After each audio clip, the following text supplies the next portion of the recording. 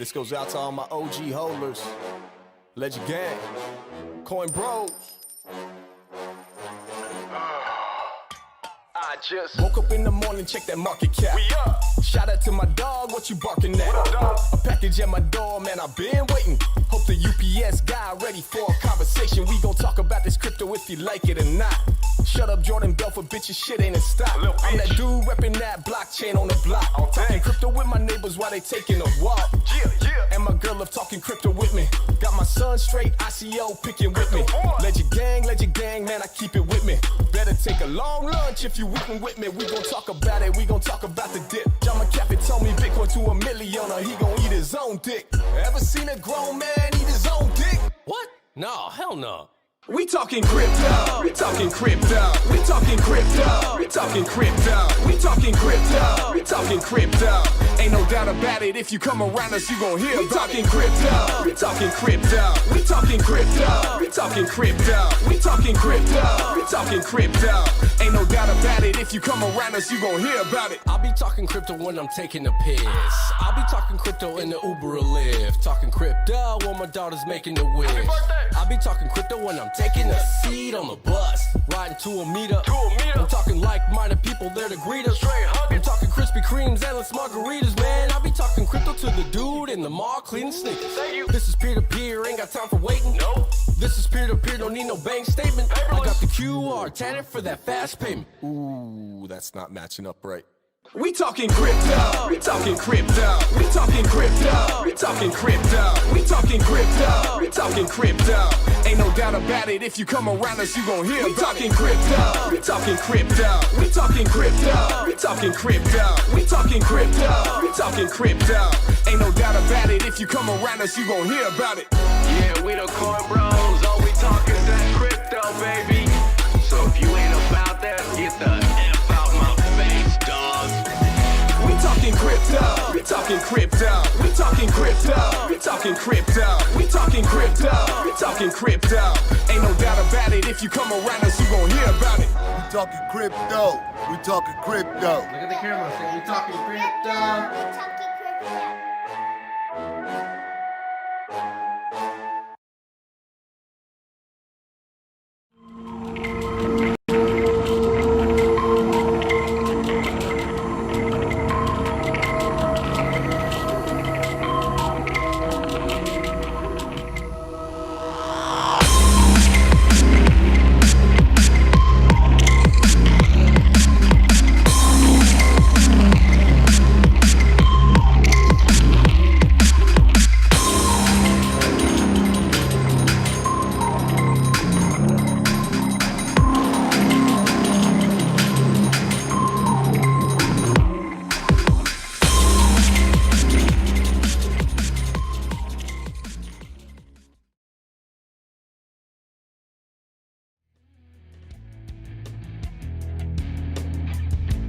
Coming up next. Stay tuned to learn more about the state of blockchain education at major universities all around the world. Reimagine 2020.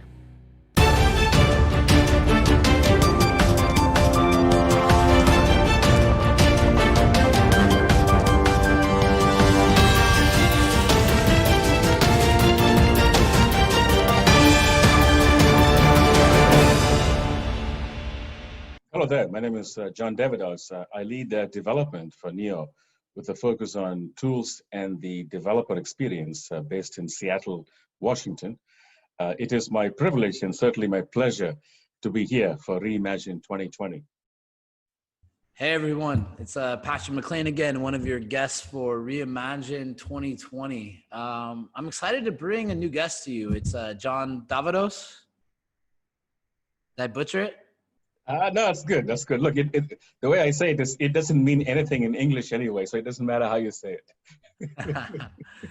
So, guys, first off, I had the last week I was able to listen to some of the stuff John had talked about, read a little bit, and definitely excited to have him on as a guest. And even in the few minutes before this call, I think a very positive energy. I'm big on first impressions, so I'm excited for you guys to get to know him. And I'll stop butchering it. But John, for the audience, why don't you introduce yourself a bit, maybe a bit about your background and maybe the journey that kind of led you to blockchain and why you're excited to be a part of it. Oh, absolutely. Again, thanks again for making time for me. Yeah. So look, I'm from India originally, grew up in East Africa, Tanzania, went to school in India and the US. I have a bachelor's, master's in computer science, did PhD work in machine learning long before machine learning was cool and sexy. Spent about 19, 20 years at Microsoft working on platforms. I led architecture for the .NET platform v1 and v2. Spent many years shipping tooling, frameworks, and libraries for millions of developers worldwide. Worked on 2 machine learning startups that we exited. I first encountered crypto about 10 years ago. At that time, I was mostly dabbling, obviously, in the coins, but during my startup adventures is when I went deep down the rabbit hole, as they say. I realized the potential of the platform and the opportunity that we had to serve millions of developers worldwide. And that's what led me to NEO and to work on building the best possible tooling and experience for developers on the NEO blockchain. Got it. So you and I were chatting before. Obviously, you grew up in Tanzania. I was just there for a little bit, but it's always one of the examples I've used, since I had a short time there, and say, man, if 10 years ago I was there, 12 years ago, and say they were using M-Pesa, they're sending money from Nokia T9 phones, right, back and forth. So while some of us in the world might think we're novel to have Venmo, right, or make these transactions, or we might think that certain countries aren't as technically advanced as us. And the flip side, I would argue, what were the experiences that growing up there, or that you've seen, or that you're aware of, that kind of influence how you think about blockchain? Oh, absolutely. Look, I mean, I had a fantastic time, about 8 years growing up in Tanzania, all over the place. Arusha, like you said, Dar es Salaam, Tabora, Mbeya, Bukoba, all over. So a few things I learned. Firstly, I would say, necessity is the mother of invention. And I think M-Pesa, as you said, very clearly grew from the need to find a way to transact, to exchange. And being able to use, cell phones and texting was a very powerful way to fulfill a need in the marketplace. The second thing I would say is, in terms of the opportunity to serve millions of people worldwide, there is still a huge, huge opportunity for the man in the street, the common man, the common woman, to contribute and to benefit from what they have to offer. The world as we see it is still lopsided.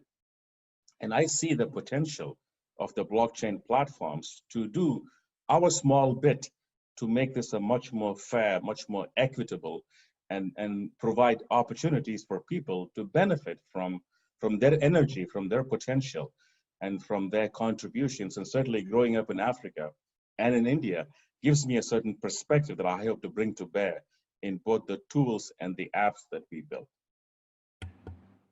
Got it.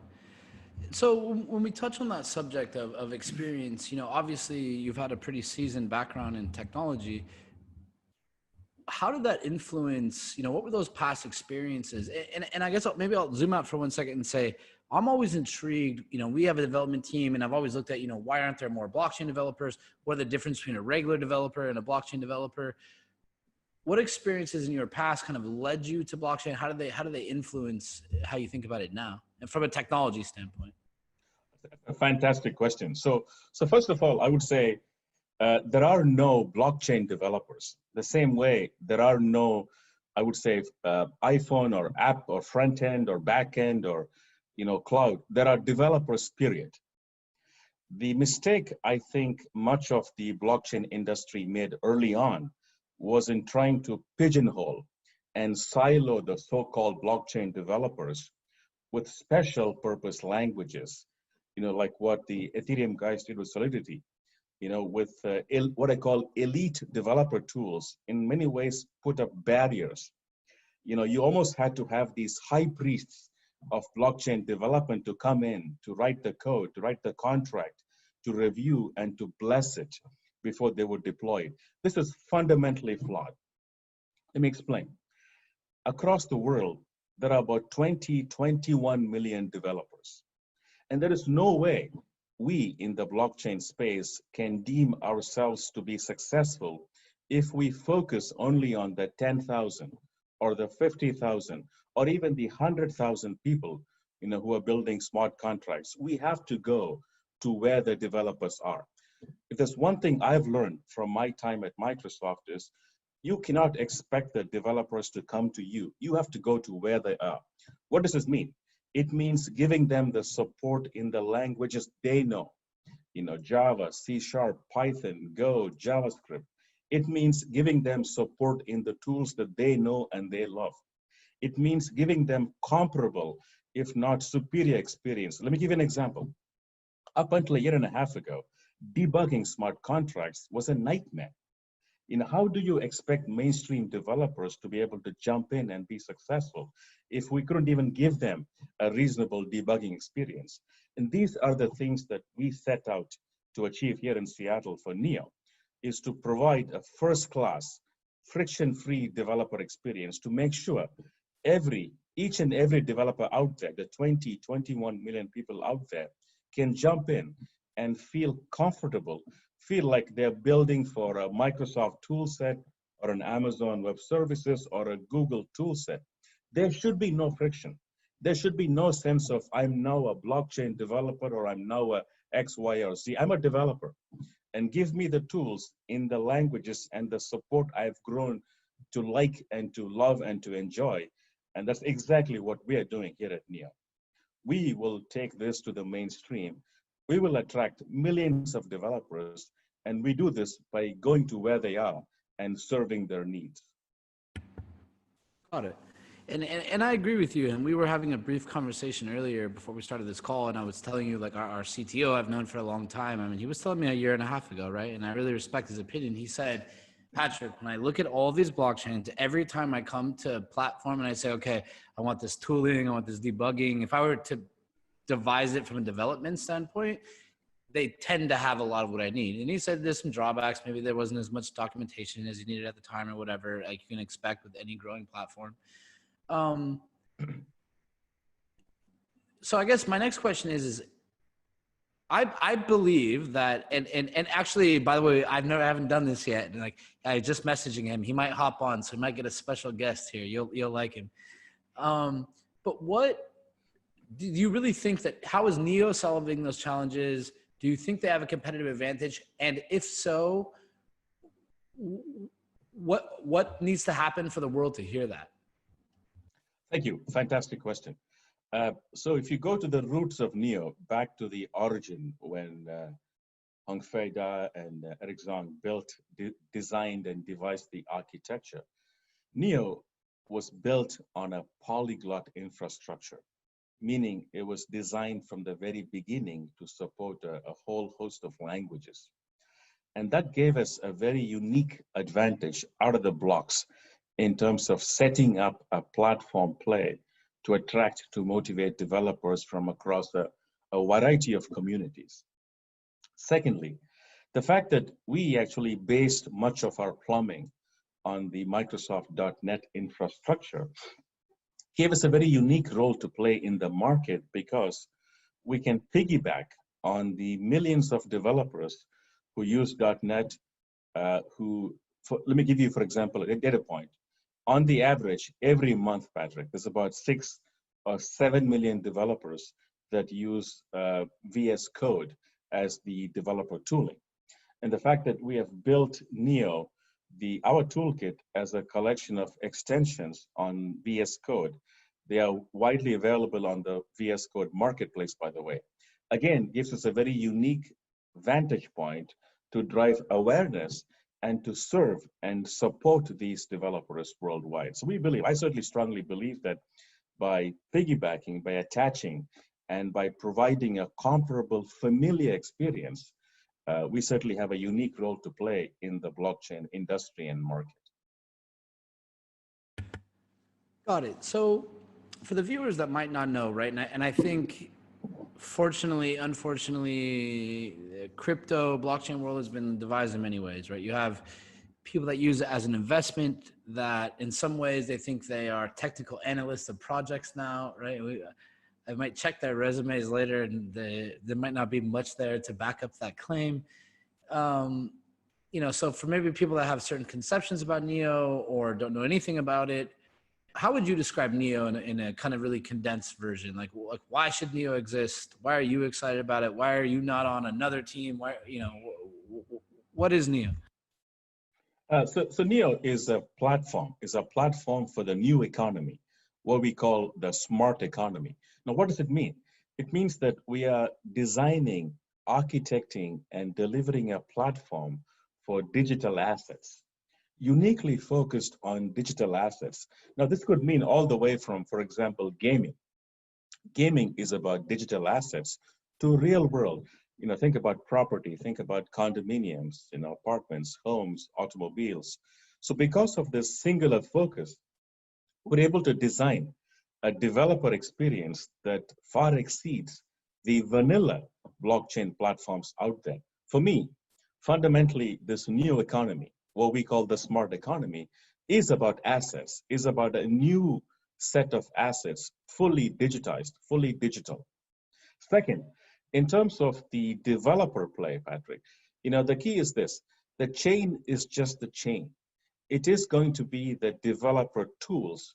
And like you said, plays like EcoBoost to incent, to motivate, to fund and serve the developers that will create and build the ecosystem. It's going to be the ecosystem that determines whether a chain, how successful a chain is in terms of the future. So between the singular focus on the smart economy and the almost maniacal obsession we have with respect to developers,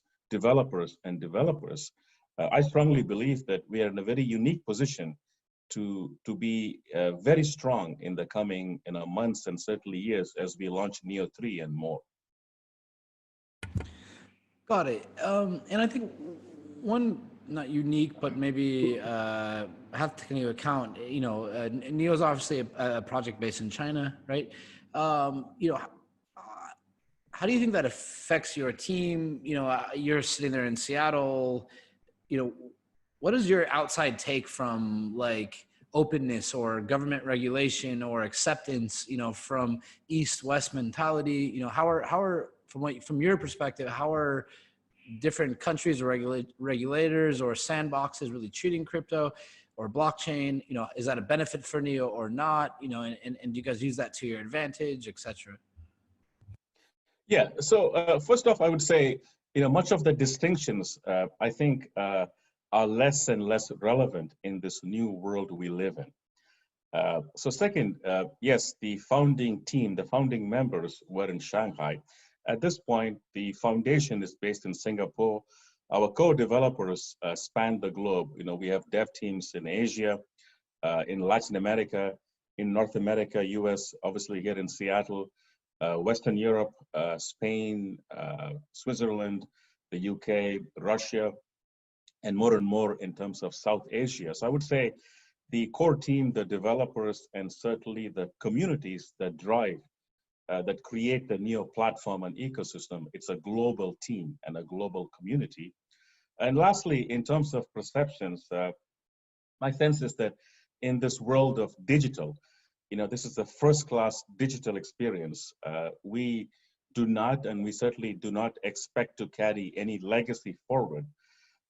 So in that sense, the adoption, the interest, the market momentum, certainly I do not see any perception of north, south, east, west. It's very much a blockchain platform for the smart economy. Developers that appreciate the tooling and the experience flock there, and devs building for other patterns or other use cases might choose to go to different chains. That's kind of how I see it. Got it.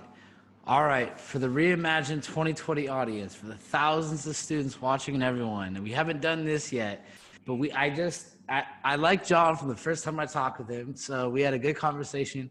And as I mentioned earlier, like one of our CTOs, like one of the projects, he told me maybe a year or 2 years ago, he was like, I really like this Neo project. They're like anything I would need from a developer perspective. One of my best friends, I just had to get him on. We're gonna do a 5-minute, just get him in and out. I haven't even seen him since he's been in quarantine like a month. And now all of a sudden he has a beard. I've never seen this in 10 years. We got Galen Danziger. Galen, are you there? Oh, yeah, I am. Yeah, I've been rocking the quarantine beard a little bit. Love it. So, hey, I know you're busy. Galen barely just woke up. He's in San Francisco. He was working all night last night. But Galen, I just want to get you on here. Obviously, you and I had talked before, and I think you had, specific affinity for Neo. And maybe just introduce yourself quickly. And would just like, if you have a few questions for John, I think you guys might have a very interesting conversation. Oh, yeah. So I've been, my name is Galen. I've been doing a lot of engineering at Mousebelt, I guess since its inception. We've been doing a lot of smart contract development, blockchain development, a little bit of anything and everything in the space, helping build out companies. And we've worked on a lot of different blockchains. Neo is definitely one that I think has been a pretty cool experience to work on, with like writing in multiple languages in it, compiling down with like MSIL, with it's just got a lot of things that I would look for. But one thing I noticed is I never saw it catch on. Like, even though I had a better experience writing smart contracts in Neo, the majority of smart contracts I see written are in Solidity. And I was just wondering, do you think, what do you think are the reasons that Solidity is just permeated throughout everywhere? Look, first off, man, look, Neo's cool. I like it. I like the fact that you've been playing with it. I like the fact that you've been building and debugging and testing, that you've gone down to the MSIL level. Looks like we're in the same time zone. I'm up in Seattle, you're in San Francisco. And I like that we are innovating in this show by bringing on and extending.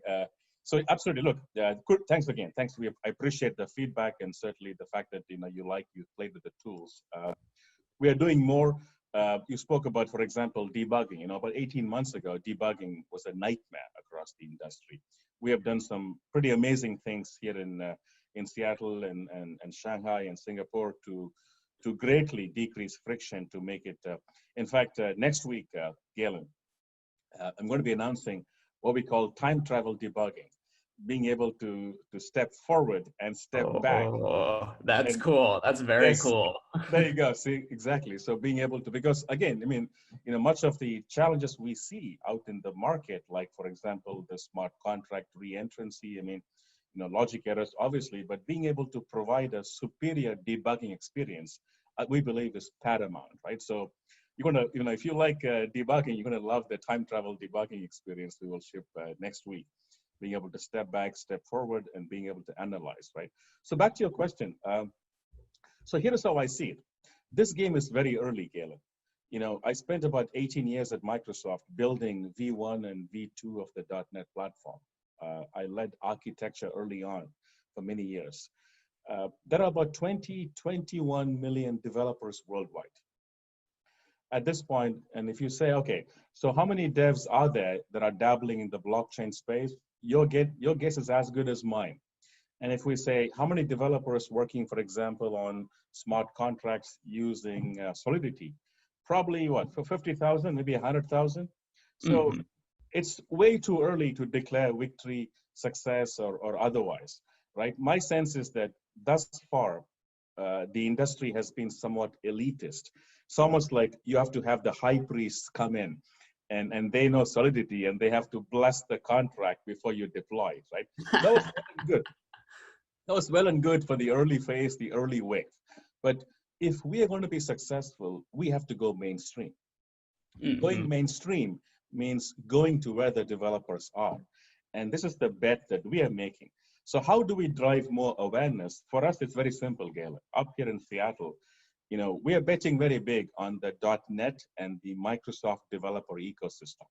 Just to give you another data point, every month, on the average, about 7 million developers use VS Code.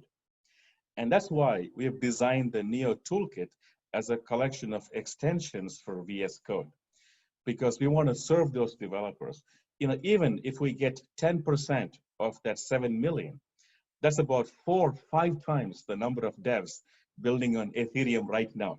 It's a long journey. It's very early in the game. I want to get the 21 million developers to be able to write smart contracts using the language of their choice, and not have to spend hours, days, and weeks, learning something new, climbing up this stairs, figuring out how does this thing work. I want this to be as simple, as friction-free as building and deploying a Lambda function on Amazon Web Services or an Azure function on Microsoft Azure. And that's where we are. With the time travel debugging next week, Galen, we're going to raise the bar on this, man. I mean, devs, they're going to love this thing. So Yeah, that sounds cool. I'll be trying it out as soon as it's announced. So I love it. I'll be following your Twitter. I love it. Thank you. All right, Galen, I know you only have another few minutes here. Galen's about to hop. Who's your next call with, Galen? Hashgraph. All right. So, what's your next one? Give us one more or two if you got the time. So one thing that I see really interesting with Neo is it looks like the Neo Foundation itself isn't driving all the goals of its development. I see City of Zion, which is having a pretty big impact, working on a lot of core aspects of Neo tooling. And I compare this to other blockchains where I see they're building everything out, sort of just deciding on the direction to go themselves. And with Neo, I see it seems like a collaborative effort. Do I have the right idea here? And if so, how does that influence development decisions and where the product goes? So fantastic question, Galen. Absolutely. So from the very beginning, for us, our vision has been a global team, led by our community. So COZ is one of many. We have communities across Asia, South Asia, Latin America, here in the US, Western Europe, Spain, UK, Switzerland, Russia. So our sense is that, to live the principles of decentralization, the foundation has to support and enable and fund. However, the innovation, the flowering has to come from the edge across the communities. You are right, early on, COZ was one of the most vocal and perhaps active communities. However, at this point, we have groups across the world. For example, in St. Petersburg, NSPCC, investing heavily in Go and NeoFS. We have teams in Brazil, Neo Research, that are pushing the envelope in terms of DBFT and pioneering new research. Here in Seattle, NGD Seattle, in terms of debugging, I spoke about the time travel debugger, the Neo Toolkit, VS Code. So absolutely, we are committed. And we certainly, I would like to say we are living the principle of innovation at the edge. Fund, support, foster, but let innovation happen at the edge. Because if we believe a team in Singapore from the foundation can dictate top down, then something's not right with the founding vision and the basis, isn't it? Yeah, I think that totally makes sense. Do you think that there are ever drawbacks to that approach? Do you have to discuss features for longer? Or you find that you're just getting new ideas more when you see this innovation from the edge approach? So we see a lot more ideas than we can actually go work on. That's the fun part of it. There's so much. I mean, the backlog is tremendous, right? The challenge is obviously focusing and delivering quickly and rapidly to get feedback. So more ideas and certainly more innovation than we can probably push out, or what we would like to push out, in the short term. Yes, there is clearly more discussion, but I think discussion is about innovation at the edge. It's about debate. Right? It's about making sure the community at large is able to drive the vision, and not have a team or a foundation or somebody, in a Singapore or elsewhere saying, guys, this is what's going to happen. The vision is very clear. It's about digitizing assets. The focus is on 21 million developers worldwide. Now, how we get there piece by piece comes from Brazil, from Russia, from Singapore, from the UK, from Seattle, from Spain, and so on. Okay. Yeah, absolutely. And then I think one last question for you. You talk about educating 21 million developers. One thing I find is coding around a blockchain can be a little bit opinionated, a little bit different from some standard coding practices. How do you get people up to speed and make new developers feel pretty natural coding on a blockchain? Again, a fantastic question, Galen. So I'm doing exactly what we did at Microsoft, which is provide templates, provide patterns, design patterns, and the tooling to realize these templates and design patterns. This always gives new developers a jump start. And this way, you don't have to be in the weeds figuring out the innards of every bolt and every nut out there. We say, look, these are the most common design patterns. These are the supporting templates for you. And if you want to just get going and build, test and deploy, something in about 5 minutes, you can do it on the Neo toolkit. And I love it, right? That's the way it should be. Because once you get the excitement, once you feel the power of the toolkit and the tools, then of course you can go in and you can spend your nights and weekends.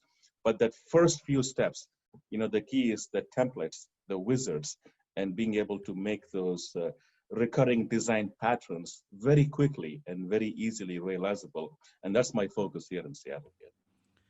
So real quick, and I know you have to run, Galen, and whenever you need to jump off, feel free. But as long as we can keep you, see, guys, if everybody watching, I just shut up. I just let the smart people talk, right? But I think you guys are both talking about how to build these tools, how to make it easy to build blockchain, and I think we have another, say 5-7 minutes here on this call. But when we think about the students, right, and again, there's going to be a lot of universities watching this, so.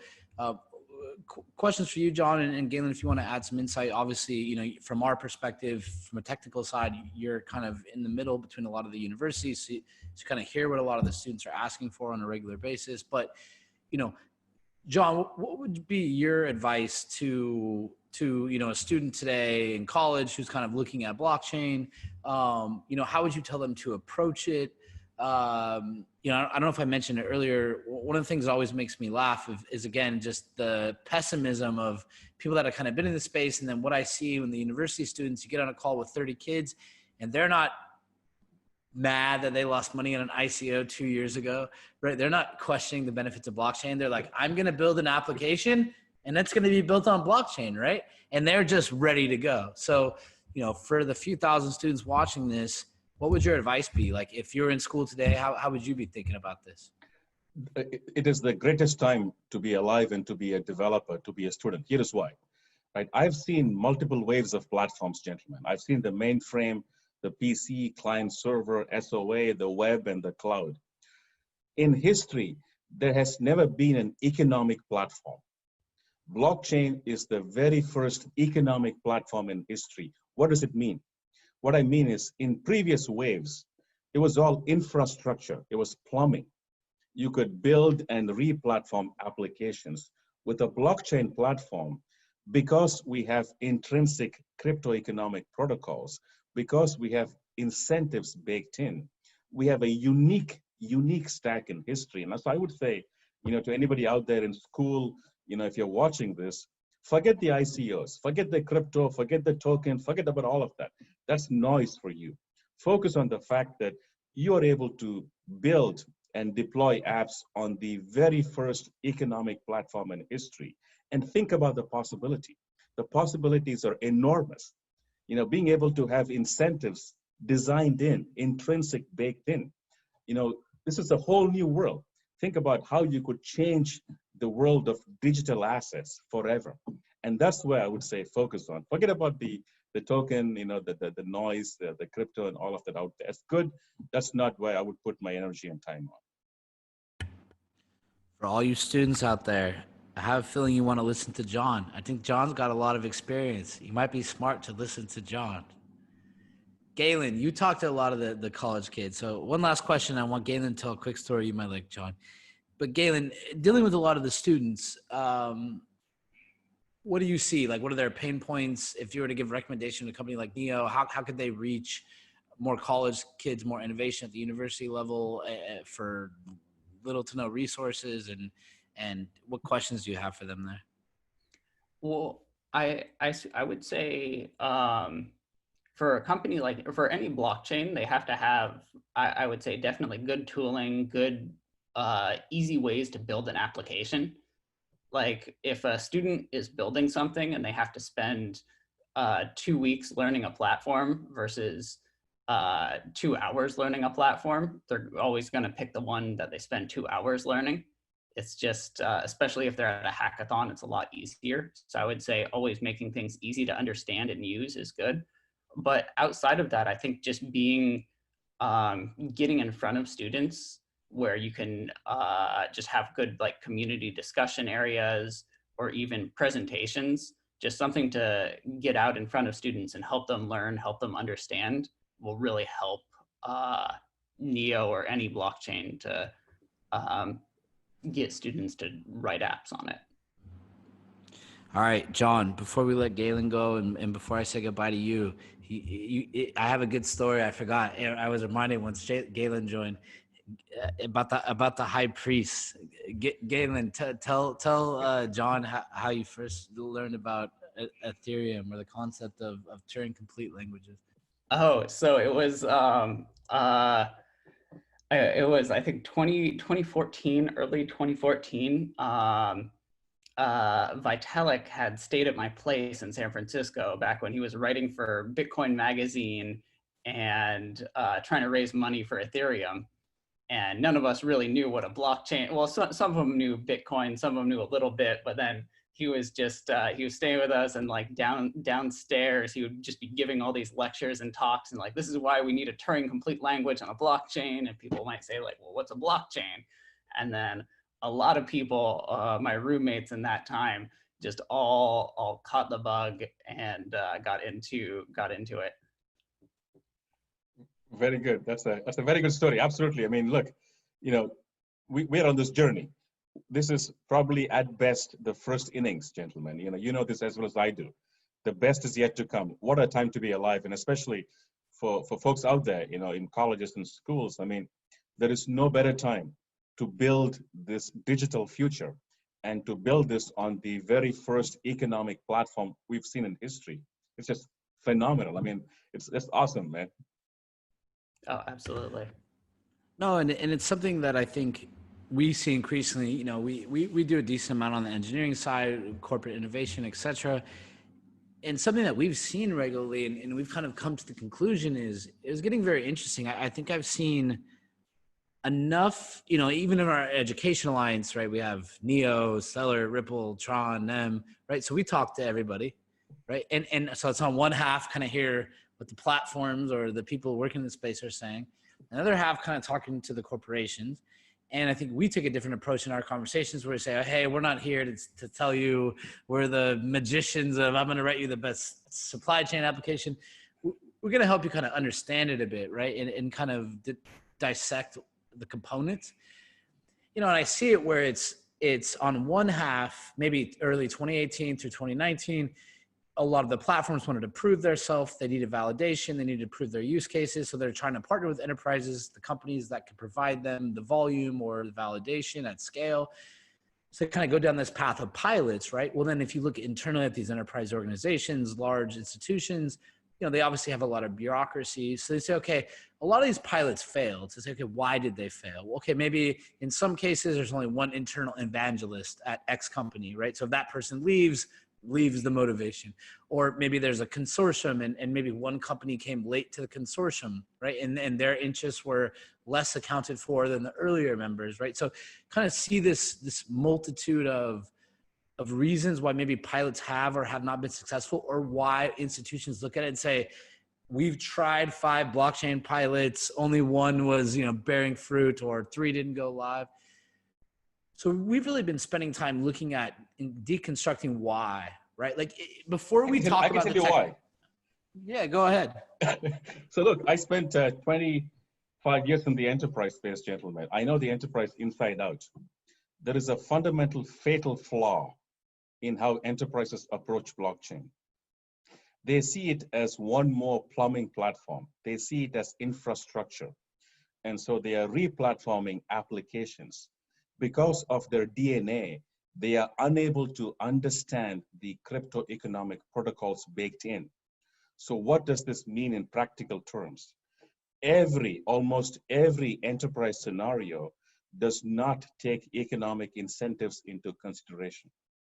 Look at any enterprise pilot or POC. I would say 9 out of 10, even more, they see it as infrastructure, possibly decentralized infrastructure. IT, enterprise IT cannot come to terms with incentives. And so failing this, any app that's going to be designed is going to be very difficult to show incremental value. And this is the fatal flaw with respect to how they think economic protocols means crypto or token. It's going to take some time for them to get past that and say, actually, I could exploit crypto economic protocols because they enable me to embed incentives and create governance. But IT is not there. And this, for me, is the fatal flaw I see. There's so much I want to say. We literally don't have time. Galen, you could probably do this call for another hour.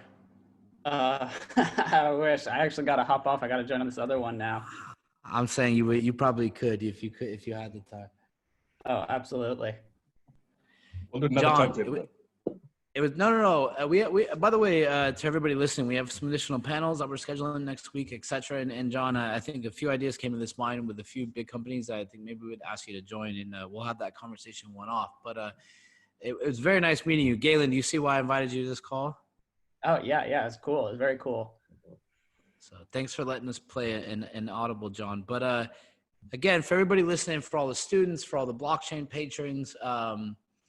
Listen to what John's saying. This is not, I think everybody looks at blockchain sometime as the shortest solution or what's the quick buck. This technology is not easy to build, right? And for the developers actually building it, we need tools. The same way you build a house, you need the right tools, right? And this is how people, whether you know it or not, whether you're an engineer, whether you're a speculator, whether you're just looking to buy your first Bitcoin, whether you're a student in the CS or data departments who wants to explore, there's some realities to this market, right? And building this future is not going to be easy. And it shouldn't be easy, right? By definition, if we want something good, we have to put into the work, right? And listen to people like John and hear what they're working on and these small changes that say, oh, there's a new update. We say, man, that took us 6 months to build.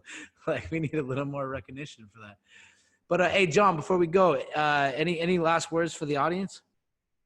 Oh yeah, so again, look, gentlemen, thank you for giving me the time and the opportunity. It is my privilege to be here, to be part of Reimagine 2020. And again, I want to echo what I said earlier. This is the very first economic platform in history. It's a very unique time to understand, to learn, and to exploit the power and the potential. We haven't seen anything yet in this space. And just so keep an eye on the industry, and certainly keep an eye on the tooling that we are building for developers. So thank you again. It was a pleasure, man. You have a great energy, and I can't wait to talk to you again. For everybody listening, it's Patrick McLean again. We have Galen Danziger. We have John Davos. I'm going to destroy that. He's going to hate me. He said it didn't matter earlier. But for everybody listening, definitely appreciate it. Read about John online. Check out Neo. Go access their developer tools. Sounds like there's some new announcements coming out. And we're going to continue with a bunch of good interviews, and we appreciate everybody tuning in. You're tuned in to Reimagine 2020. Stay tuned to learn more about the state-of-the-art in blockchain education and technological development all around the world. Reimagine 2020.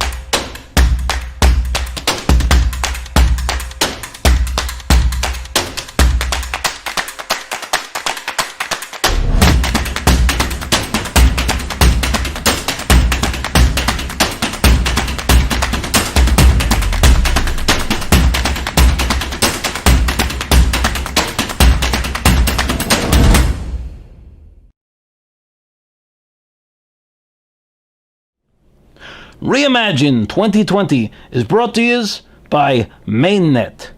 Mainnet is a blockchain that conducts real operations with cryptocurrency, forwarding it from senders to recipients. And now yous know.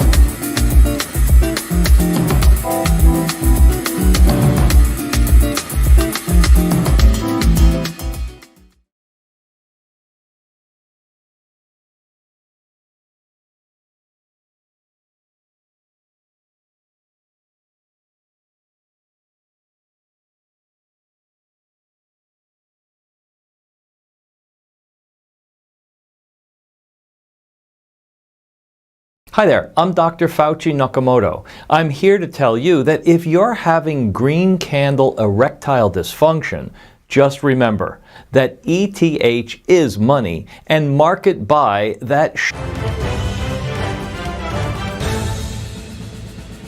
We have some breaking news.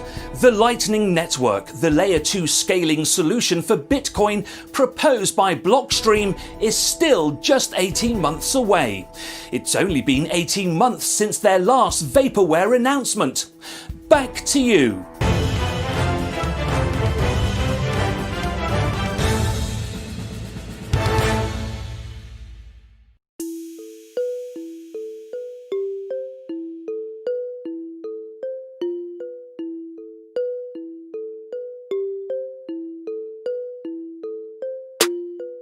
Fortune, I just got the news. I can be a millionaire too. Check the OP, what did he do? Gas in his bag, still to go to the moon. Spent half an eighth, I got 1 million coins like the real McCoy. You know I feel that joy, cause if it goes to a buck, I won't believe my luck. And now 10 on my Lambos for me and my friends. Butterfly doors, but I'm already in dock. Trump is like Biff from my squad on the block. Jamming with a hold alive. Chat rooms, we scroll at night. Bitcoin ether, been told twice. Now I hold my ish like it's mold divide. Going to the stars, cause it's only right. Read the white paper, I was sold that side. Now I steal my shit coins, cause I'm overhyped. We can't take the pressure. Cashing out for you was tether. My craft ship shape as she sails through stormy weather. With pleasure, come with me on this endeavor. I will be smoking fat joints on Italian leather. Crypto fam, welcome to Lamboland. Crypto fam, hot racing like ambulance. Crypto fam, welcome to Lamboland. Crypto fam, hot racing like ambulance. This goes out to my crypto squad and the crypto gods. Blockchain clearing that fiscal clog. Rolling through town like the Frisco fog. Push the button, bought some coins. Now push the button, start my whip. Used to push my feet through the tenderloin. Now I'm pushing this spaceship. Some thought it was a bubble. Now vision doubled. Wishing they had taken the trouble. Hardware wallets, private keys, no more paper and duffels. Bank staying puzzle. Now I'm going for hikes. Have a mountain sex. My returns just hit 10,000x. Used to be humble. Now I proudly flex. Should I fly to Dubai or Saudi next? And I only cashed out part of my assets. Hodled to my last breath. Not the one to half step. It's so strange. Wealth is like a rebirth. Clawed my way out of debt. Fueled by my research. Crypto fam, Welcome to Lamboland. Crypto fam, hot racing like ambulance. Crypto fam, welcome to Lamboland. Crypto fam, hot racing like ambulance.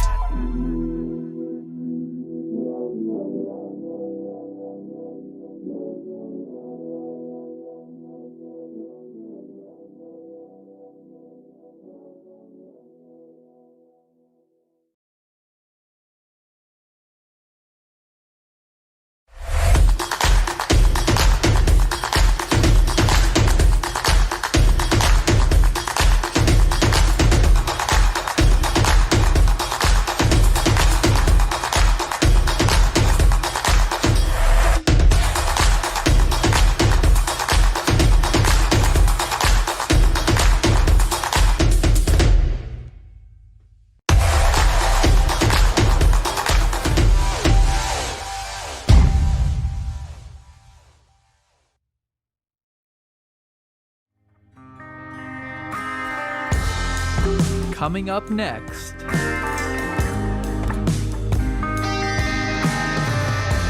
Stay tuned to learn more about the state of the art in blockchain and cryptocurrency technology. Reimagine 2020.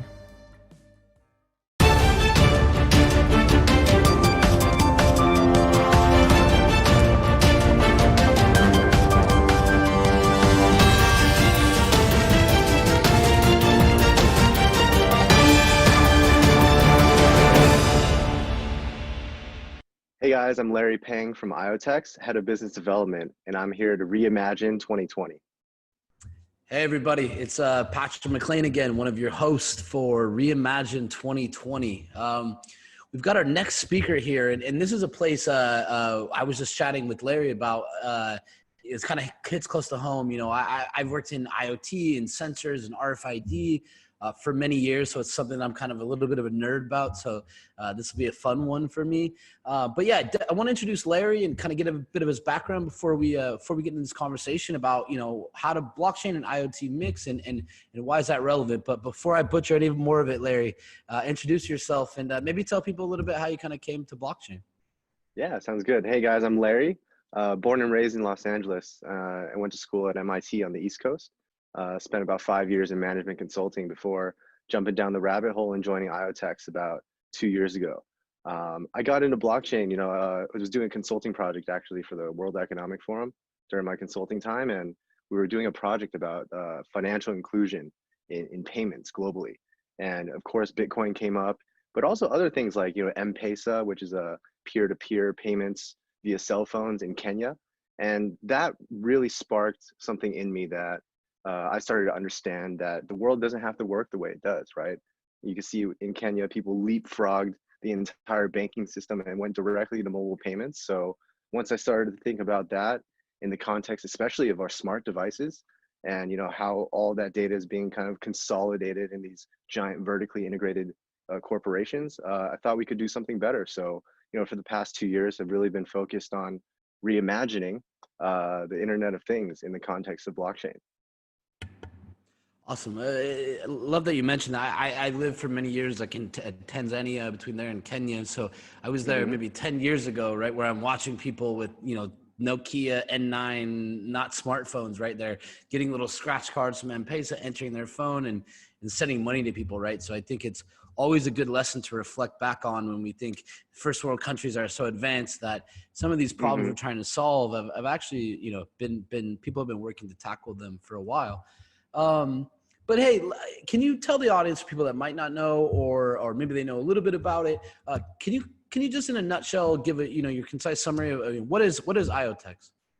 Yeah, so IoTex, at the core of what we do, we're a technology platform. We're a blockchain network, but we really focus specifically on the intersection of blockchain, IoT, and privacy. And you know, IoT is an acronym obviously for Internet of Things, but you know, maybe that's not as known to people. So just to give you a quick background on what Internet of Things is, right?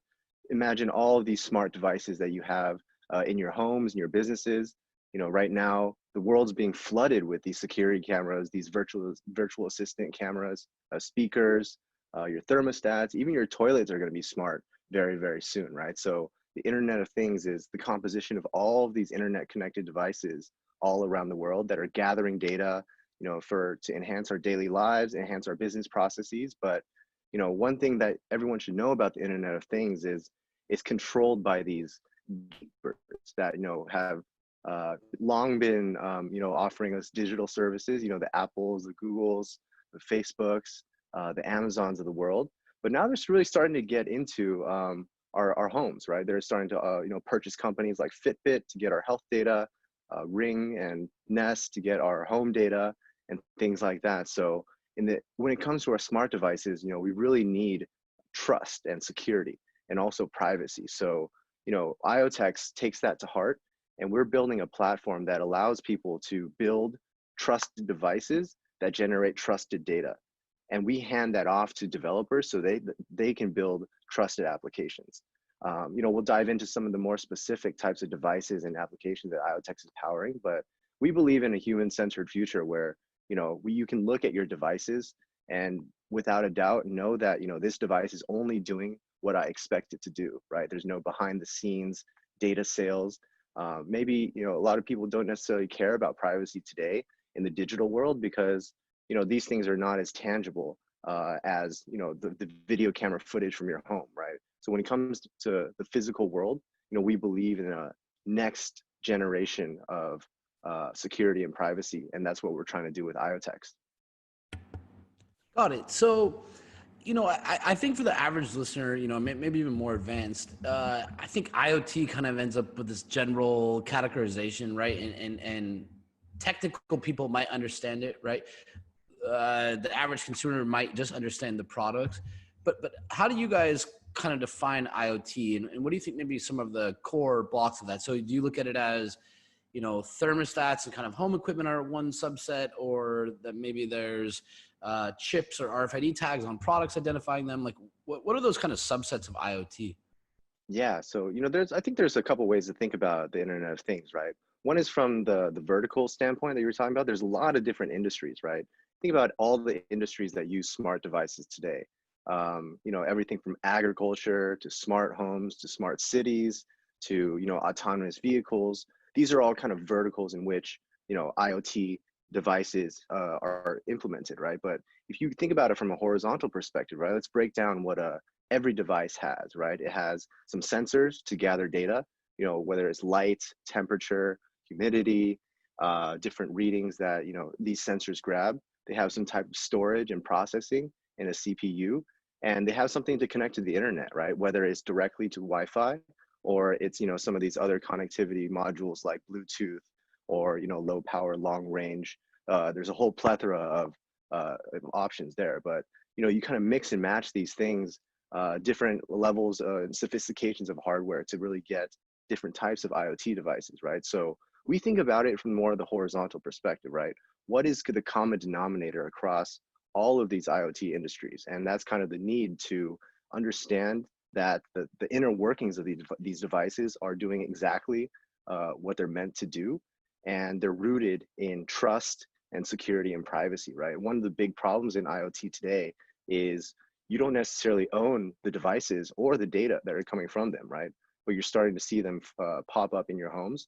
So we want to give people full control of their devices and their data. And that's something that's not guaranteed by regulations or policies, is guaranteed at the technological level. And, I think it's great. I don't like making these analogies to the Bitcoin of IoT, but it's very true, right? What we're doing to decentralize the financial system with Bitcoin and more peer-to-peer payments, you're starting to see that translate to the IoT side too. So it's going to be more peer-to-peer exchanges of data. You don't need these centralized counterparties to hold all your data in the cloud and do funky stuff with it. So I think now is a great time to really consider what devices you utilize in your daily lives, whether it's your Apple Watch or even your laptop and your phones, right? There's a whole level of security and privacy that we really need to acknowledge here. A lot of good points. I want to dig in a little bit deeper into kind of the use cases, because I think that's important. I really do. I've always believed that one of the things of IoT, it's a lot of it a little bit too generally, and people kind of need to dive in a bit. When I think about it, one of the things in blockchain I always see is, okay, outside of the financial applications, when you look at things like supply chain, right? Or Mhm. we'll deal with a corporate innovation partner from our side, and we'll hear, you know, they want to apply supply chain. You gotta have all of these elements of trust, right? Where it's like, okay, some lab is signing this paper. Okay, maybe they could sign it with a digital signature. Well, that just because somebody's signing it with a digital signature doesn't mean that it's accurate, right? So Mhm. when I look at it, at least, and I want to get your insight, like, in, I think a good example is supply chain. Let's say that product A to B, some pharmaceutical drug needs to be kept at a certain temperature. So rather than someone signing and saying it was kept at the temperature, there's a sensor that's actually validating that, right? So that might be an example of a closed loop where between this sensor and the blockchain, we get even closer to that data being, intamperable. But Mhm. when you think about concepts in IoT and blockchain and hard concepts, to really distill it down to the user, what are those like one or two really killer applications that you think will kind of help fuel the IoT blockchain marriage? Yeah, I think, it's all centered around trust, right? But let's make that more tangible. I think in the context of supply chain, as you're mentioning, right? Let's think about any kind of transaction between two parties that don't necessarily trust each other, right? This fuels the entire world. And there's always someone in the middle, an intermediary, that will establish that trust, right? Whether it's a bank or it's an insurance company that settles disputes between two parties, both people trust this central party, and that's what facilitates the ability for them to resolve their issues, right? So if you think about it in the context of supply chain, what you need is one single tamper-proof entity that can tell the entire group of participants the truth, right? And a lot of people use humans as a proxy for this, but one thing that is really interesting is you can use a tamper-proof device as this kind of source of truth, right? And this is already happening today. I think what we focus on at IoText here is kind of combining this concept of tamper-proof hardware with the concept of a tamper-proof backend that is blockchain, right? Tamper-proof hardware in this sense is something that you use already every single day. You just may not realize it, right? The credit card, the chip on your credit card, that's a piece of secure hardware. The chip in your phone that manages your Face ID and your biometrics and makes sure that never leaks outside of your phone, that's a piece of secure hardware. These things are called secure enclaves. Other words are trusted execution environments. But you should know these are just secure elements that really guarantee the integrity and confidentiality of all the data and processes that are kind of run inside of these things, right? So, for example, one device that we have built in partnership with Nordic Semiconductor actually is called Pebble Tracker. It combines this concept of secure hardware, basically using a trusted execution environment developed by ARM to make sure that all the data that's captured by this device, whether it's GPS location, temperature, humidity, pressure, ambient light, motion vibration, we've jammed a lot of sensors into this device, and it's a great prototyping kit. But the most important thing is every reading that comes from the device is signed and verified inside of that trusted execution environment. So it's verifiable by everybody, it's trusted, right? So you're kind of replacing the role of a human intermediary with devices. And this is gonna form the entire future, right? We daydream about, the Jetsons type of world where there's a lot of, machines talking to humans and robots becoming our butlers. But before we get there, we have to trust that all these devices are doing what we tell them to do or what they're programmed to do. And that's a really important part of where blockchain comes into play too. Got it. So let's talk about that board for a second. It's the Mhm. the IoText Pebble Tracker. I'm looking at it as we're talking. I looked at it a little bit before, but it seems like it's a system on a chip. I mean, you could call it it's not. It doesn't seem Raspberry Pi-ish. More like an Adafruit type board Mhm. Yeah, so configuration. it's basically like it's basically like an AirPods sized tracker. This is not it. These are AirPods. But basically we built this specifically as a prototyping kit, right? We get a lot of interest from enterprises that are looking into asset tracking, right? One great saying that I always hear about, why it's needed to use secure hardware blockchain. We don't recommend every use case to use blockchain and secure hardware, but if you're going to the grocery store, you're probably going to take a normal car, right? But if you're transporting, 10,000 pounds of gold, then you're going to probably use an armored car, and that's or armored truck, and that's exactly what blockchain secure hardware is. It's extra assurance for the things that really matter, right? So whatever asset you're tracking, whether it's 10,000 pounds of gold, or it's your loved ones, right? You want to put a tracker that is not only privacy preserving, but is also fully trusted, right? It's tamper proof. But basically, this board is something that we've developed directly using open source technologies. There's concept of open source hardware today that we're really into. Basically, if you look at all of the devices out there, you may have heard the term jailbreaking before, right? You jailbreak your iPhone so you can use it with any service provider that you want. But the reason why you need to jailbreak it is because all this hardware is closed, it's proprietary. You can't leverage their trusted execution environments to run, special trusted applications within them. So what we've done with this Pebble Tracker is we've opened up that trusted execution environment to be programmed, right? You can run your own processes within this, and it's really bringing the open source software kind of mentality and the ability to innovate very quickly and applying it to the hardware level. And also simultaneously kind of blending the hardware and the software together at the same time. It really presents, I always say that tamper-proof hardware plus tamper-proof blockchain gives you end-to-end trust. And it's something that is very valuable, especially to remove the friction points and kind of reestablishing trust at multiple steps, within supply chain or even within our daily lives. Got it. And I want to kind of pivot here in a minute, but I want to stick on this board for a second, because I think there's maybe a few interesting elements in the conversation, which are, for everybody that doesn't understand, imagine this board, like you said, it's, about the size of AirPods. It's essentially what you call, I think, a system on a chip, right? It might be a slightly different acronym. You have an entire operating system running from it, etc. You're going to write code. You're going to write code very efficiently, because this board won't hold a lot, but it's going to do what it does really well. And then I'm assuming, well, it looks like on this board, you guys have GPS connectivity, cellular connectivity, so that this board knows where it's at. It can talk to networks securely.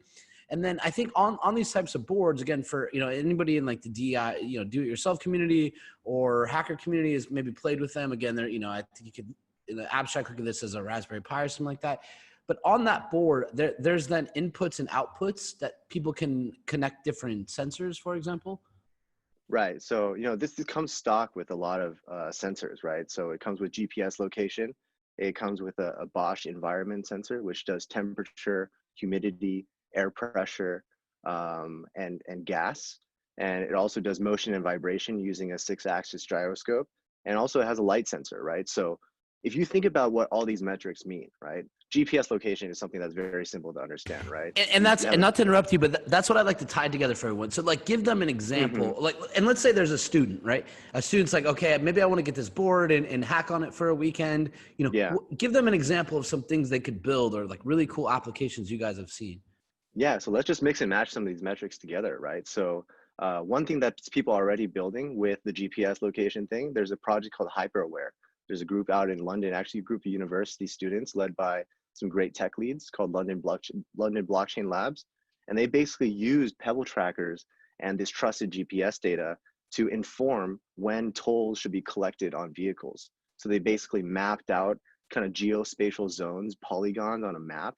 And anytime a vehicle enters or exits, based on that trusted GPS data, they'll charge a toll instead of having to take a picture of the license plate when you enter and exit. So that's something tangible. But let's think of something else, right? I talked about light and humidity and temperature, right? So let's combine those three things. Going back to the supply chain case, right? What light tells you, if you put a Pebble tracker in a package and you open it, that means the light sensor will catch a difference in light, which means your package is open, right? Sometimes you think about how all the fish in the world get shipped across the world today, right? They're not shipping in cardboard Amazon boxes. They're shipping in cold freezers that have to be held below 0 degrees. There was a crazy statistic I heard that I think is 1.6 trillion tons of food, or $1.6 trillion of food, sorry, is wasted every single year just due to, poor infrastructure and lack of ability to track, these types of metrics. So if you know the temperature of your food, you can guarantee that, vaccines or fish or other perishable goods are never perished, right? And that can really protect a lot of people. So when you start to think about, it's not just like a temperature reading, but what we really want to provide to people is we want to give people this data and allow people to write their own business logic on top of it, right? There's a concept in kind of the enterprise space called the service level agreement, right? It's I'm offering you a service and I'm going to guarantee that I deliver that service to the sophistication that I tell you, right? So if I have a service level agreement that says I'm going to keep this fish that's being shipped from Japan under 0 degrees, then without trusted data, then I have no ability to really tell, right? So that's really something that I think is quite interesting with Pebble Tracker. It's getting people the ability to program kind of trusted interactions between parties without the need for an intermediary. All that you have to rely on is the source of truth that both people trust, and it's this tamper-proof device. Got it. So do you guys kind of look at that board as like a development board for somebody to kind of get onboarded to your platform and start playing with it? It is a development board because, in the real world, right, enterprises and anyone, they have the need to minimize their costs, right? All these different metrics that we've jammed into this, all these different sensors that we jammed into this device are not needed in production. There's not many use cases out there that would need every single one of those sensors, right? But what this allows people to do is grab, it's kind of like an all-in-one jack of all trades device that can do anything that has to do with those metrics, right? Maybe in the real world, you'll have a tracker that only has the 2 metrics you need. Maybe it's GPS location and temperature.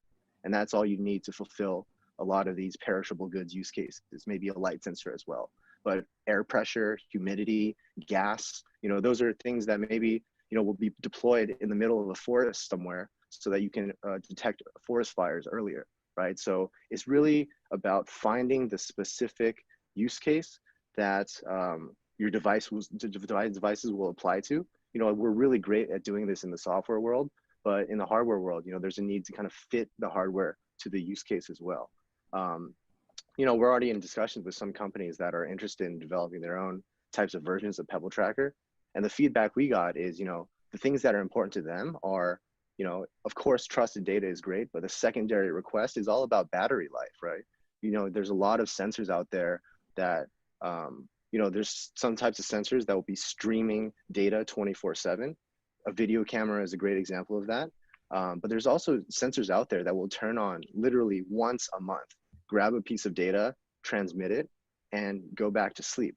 And these things can run on battery for up to 20 years, right? So it's really about the use case, right? It's, do you need that second by second transparency of the environment of this asset?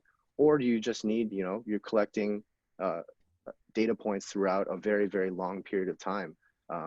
So I think fit for purpose, but this board really allows you, this Pebble Tracker really allows you to be experimental and daydream about, different ways that the world can work, going back to, some of the things we talked about earlier. We could probably talk about this for longer. I don't want to hijack too much of the call, just around this part. There's a few other questions I want to get to. And just to explain to maybe the audience watching right now, for the few thousand students and kind of general blockchain enthusiasts, I think what Larry's describing and why these boards are relevant is, you could go and buy a bunch of parts, solder them together and hook them up and it doesn't work and it takes you 2 weeks and you end up wasting your time. Why these development boards are nice, because it includes all the sensors, right? Now, this might not be the thing. Let's say that you come up with some great idea and you want to ship it. You probably wouldn't ship this device, right? So you would then figure out, okay, I've used this sensor, this sensor, this sensor.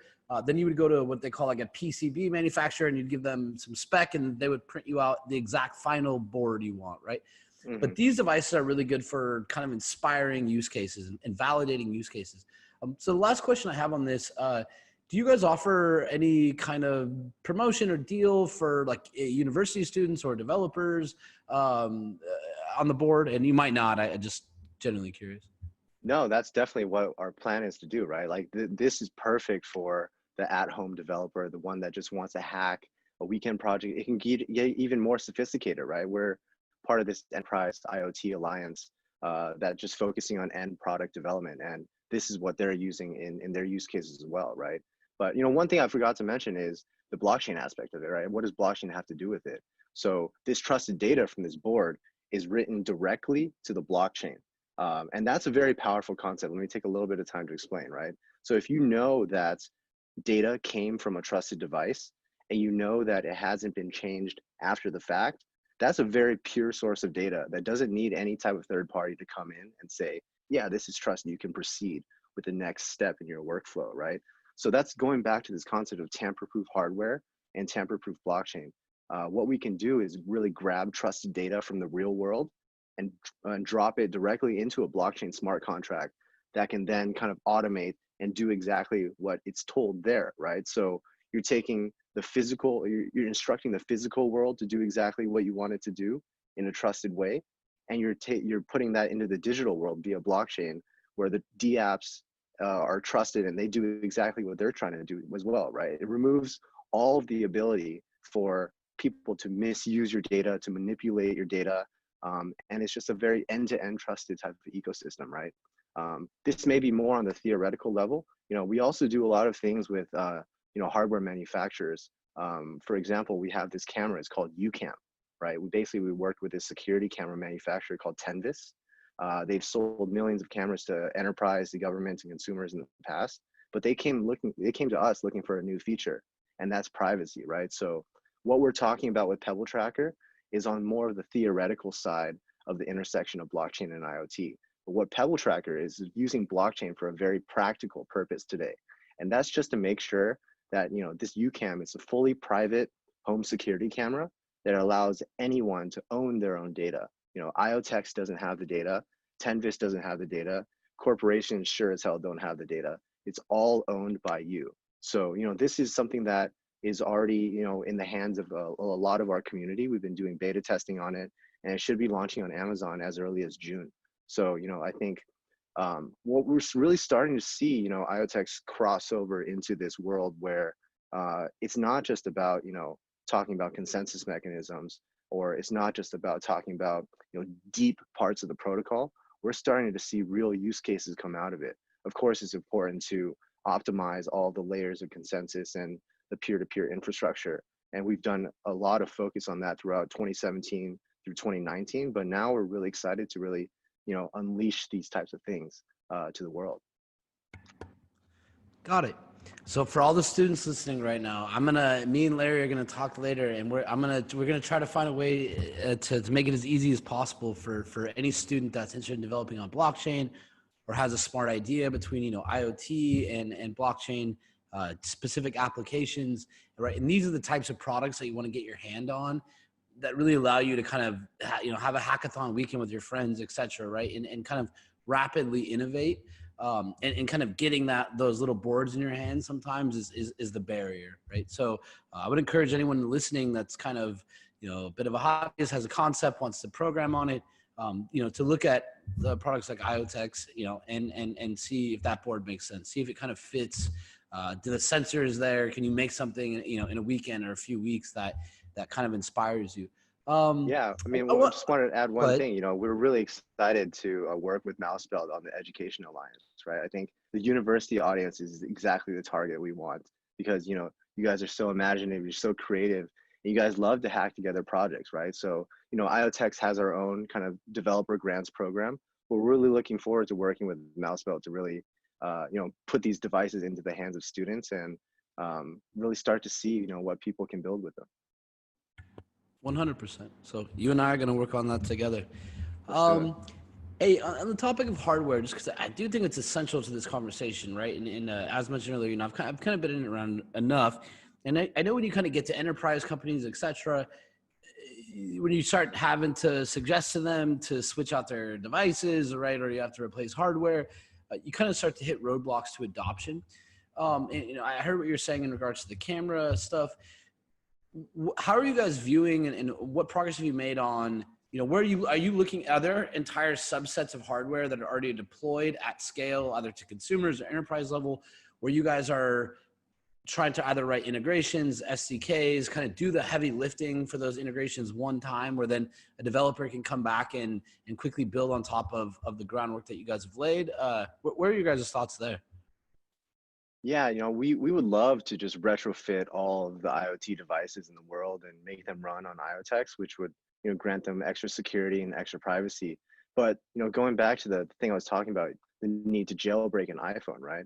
This is exactly what big tech does not want you to do. They don't want you to take their devices and be able to plug your own operating systems into them, because that's preventing them from selling more hardware, right? So once the hardware world becomes more open source, you know, imagine you have you know, a corporation in the middle, right? You have users on this side and users and devices on this side. You have people that want to service those users and devices on this side, right? Right now, the corporations sit in the middle and decide who gets to service who, and the fees and the operating structures, and, you know, they have total control over their entire user and developer ecosystem, right? So by taking them out and disintermediating them, which is really the crux of what we're doing with blockchain as a whole and crypto as a whole, right?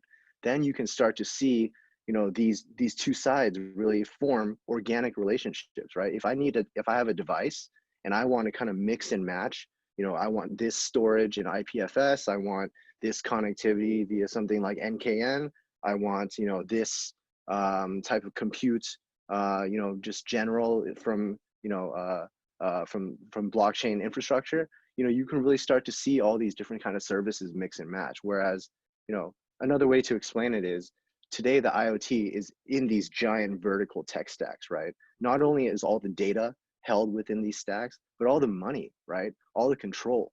You know, basically what you know, these really big tech giants have done is they built on top of the open source web 1.0, which includes HTTP and TCP/IP and all these open source protocols.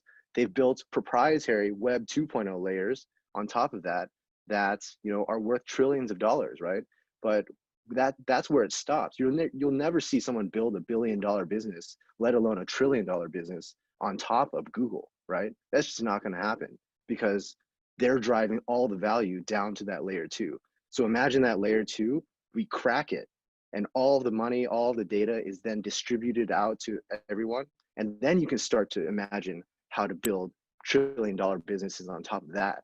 But it starts with kind of taking back our data, taking back our identity as a prerequisite. You know, a lot of people associate owning your data with money, right?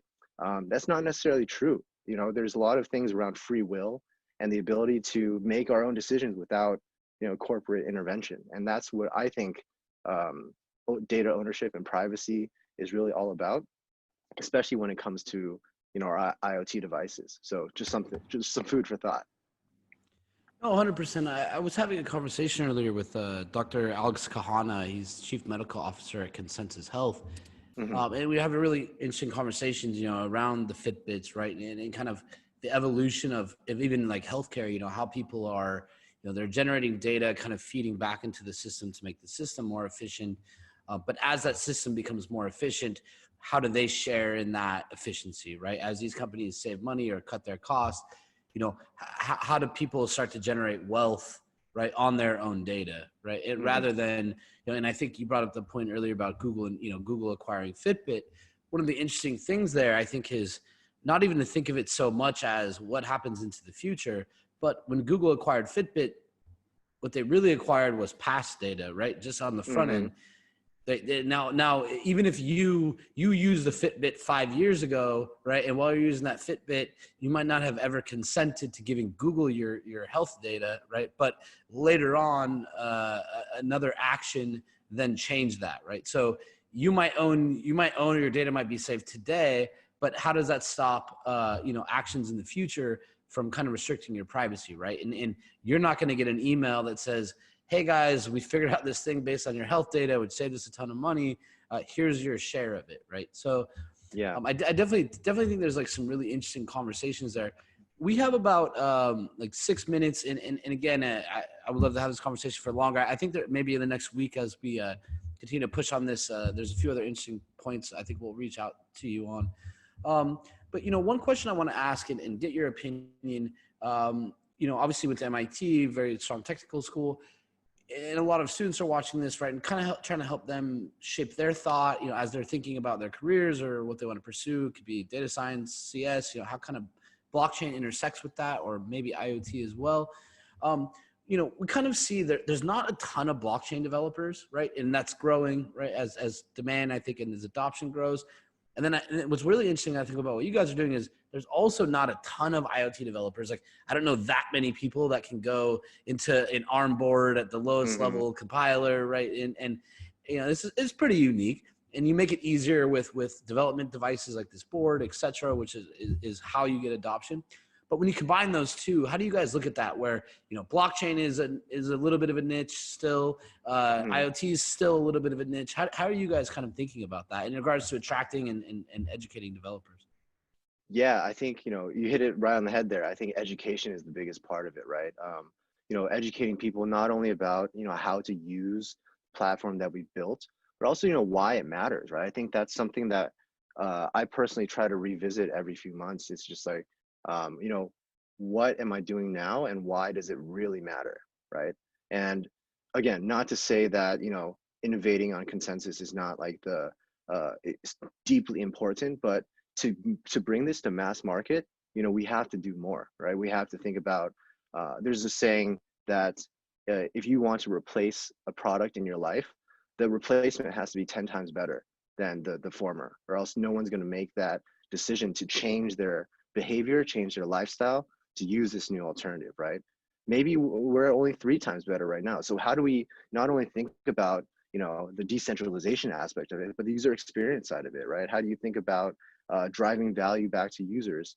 And it's not just done through very complex mining incentive structures. This is done in the real world, right? So that's what I recommend all the students out there to really think about is these are the tools I have. This is my toolkit, but what am I building and what is it for? A lot of the times, we get stuck in how do we make money off of crypto and off of blockchain, but that will come. I think when you build a product that people love and will change their behavior for, it benefits them, it benefits society. The kind of the monetary benefits will come. But I think, starting with the ingoing assumption that I need to build something that makes this solution, I'm not just creating another way to do something.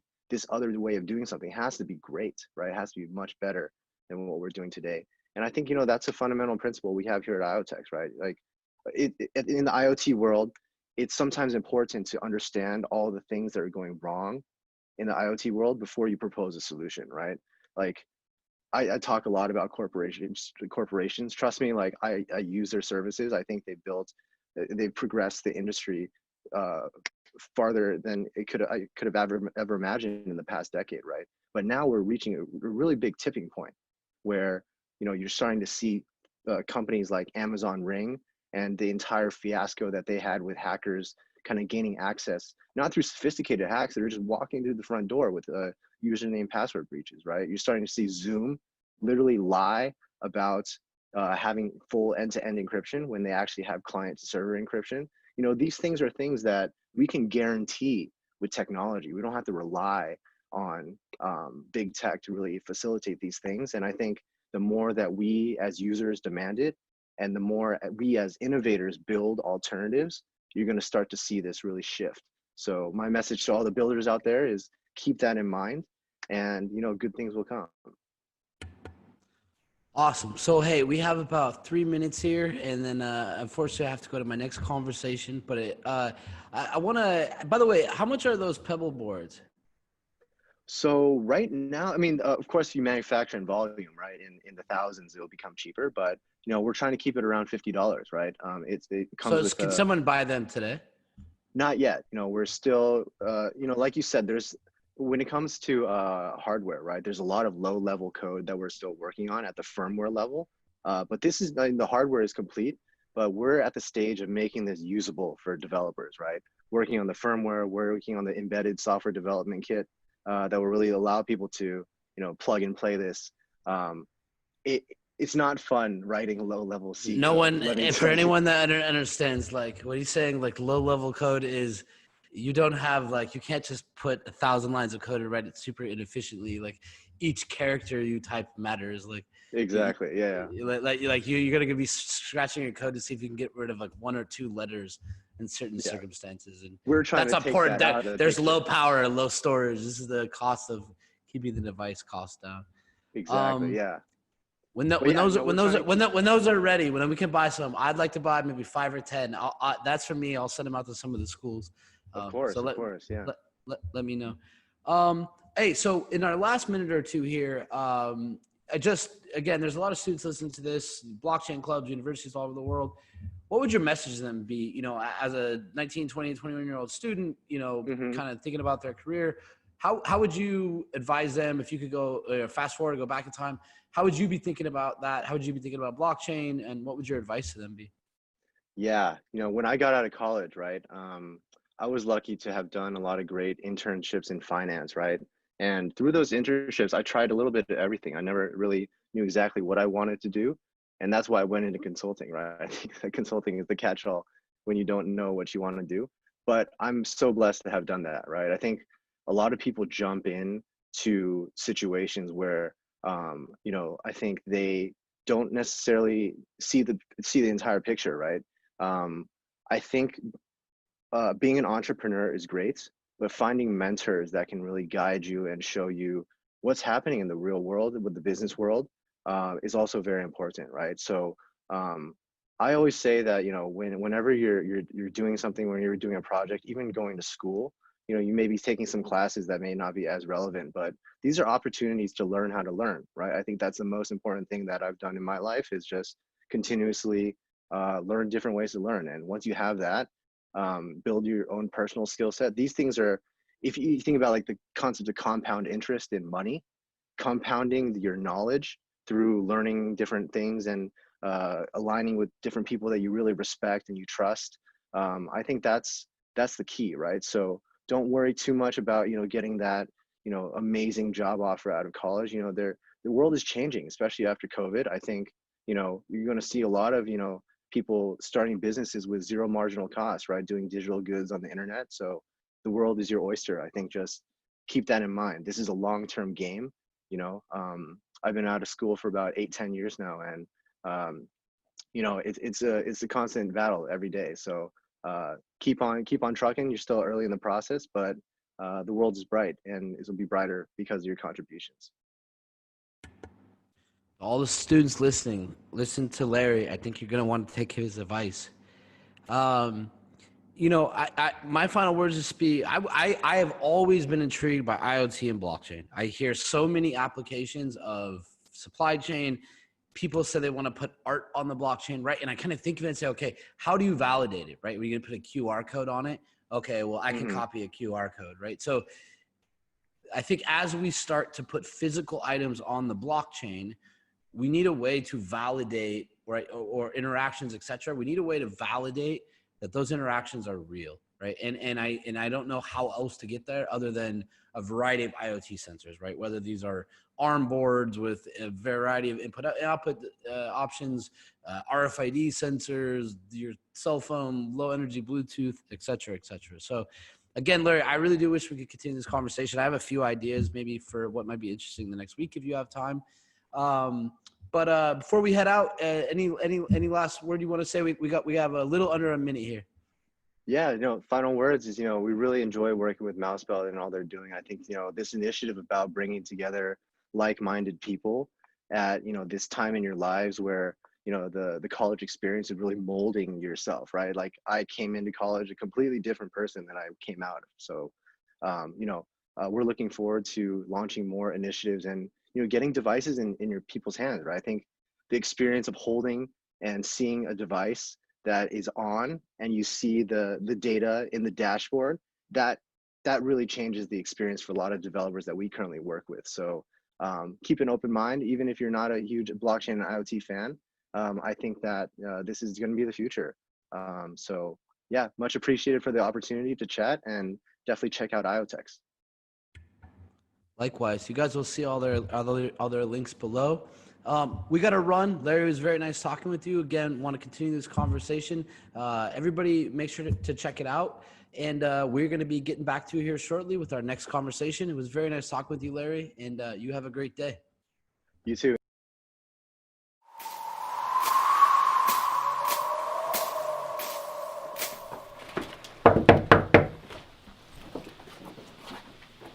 Genius. Yeah, Coin Bros. Let you gang. Hey, yo, John, how the hell I get this damn antivirus off my PC, dog? Yeah. Woo! What you know about the streets? What you know about beliefs? What you know about faking your own heart attack just to ditch the police? Cardiac. What you know about privacy? I got a bad bitch on side of me. I got the FBI eyeing me. See you. All of these hackers are trying me. Trying to get them a peek. Trying to get all on my Twitter for that coin of the week. I got China trying to ban every time that I speak. And now we got Trump. Bet you wish you voted for me. I got an arsenal. A bunch of big guns, drugs, and some cars to pull. Cars, hoes with the crypto paid in full. A bunch of hating motherfuckers writing articles about McAfee, John. McAfee, John. McAfee, John. Don't fuck with my dogs, Woo! Crypto flipping, woo! In the lab just mixing, woo! You gon' see my vision, got hoes shooting at me and they just keep missing. McAfee, John. McAfee, John. McAfee, John. Don't fuck with my dogs, Woo! Crypto flipping, woo! In the lab just mixing, woo! You gon' see my vision, got hoes shooting at me and they just keep missing, woo! Some people think I'm psychotic. I'm riding something exotic. I got no need for a rubber. I'm whipping up antibiotics. I only fuck with the crypto. I got no need for a pocket. Bitcoin 2020, a milli. I hope that you bought it. Sitting in the tub, got my girl pouring bath salt. Picking ICOs, it's a motherfucking cash fall. Riding the Bentley, burning asphalt. Hating on my Twitter, get a motherfucking black ball. Living like McAfee, John. McAfee, John. McAfee, John. Don't fuck with my dogs, Woo! Crypto flipping, woo! In the lab just mixing, woo! You gon' see my vision, got hoes shooting at me and they just keep missing. McAfee, John. McAfee, John. McAfee, John. Don't fuck with my dogs, Woo! Crypto flipping, woo! In the lab just mixing, woo! You gon' see my vision, got hoes shooting at me and they just keep missing. McAfee, John. McAfee, John. McAfee, John. Don't fuck with my dogs, Crypto flipping, in the lab just mixing. You gon' see my vision, got hoes shooting at me and they just keep missing. McAfee. Don't fuck with my dogs,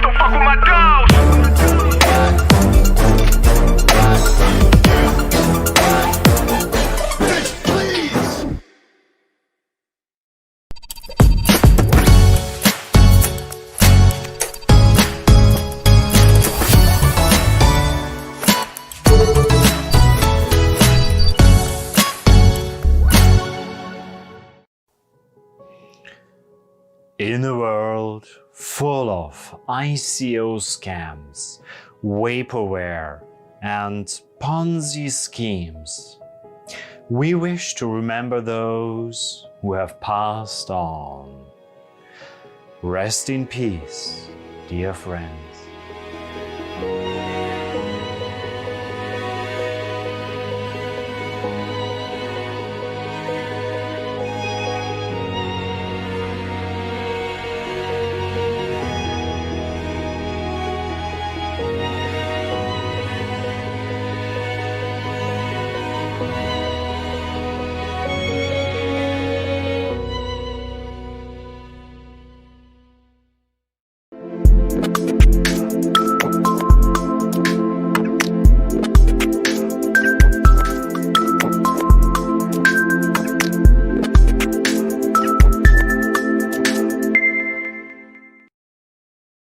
Hey, it's the Crypto Twins. I'm Litecoin Lucy. And I'm Tammy Tezos. Trading can be hard, but we're here to give you some important tips. The Bitcoin halving will always give you two. How do you think we got here?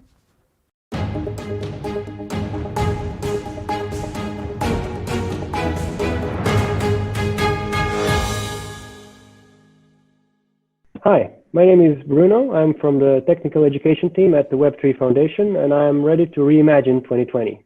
So, hey, it's Patrick McLean here. I'm one of the hosts of Reimagine 2020. I am sitting here with Bruno Schwartz. He might kill me for butchering that.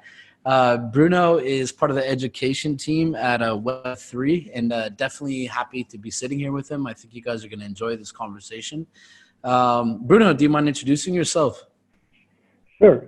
So I'm a technical educator at the Web3 Foundation right now, and that, as you might know, is the organization behind the upcoming Polkadot network that's launching soon. Previously, I was a web developer before I transitioned to Ethereum full-time in 2015. I've worked on Ethereum 2.0 for a while at the Status company, and then transitioned to Web3, where I now basically teach people how to use our technology, come up with proofs of concept that basically intrigue other developers to develop on our technology, and explain what we've developed or researched to people who might not be familiar with the technology. So that's basically the technical education part there. Also, we maintain the wiki, which is the most comprehensive resource about all of this that you can possibly read, so I highly recommend it. Got it. Yeah, and obviously education is important to us.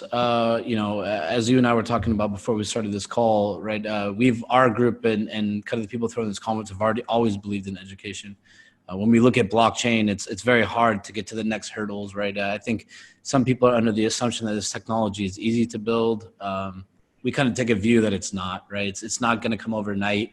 And anyone that, you can go to many chat rooms or blogs that they jump on the new bandwagon, or they think the old guard is horrible.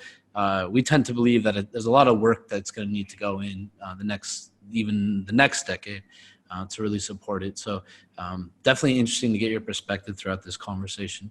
Is it safe to say, would you describe yourself as pretty technical? Like on a scale of 1 to 10, you'd give yourself a... Yeah, I'd go for an 8 or 9, I guess. 8 or 9. So you're very technical, right? Yeah. So, and you mentioned a little bit earlier, you're a web developer, and obviously your past experiences kind of led you at some point to blockchain. Do you mind talking about that a bit? Like what did that look like in your past that kind of led you to now? Yeah, sure. So I was doing web development because I always wanted to develop things, and it was just the quickest way to ship things.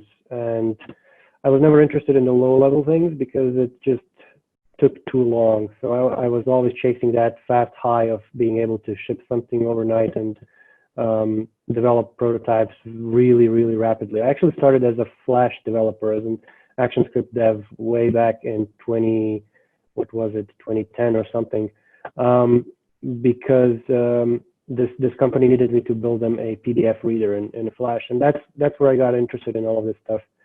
But it was always the ship fast thing that drew me in there.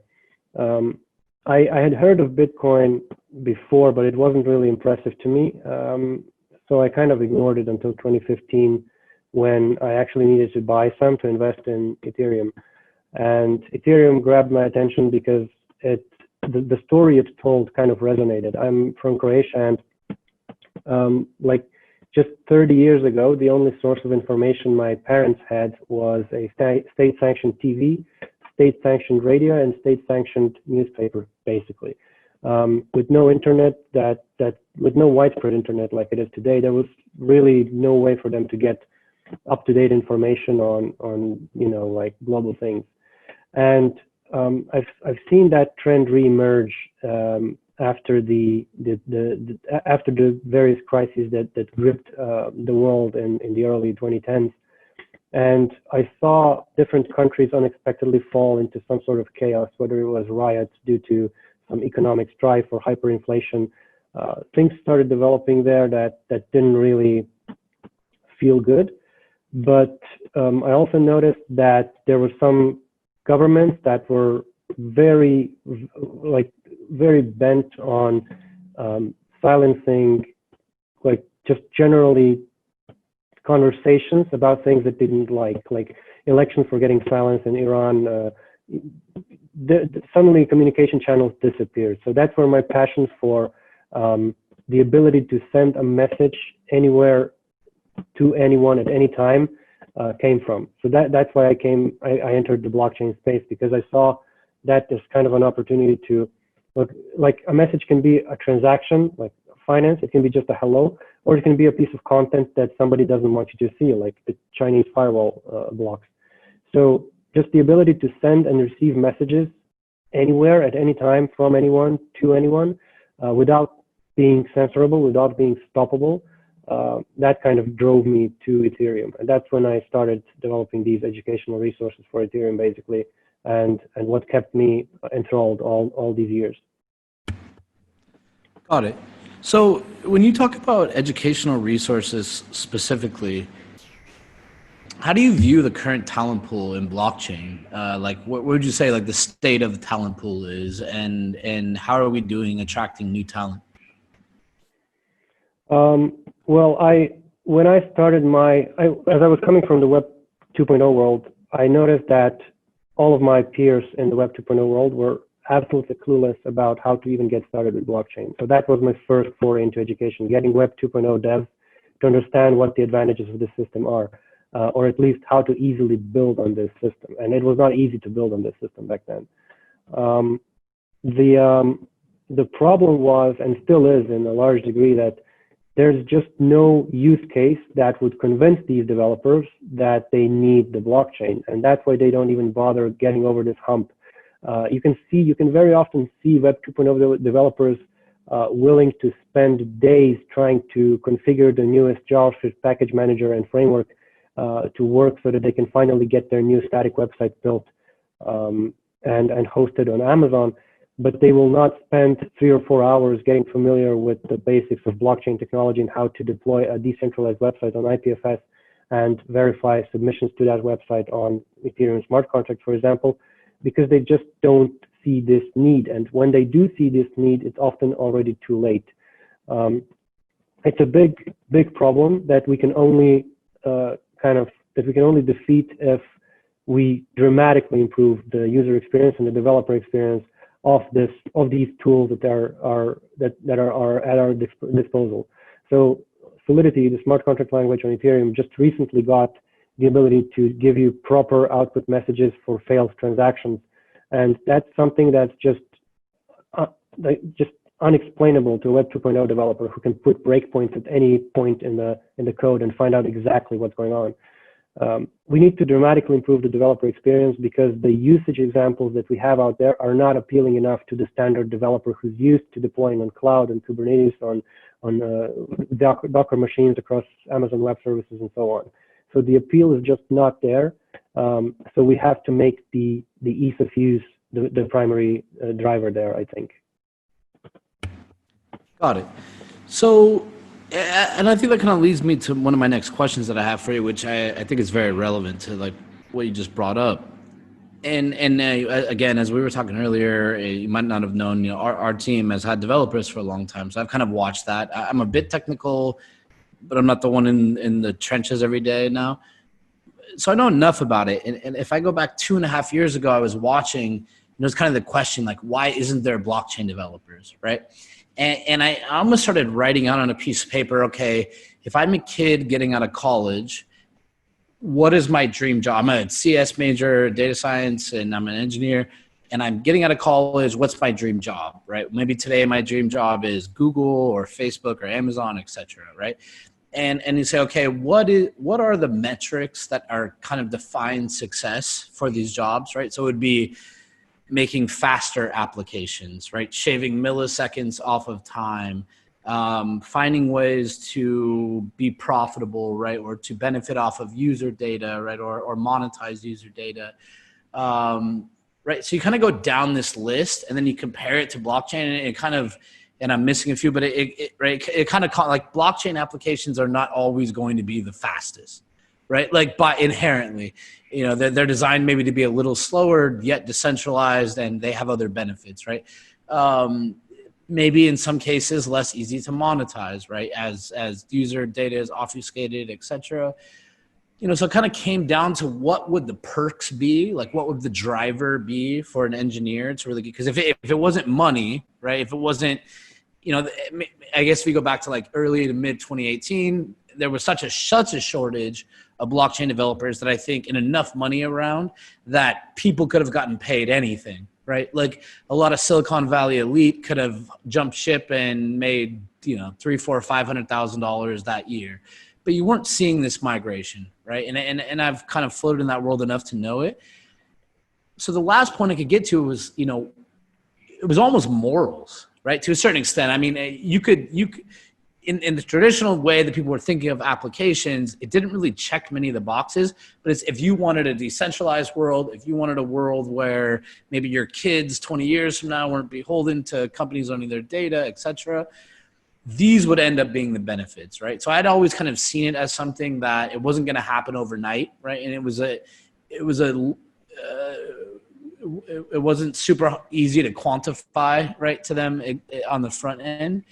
So on one half, I kind of see that there's just this general, either developers are for the cause or not for the cause, right? And then most people are probably for their bank accounts and for like they start having kids and right, they have bigger things to worry about. So we're probably not going to solve this on the phone call, but we'd like to hear your thoughts. But on the other side that you brought up, how do we make it easier for developers, right? So I know, again, if you go back to 2017, 2018, like logging was a big issue, right? Just general development tools that people had available in almost every other technology stack was not available in blockchain. And probably because it was happening so quickly, you could say. And, so I guess, how have we done the last maybe 2 years, right? And maybe the last 6 months, what do you see there? Are we really building things for developers? What are the roadblocks? Things like Infura that allow people to quickly, spin things up without having to host entire nodes. Where are we at, and where do you kind of see it going? What are some things you think the community could do to help? Well, there are two aspects to this that you talked about just now about developers getting into blockchain. So one is definitely the morals of it all, and how developers, like in the height of it in 2017, everybody saw it.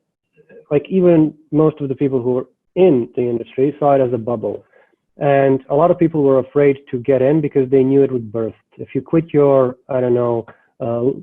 lower end six-figure job to work for $300K for that year for a blockchain company, there's a high chance that company is not going to exist the next year, and then you might have burned a bridge that was really comfortable and good.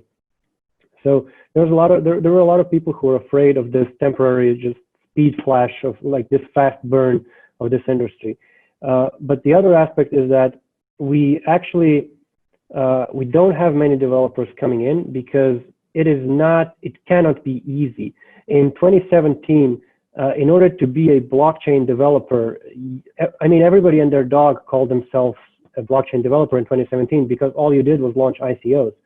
But then what happened was we actually got real blockchain developers working on important stuff.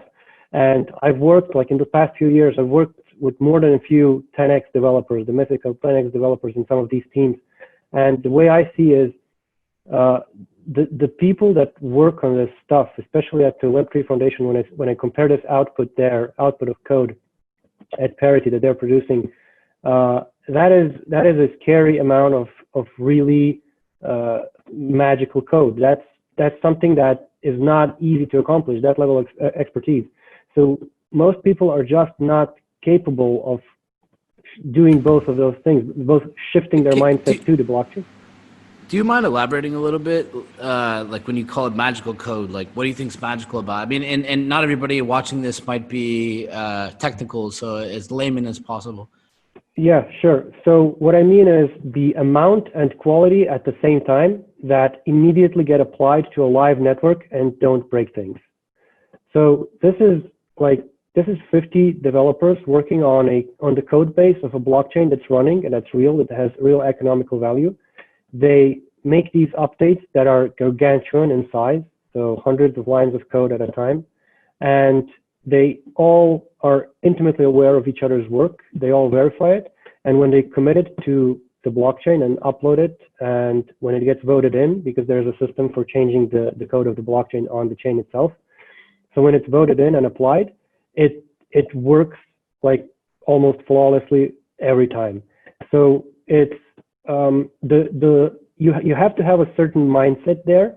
It's not just the skill; it's also the mental resolve to be comfortable with the fact that if you make a really big mistake, you cost a lot of people a lot of money. And that's not something that you learn as a skill. That's not something you can learn in a book or through experience that you will just, practice and then you'll get used to losing people's money. You have to be comfortable with the fact that you are either the best in the industry, like among the very best in the industry, and this won't happen to you. Or if it does, it means that it would have happened to all of the other best people there, and it's going to be understandable. So it's a mental barrier as much as a skill or demand barrier. I've always actually been intrigued, like what you were just mentioning, the tools that allow people to kind of collaborate on code remotely, right, in a unified way. So we can call it Git repositories, etc. But actually the same principles that kind of apply to Git repositories, etc., that kind of transpose over to blockchain, right? It's in a lot of ways, it's a decentralized system where people are suggesting many changes. There's a master of truth or a master of validation. So I've always kind of laughed at those connections, but I think it's understated for people that haven't worked in a team of devs, right? You can have a team of developers that are just sending code in a Dropbox folder, right? And then you kind of transpose to a world where everybody is, committing code, doing pull requests, QAing it, right? And kind of a harmony where nothing gets pushed to the master branch without a certain level of validation, right? And especially on projects that are so public, right? That's how people kind of make their name, where it's, if you make a big mistake, you can never hide from it, right? Like you're glued to it for eternity. Now, this is not to say that other people aren't. Hindsight's 2020. Like everyone else could QA it, look at it, never see an issue, then you might still get blamed if you're the one that wrote it, even if they couldn't find it themselves. But are there any other tools you think that really are detrimental to kind of the growth here? I mean, and I'll just give you an example. Like when we think about hackathons, right? It's what are the barriers you lower to just allow anyone at a hackathon to spin up quickly without having to do a lot of headache, or someone writing an application, right? Like what are these barriers being dropped on a daily basis that kind of lead to faster adoption? Yeah, so that's like I personally don't favor React.js, and I don't use it. I don't like it. But the fact remains that it has dramatically lowered the barrier to entry, especially on hackathons, because almost every template these days that you can start from is based on React. So templates in general are the godsend for hackathons, because people can just start focusing on the logic of their product.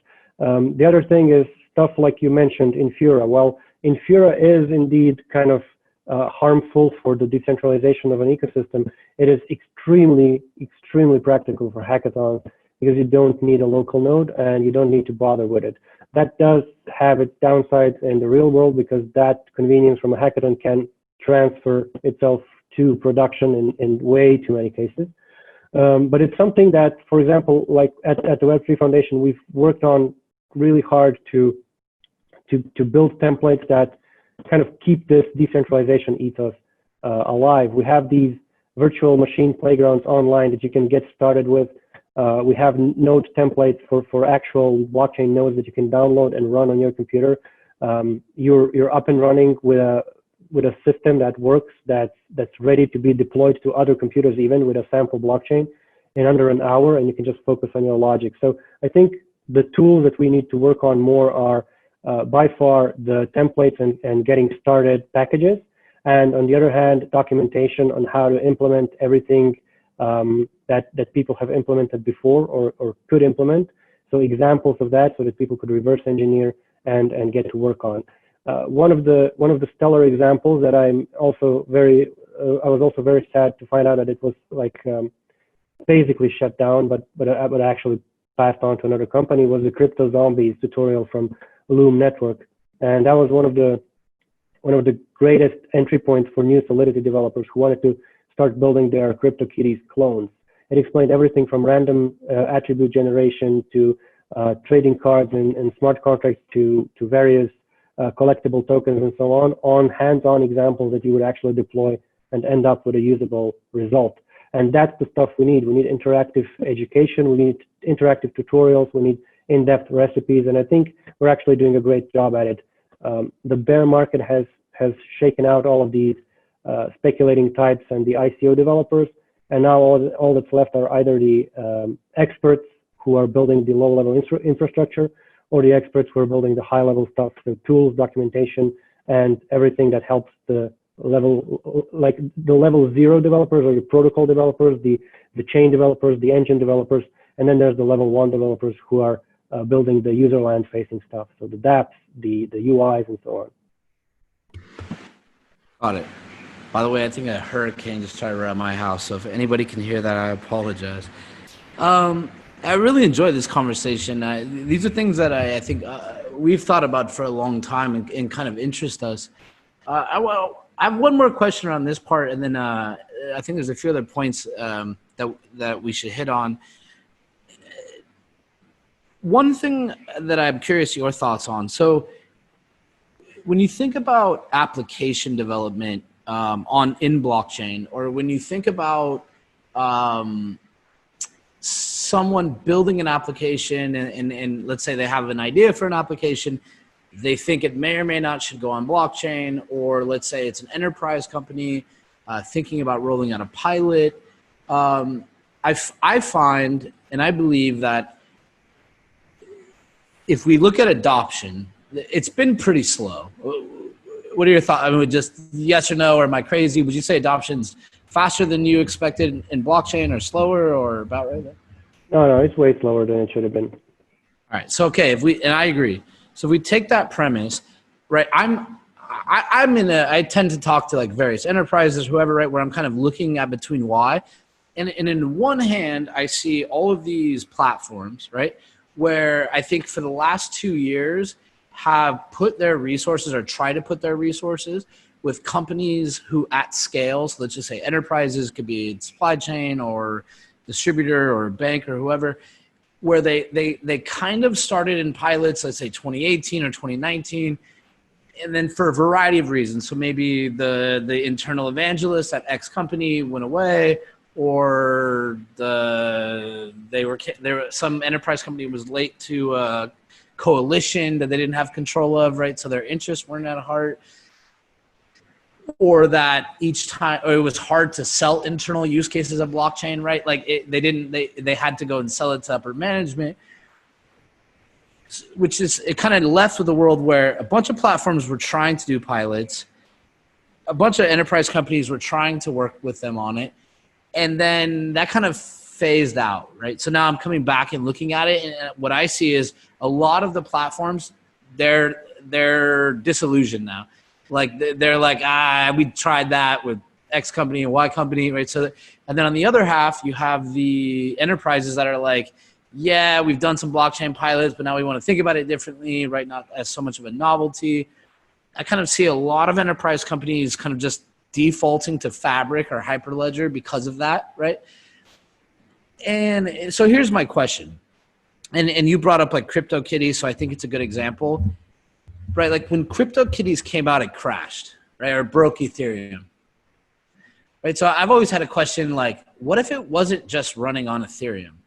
What if CryptoKitties simultaneously was running on Tron, was running on Neo, right, et cetera, et cetera, et cetera.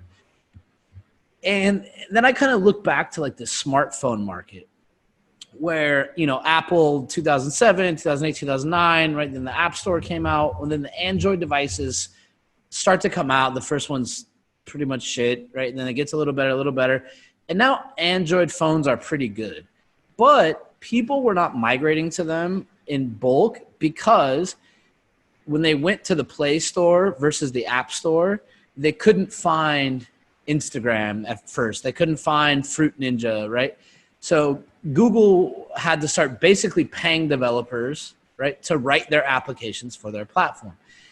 Now, I think if you look back in the last 10 plus years, there's an explosion of applications on mobile platforms. I don't have the stats in front of me. I would guess it's probably like maybe 20 to 30% of applications on mobile across iOS and Android are probably written natively, right? And then maybe 60, 70% are cross-platform compilers, right? So the Xamarin's, the PhoneGaps, the Corona SDKs, et cetera, or the Unities, where you write the code once, and then when you go to build a file, it will build it for X platform, Y platform. Do you see any future for that in blockchain where people shouldn't necessarily, they should write their applications the same way they're writing their applications? And then when it comes to choosing a blockchain, there's enough similarities. I mean, maybe call it 85% that are cover most use cases. And then obviously there's edge cases where, you could have an API, SDK, et cetera, where you just say deploy to blockchain and it kind of fits those parameters. Do you see any future for that in this ecosystem?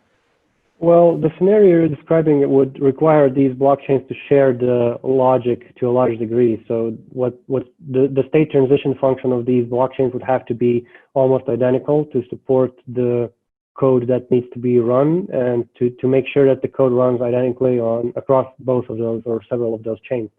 I don't think several identical chains make sense or will even survive. So any chain that really tries to be another chain but better will die if it doesn't, shift its priorities and add something truly unique to it.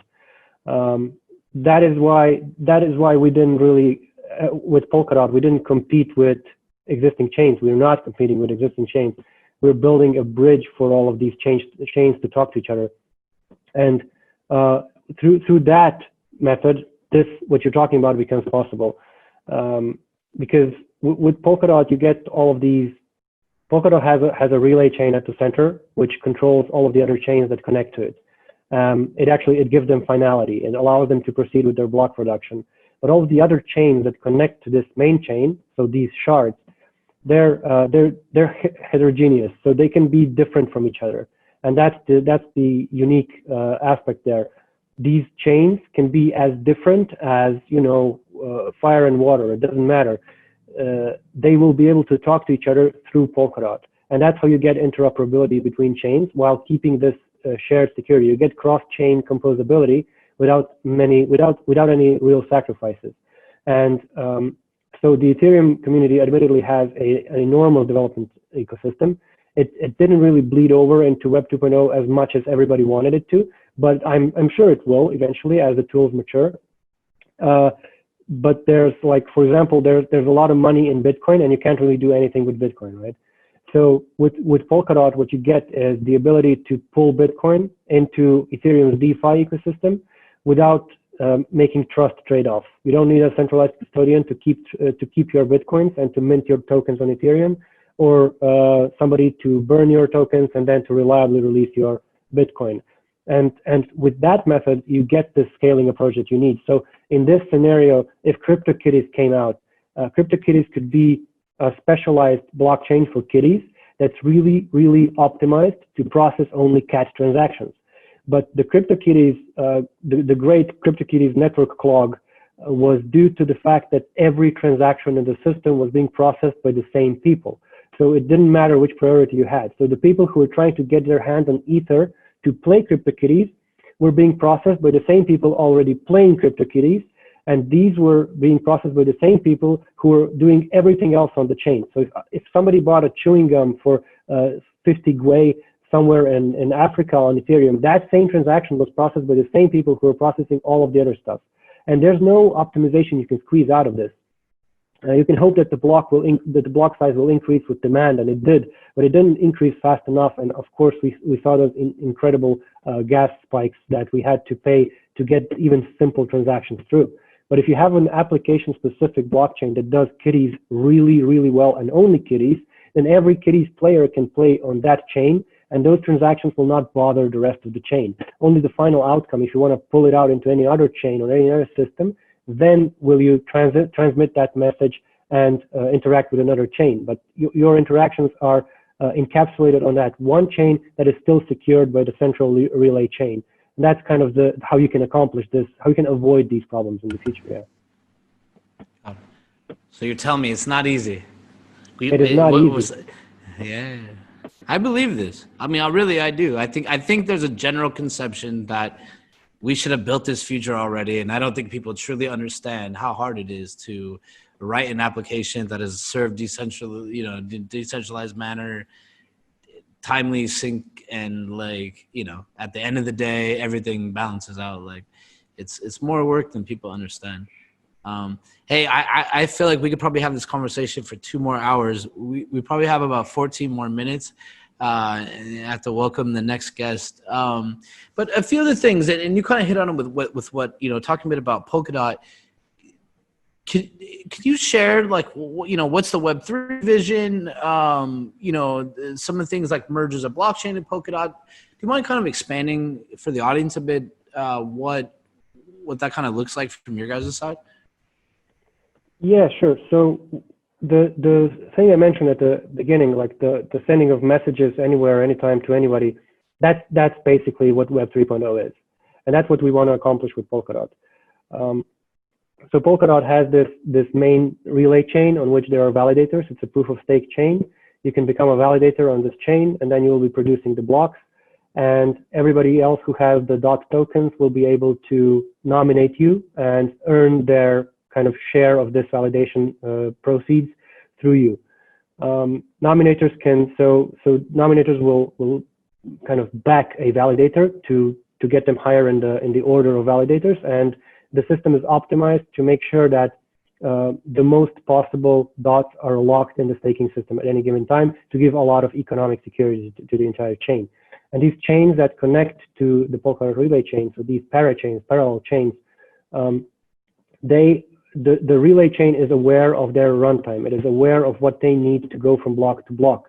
And it will let them do that or not let them do that. So it controls this state transition validation function for them.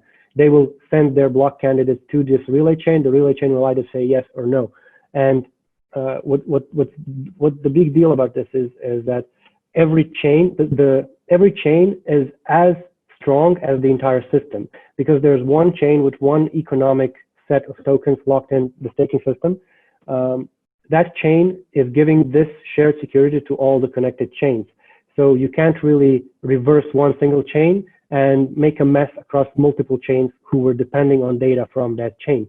That is the vision of Polkadot, basically.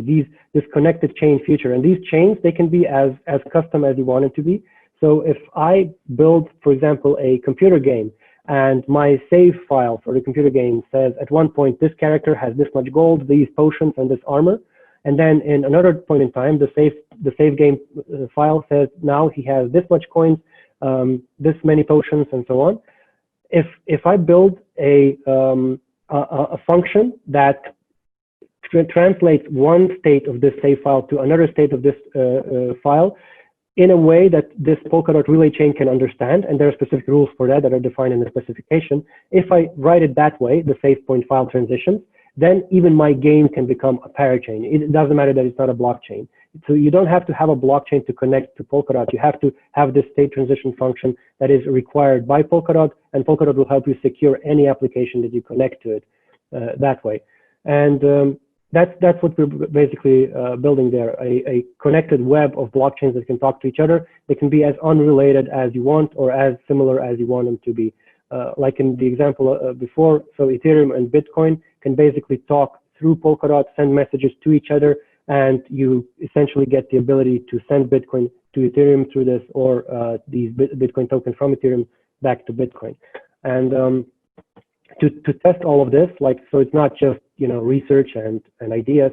We actually deployed all of this software live last year on the Kusama network. And the Kusama network is like a crazy cousin, like a canary network for Polkadot. It's an experimental network where we deploy all the code first and see how it works. It's not a test net. It has real economic value. People are staking there and earning the tokens for their stake. And all of the features that will end up in Polkadot, plus some extras, are already available and in production in Kusama. For example, you have on-chain governance, where if you want to change the code of the chain itself, you vote for that change in this democratic ballot, in this democratic interface. And when this decision is voted on, it will be automatically applied to the chain. And that's another advantage of these of the Polkadot ecosystem. So the company that's building it, Parity, has built a lot of blockchains in the past, right? And they always did it from scratch. Like they built the networking layer, the database layer, all of these layers that they take months when you're building your own blockchain.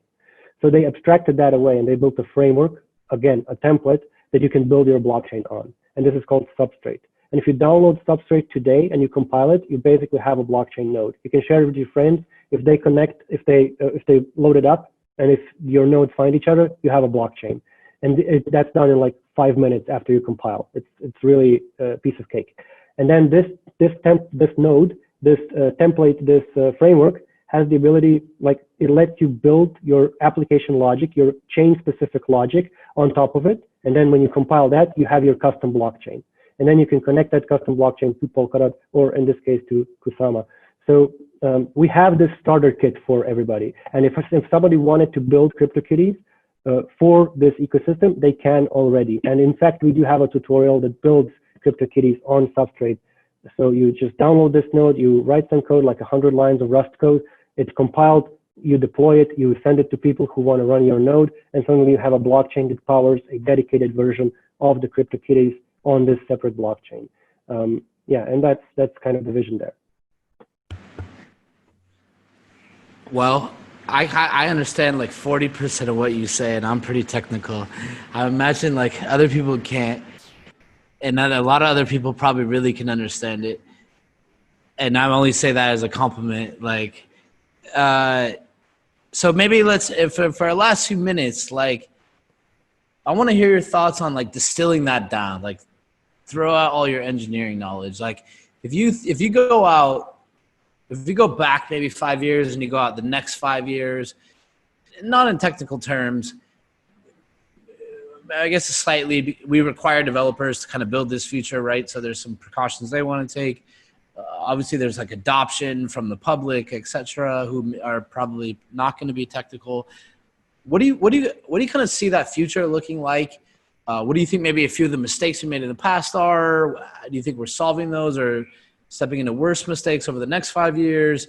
And what would you say are the 1, 2, 3 things that if you were the overlord of blockchain that you would implement and that you think would, if you could have the perfect world, what would it look like?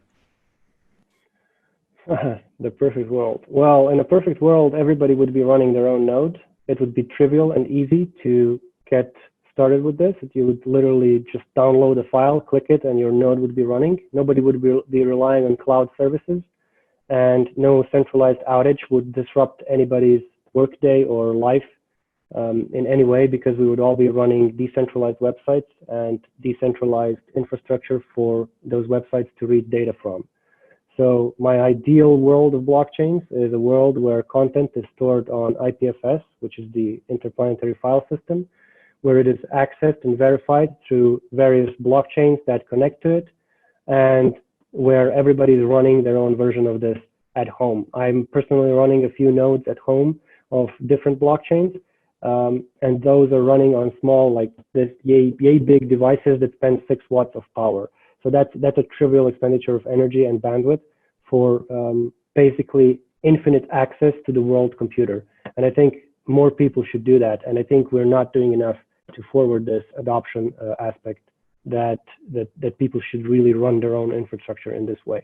That is one of the things that we also want to accomplish. And not to interrupt you, but do you see like low powered devices? I mean, if you say 6 watts, or we might consider a cell phone. I mean, do you see those kind of as the future of decentralization?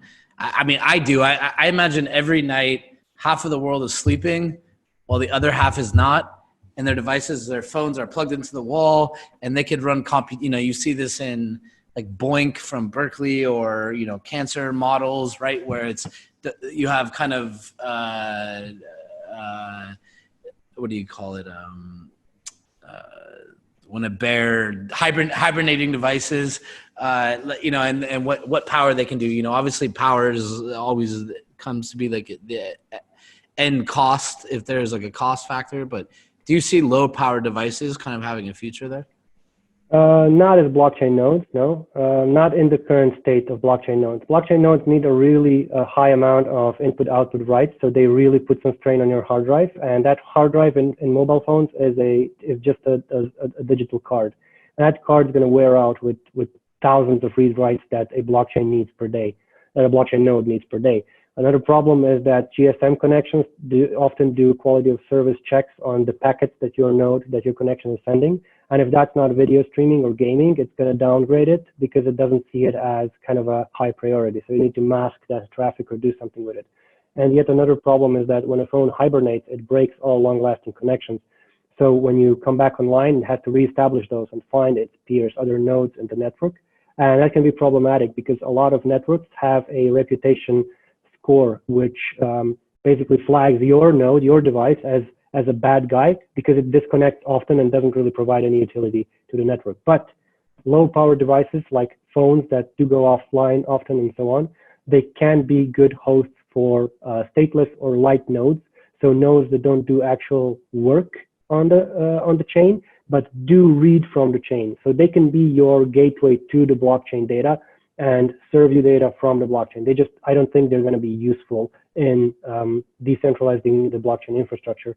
For that, people are going to have to be running some kind of service on an always-on device, or generally low-power devices like Raspberry Pis and stuff like that. So things you can just plug in and hide behind a closet and forget about, but that still need dedicated access to power and bandwidth. Got it. Yeah, it's going to be very interesting what happens the next few years. Something tells me I can't believe that we can't figure this out on like ARM-based devices, etc.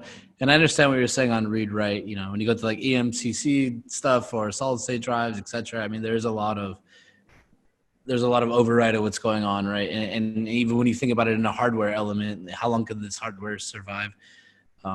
But hey, we have about 2 minutes here. As I mentioned earlier, I really enjoyed this conversation. I think we should continue it. Next week, we are forming some additional panels and stuff. I would like to have you on as well. But hey, in the last 2 minutes, what would you tell some of the 19, 20, 21-year-old students in CS degrees right now who are, watching this from like 100 universities and looking for advice about how they want to approach blockchain? But what advice would you give them in a minute or two? Don't chase money. You can probably make more money being a regular developer if you're really good at it. And I know I did when I was a web developer. Don't chase money, but think about what you're taking for granted and what you have right now. The ability to watch this video and to not be prevented by anybody from seeing this content is something you're taking for granted, and something that a lot of people in the world do not have because they don't have the infrastructure or they don't have the permission of an entity that is above them.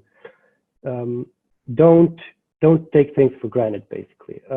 Think about what you can do to improve this infrastructure and to make the world more decentralized. You're not helping information disseminate throughout the world if you're hosting everything you do on Amazon Web Services. You are helping if you help other people develop their own services and if you run the infrastructure yourself. So I would say dive in deep into why we're doing what we're doing. Try and see that you can lose everything you've been taking for granted at the drop of a hat if something goes wrong at the highest levels of your government or environment. And just think about how much more resilient you can make the internet at large and how much more decentralized and censorship resistant you can make it through your efforts. You heard it there, kids. Listen to this guy. I think he's a smart developer. You might want to check him up online, and maybe tweet at him. We'll share some of that info later. And before we leave here, I'll say one last thing. Like, what's always inspired me, like when we started helping colleges, right? It was like, let's make an accelerator. What's a good funnel for talent, early stage talent? Let's help colleges, right? And not in an unselfish way. Just let's help breed blockchain, and then 1, 2, 3 years later, let's see what the outcome was. And I remember being shocked, right? Because it's like, I'm kind of in the industry, and, a lot of my partners or people I deal with, they're, whatever a veteran is in blockchain, say 2, 3, 4, 5 years, there's a lot of pessimism. right? It's like they went through the ICO world. They're like, oh, like scams or this or that. And then you get on the call with like 40, 20-year-old CS majors, and they didn't get scammed in ICOs, right? So like they're like, I'm gonna build an application, and I want it to be on blockchain. Or like, why am I not going to build my application on blockchain? So it's something I always try to tell people, because I really do feel like what we do at Mousebell is unique in the fact that we get to talk to so many students. It's like the one thing I'm trying to explain to people. I'm like, I know where the future of blockchain is. It's like all of these kids who do not know that they can't do it, basically. And they're just like, this is cool, right? Like, yeah, I'm just going to build a decentralized application. And then I'll transition to 30-plus-year-old person who's been in blockchain for a while. You know, there's PESA. I've seen this project and that project, right? It's just, there's a beauty in a clean slate, right? And that's, again, appreciate your time here. And I think a lot of people will enjoy this conversation, and, you know, we'll love to expand it and even show you more about what's going on. And you know, obviously you have an education focus. So we kind of share that vision, and you know, we won't get anywhere without the smart people to make this thing happen. So as much as we can do to build that, we're all for it. So any last words before we hop off? Just, you know, explore. Go to kusama.network or polkadot.network. Check out what we have. If you want to start developing, just hop on to substrate.io. There's a bunch of tutorials there. You'll be running your own custom blockchain in 2 hours. Experiment with what's possible, and don't be afraid, and don't think it's only for scams or quick money. Really think about the infrastructure that you're building with this new technology. It's the future. Some of the links that he just mentioned will be included in this video, and you guys will see them. So just go check out Polkadot. I think read up about Bruno. It's been very nice to talk to you, honestly. I think next week maybe we can even continue the conversation if you have a bit more time.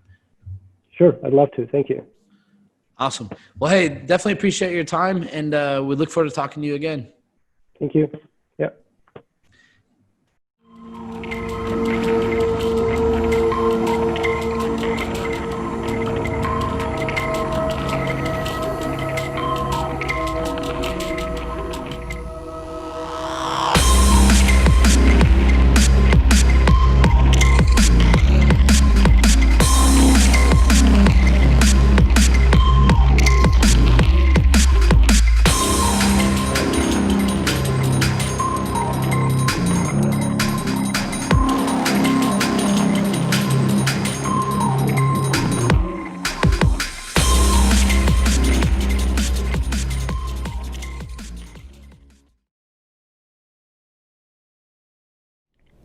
Reimagine 2020 is brought to you by Exit Scam. This is a fraudulent practice in which the project collects money during or after the ICO, and then its team simply evaporates. Ah! At the same time, the company promotes a lot and actively, and for some time demonstrates activity. It's worth noting that often PR managers and even developers do not know that they are involved in creating a fraudulent scheme. Ooh. Shoulda, woulda, coulda. Shoulda, woulda, coulda. Yeah. Shoulda, woulda, coulda. I know. Shoulda, woulda, coulda. But I didn't. Shoulda, woulda, coulda, but I didn't do it. Yeah. Shoulda, woulda, coulda, but I didn't do it. Fuck, I shouldn't have done that. Shoulda, woulda, coulda, but I didn't do it. Shoulda, woulda, coulda, but now I'm broke. And my brother hit me up on the phone, sparked my interest. What up, bro? Told me to quit my job, I should invest. I'ma do it. Told my boss I ain't coming back, just to impress my co-workers. Did my brother just fuck me over? Is that incest? Weird. 1% daily I was getting back. Already lost all my ether on the parody hack. Now my girl's all stressed, so I told her relax. I'm just waiting on Mount Gox to mail me back. Still waiting. All these motherfucking scams got me saying, damn. Shoulda, coulda, woulda, so when I had the chance. Damn. Big neck promised me 100 grand. Liar. Borrow money from my mama just to land again. Sorry, then these motherfuckers hit me with an extra scam. Shoulda, woulda, coulda. Pulled out. Shoulda, woulda, coulda. Pulled out. Shoulda, woulda, coulda. Pulled out. Shoulda, Shoulda, woulda, coulda, but I didn't do it. Shoulda, woulda, coulda, but I didn't do it. Shoulda, woulda, coulda, but now I'm broke. Shoulda, coulda, woulda, but I fucked that up with a bad investment. BitConnect put me in debt. Had full faith in what I spent. Had a sublease just to pay my rent. It's like a foreign language, how do I vent? Got me tapped out on what I spent. Might lose my crib and have to pitch a tent. I just hit a wall, caught a president. Thought crypto was heaven sent. Still holding on like James Bond, trying to moonshot Neil Armstrong. The market cap was right on track. Used to Uber, now I'm walking back. Shoulda, coulda, woulda, but I still hold no looking back. Shoulda, coulda, woulda, so when I had the chance, BitConnect promised me 100 grand. Borrow money from my mama just to lend again. Then these motherfuckers hit me with an access scam. Shoulda, woulda, coulda, pulled out. Shoulda, woulda, coulda, pulled out. Shoulda, woulda, coulda, pulled out. Shoulda, woulda, coulda. Shoulda, woulda, coulda, but I didn't do it. Shoulda, woulda, coulda, but I didn't do it. Shoulda, woulda, coulda, but I didn't do it. Shoulda, woulda, coulda, but now I'm broke. Shoulda, coulda, woulda, so when I had the chance, BitConnect promised me 100 grand. Borrow money from my mama just to lend again. Then these motherfuckers hit me with an access scam. Shoulda, woulda, coulda, pulled out. Shoulda, woulda, coulda, pulled out. Shoulda, woulda, coulda, pulled out. Shoulda, woulda, coulda. Shoulda, woulda, coulda, but I didn't do it. Shoulda, woulda, coulda, but I didn't do it. Shoulda, woulda, coulda, but I didn't do it. Shoulda, woulda, coulda, but now I'm broke.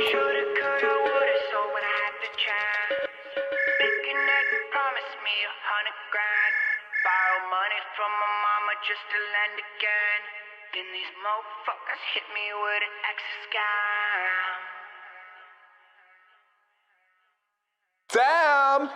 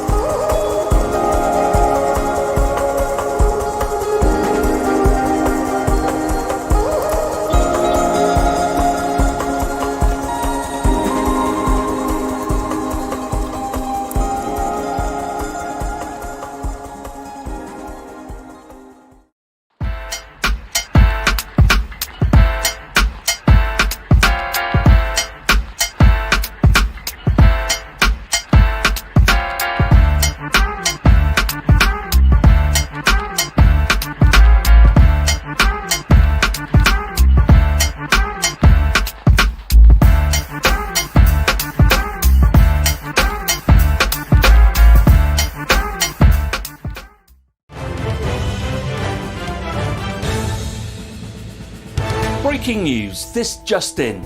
Justin's son has officially announced when he will officially announce that big announcement he announced on Twitter last week. More details to follow as they come in. Back to you.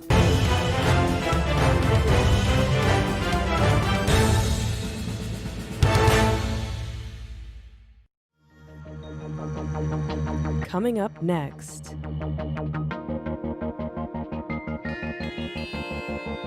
Stay tuned to learn more about student interest in blockchain technology. Reimagine 2020.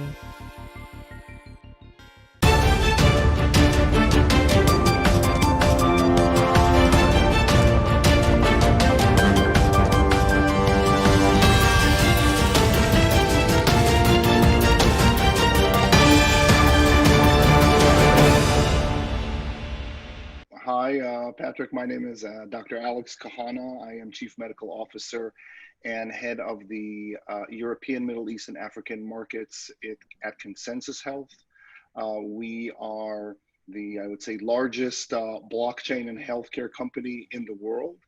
And I am super excited to be part of Reimagine 2020, because that's what we really need to do. We don't need to recover from COVID, the covering again, but actually reimagine the post-pandemic world. So it's great to be here and looking forward to talking to you. Hey everybody, it's Patrick McLean here again, one of your hosts at Reimagine 2020. I've got another really special guest here that I think you guys are gonna enjoy listening to. I've had the ability to kind of read and listen to some of his conversations and viewpoints in the market the last week or so. So I'll go ahead and Alex, you wanna introduce yourself? Sure. It's a pleasure to meet you, Patrick, and thanks to the audience at Reimagine 2020 for being here. I'm Alex Kahana. I am Chief Medical Officer and head of the European, Middle East, and African markets at Consensus Health. Consensus Health is the largest blockchain healthcare company. And I would say very simply, I'm on a mission to blockchainize healthcare and healthify, if that's a real word, healthify the crypto space. A little bit about myself. I like to write on Medium on my moniker that I lived 4 lives in one, which means not only that I'm old, but also that I know the dirty little secrets of each life.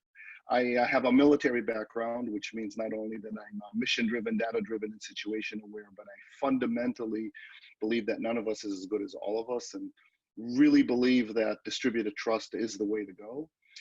I had a full academic career in pain medicine. I'm an anesthesiologist and military medicine doc that built 5 pain centers throughout the world, in Israel, in Japan, in Switzerland, and in the US. So it's safe to say that I'm familiar with the healthcare system in the world. Always been a system thinker, always believed that you have to deliver treatments, protocols, standards to patients, and came to the US in 2007. Got quickly exposed into the, I would say, opioid epidemic, and helped out with some, I would say, guidelines that later became the blueprint for the CDC guidelines, regulation, legislation, and how to provide treatments and care safely and balance I would say, care and dangers that are associated with opioids. I became a subject matter expert for the DoD and the VA, which means that I'm used to working with large healthcare systems, and has been involved in technology integration in the clinical workflow for at least 15 years. Got bit by the blockchain bug, I would say, in 2014, which is, I think, decades ago, and started to write about it, and we'll talk about it for sure in the next coming hour. And co-authored the textbook of blockchain in healthcare. And like I said, really excited to be part of the Consensus Health family and really create a new digital resilient healthcare system sustainable for the future ahead. Awesome. Well, definitely a impressive resume, and it seems, like you've definitely had enough different outlooks in life that have kind of formed your opinion on and kind of brought you to this point. So I'm sure a lot of the students listening to this conversation are going to really appreciate it, and we know that health is one of the things that they're always looking at. So I wanted to kind of dive in, and I wanted to kind of, specifically, I think you have a background in health, right? So this is a unique conversation, or you have a unique perspective. But I think when we look at the world right now, right, and obviously we're not in normal times, right? If you go back even 5 months ago, we have a massive health crisis, right? And then you look at economies are kind of in turmoil, right? The last time we saw anything remotely close to this in comparison in recent memory is 2008, right? Which is kind of the inception of Bitcoin, or around the same time of inception of Bitcoin and blockchain. So my question to you is because of what we're experiencing, what doors do you think are open? And I would say, psychological or other, like, do you think that maybe the global community is more open-minded and this will present new opportunities for change in healthcare and blockchain? Yeah, no, excellent question, Patrick. And there's never like a good crisis to change the world. First of all, when people ask me what has changed since COVID or the pandemic started, they expect me to say, oh, I work remotely from home, or, I'm not eating out. But actually what really has changed is that people are starting to get interested in what I've been doing in the last 5-6 years and saying, hey, Dr. Khan, isn't that blockchain thing that you're doing really necessary for what's happening? And I think that what this global biological threat has brought upon us is to understand the interdependence between each other, that actually my behavior here in New York can influence a small island in the South Pacific, and someone in China and their behavior can impact my life. So not only is it a humbling experience, but it's also a recognition of the distributed and decentralized nature actually of the planet. And I think that people now are starting to embrace the, I would say, different concepts that blockchain brings in, because I think that blockchain is not just a technology, but blockchain is a mindset. And that peer-to-peer economic activity, that's really what's starting to make everybody say, maybe there's something interesting going on. And I would just end by saying that people want to come back to normal. And I would argue that we're not going to get back to normal, because normal is what brought us to where we are. The fragility and frailty of our economic, social, and health systems is because we live in an economy that has low capacities and low capabilities.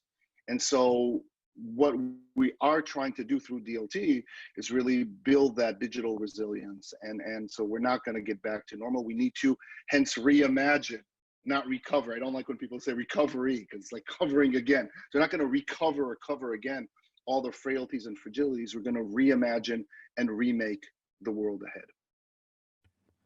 Got it. So when we think about that, and I think one thing that people are experiencing now that I've been very curious about, right? Because I think this is a very interesting experiment. You know, I think really looking at isolation, you know, people being in their house, like psychologically, how are they going to handle this?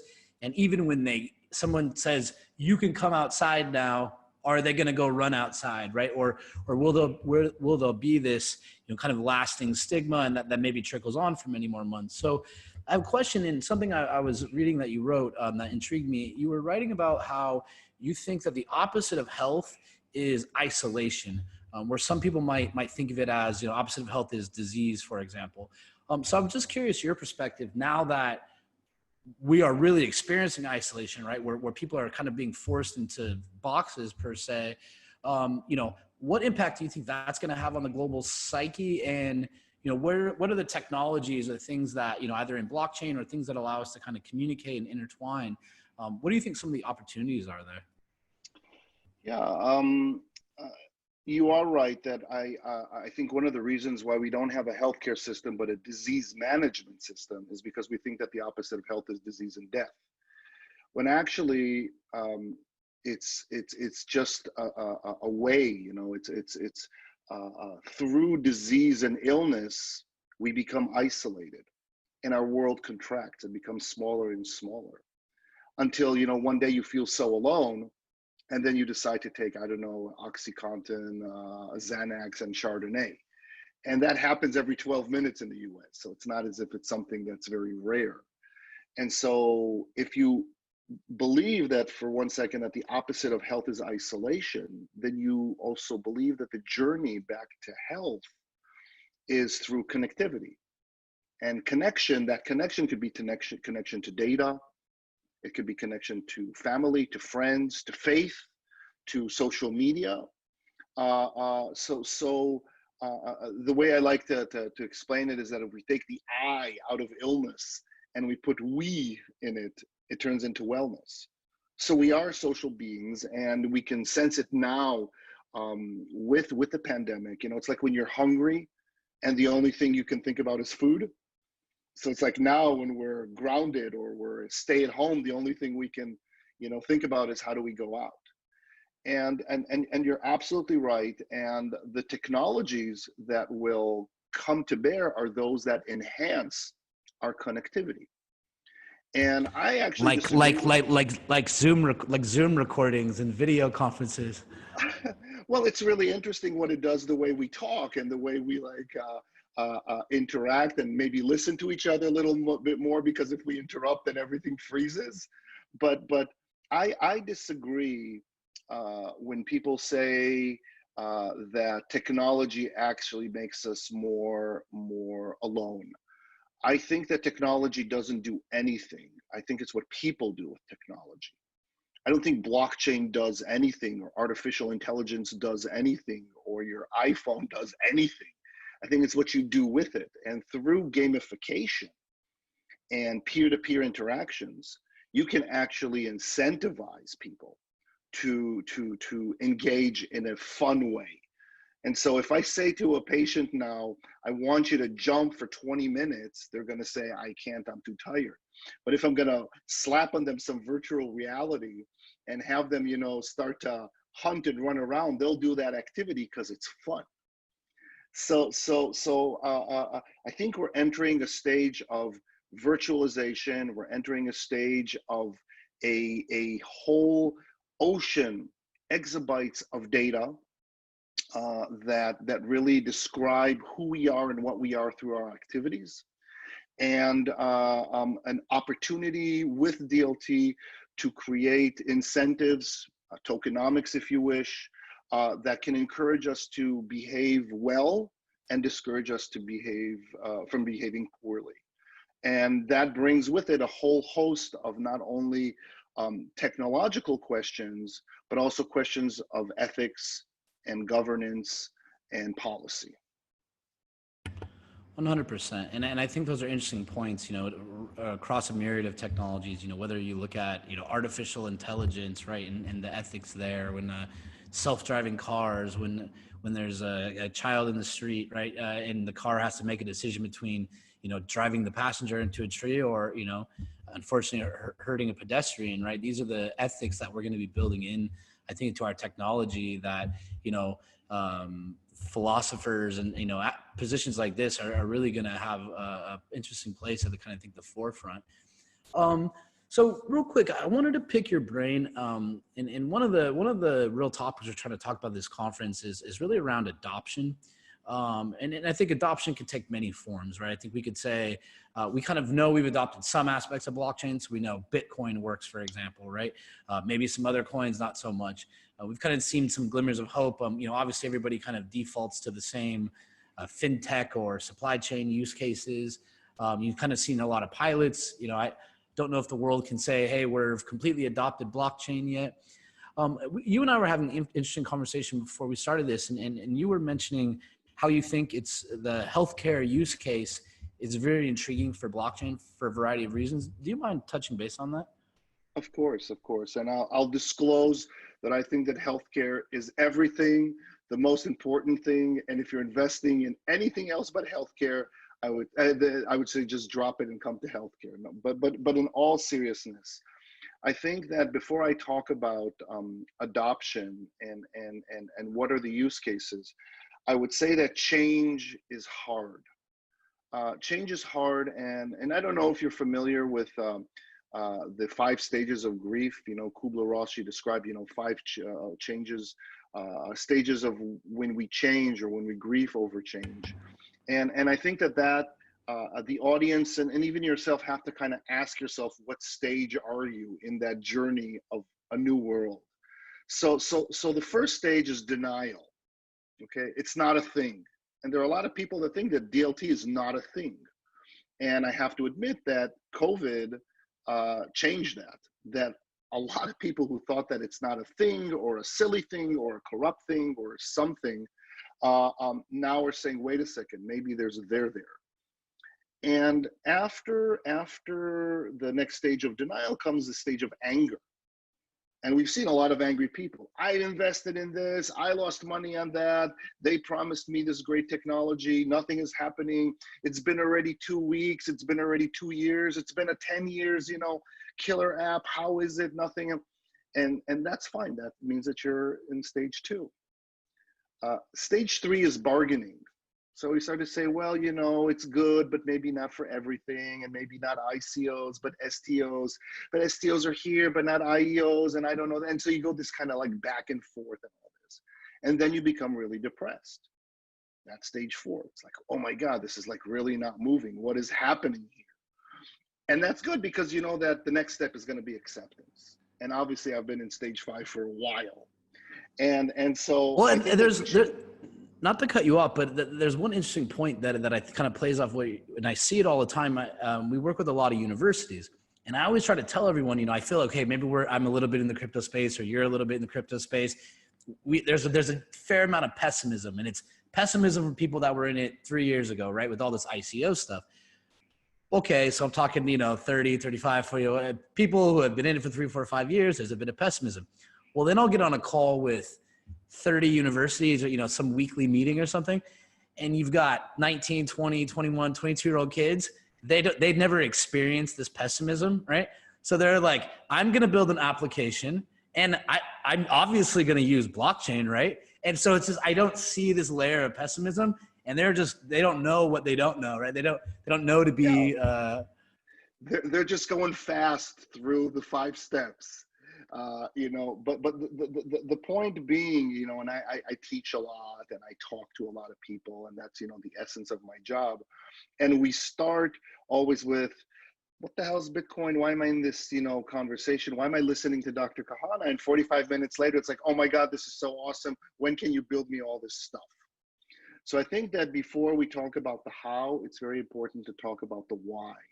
And I think that a lot of people miss what is the secret sauce about blockchain. And they think of it more as a general purpose technology to make things faster, better, cheaper, and all that. And that's how the industry right now is looking at it. How can I, automate things? How can I decrease expenditure on doubling? And, how can I dedouble? Or how can I, create this a computational trust that will, increase my margins? But the true secret sauce of blockchain is, of course, the peer-to-peer economic activity. That I know that you are you know that you are me, and I don't need a third person in the middle to validate the transaction, which could be a transaction of information, for example, right now, or data, or money. And I think that people just don't understand the why. And when people say, so what is blockchain? I say, well, it's very simple. Blockchain is a software that was designed to solve the social problem of fake. Simple as that, because we're just surrounded by stuff. I'm an optimistic person. I want to believe that what I'm hearing is correct. I want to believe that what I'm reading is correct. I want to believe my contracts. I want to believe that what I'm eating is what I think I'm eating. I want to believe the whole world around me, but it's hard. I can't. We're suffering from an infodemic. We're hearing so many things. The head is spinning. We're suffering from a cognitive overload. I don't know anything. And so when you have a system that bakes into it things like transparency, computational trust, immutability, the inability to change the data and the nature of the data in it, when you talk about that there's an interdependence by multiple people that want to maintain the system, because if not, then everything falls apart. Right now, we're suffering from what's called a moral hazard. Moral hazard means that one person can start to do risky things because they know that they're not going to pay for it, you're going to pay for it. So it's an unbalanced ecosystem, and DLT brings back into place that balance. And so in healthcare, the things that we look at, some of them are more obvious than others. So supply chain is very obvious, okay? The verification and authentication of the provenance of, drugs. I want to make sure that this pill that I'm paying $100,000 for is that pill and it's worth $100,000. So that's, an easy, that's why the federal government is into supply chain. That's why all the large companies are into supply chain. You can follow with other technologies like Internet of Things or Internet of Health things. So that's an easy play. Then there's another one of credentialing. That's also a problem. How do you credential professionals? How do you know that I'm really a doctor? How do you know that I know what the hell I'm doing? If I want to move from one state to another or from one country to another, how do I know that my credentials are, bona fide? So that too is like a supply chain of people, or a supply chain of the services that those people can do. So that's also an easy understanding, and there are large systems that are embracing it. But then we start to get into more subtle use cases that I think are actually really exciting. One, for example, is self-sovereign electronic health records. So that means that, nowadays you go to your doctor and an electronic health record doesn't belong to you. Except New Hampshire, by law, the electronic health record belongs to the person who produced that electronic health record. Everybody thinks it's the hospital, but it's actually the software company that created it. So your data is not yours. And so again, it's exposed to all the predatory practices that we see by the large, media platforms and the large, data companies. And it's important. Google bought Fitbit, right? Yeah, and that's why I don't have my Fitbit off. I don't have it anymore. The minute they bought it, I took it off, and now I'm just with Aura. That's it. So, and it's important because, and I write about this because you are your activities, and your activities are captured by your data. So you are your data, and so when a third party takes it, sells it, uses it, abuses it, loses it, they take a piece of you. They take a piece of your dignity.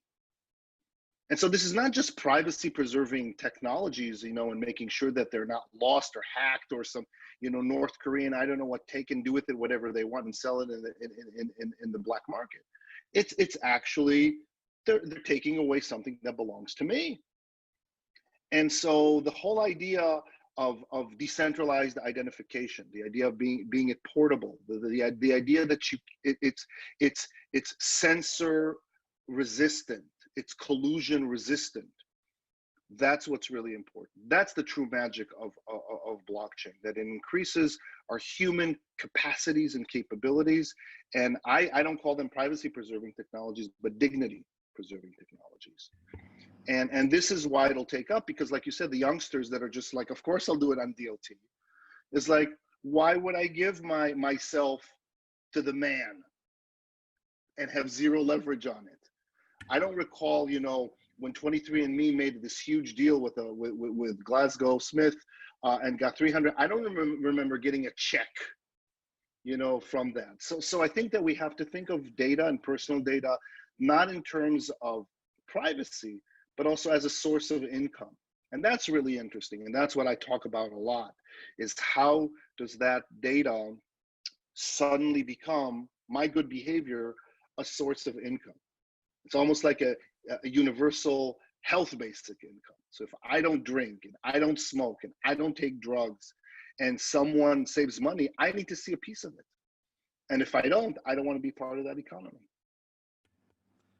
Definitely, a ton of interesting points there, and I hear what you're saying, and I agree. I think when you look at kind of the myriad of use cases or proposed use cases for blockchain, it's interesting how many, if not all, touch healthcare, right? And I think we're spending a lot of time kind of looking for those slam dunk use cases where we can go and say, look, this is 1 billion people running on blockchain, it works, right? It seems to me like we really do need to triple down in the industry.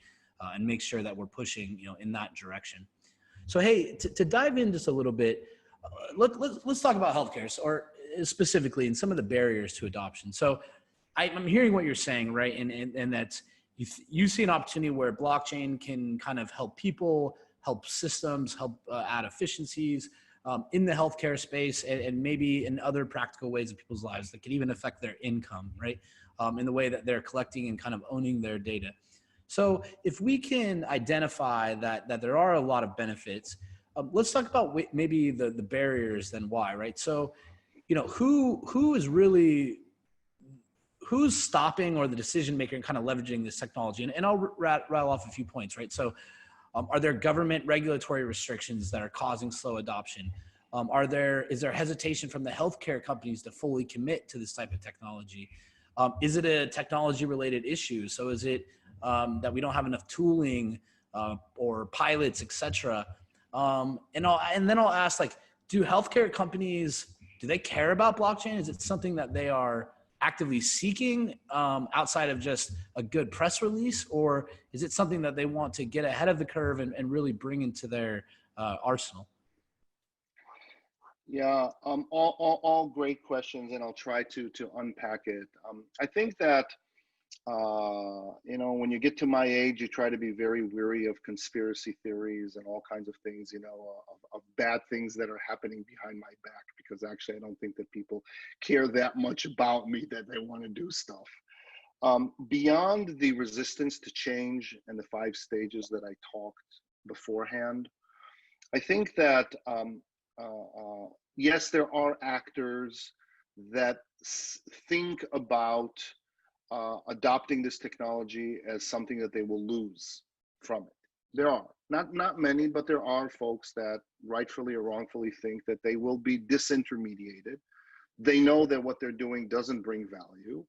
And if you automate it, or if you bring in this type of technology, there will not be needed anymore. So, for example, the person that just sticks on a stamp, and asks for $20, I was asking for a visa somewhere, and there was a person who had to validate that I am who I am and put a stamp on it and charged me $20. Obviously, that's ridiculous, and it's a racket, because they didn't even check that I was who I was. I didn't show anything. They just put in a stamp and took the money.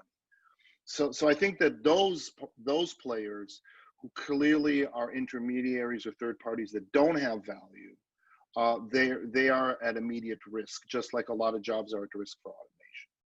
But I think that most people have, if you wish, healthy skepticism, because they don't really understand the difference between collaboration and centralization.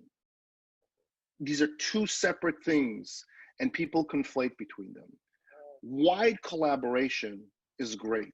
You need that crowd intelligence. We cannot solve this pandemic, this global biological threat, without having all the brains of the world collaborate together.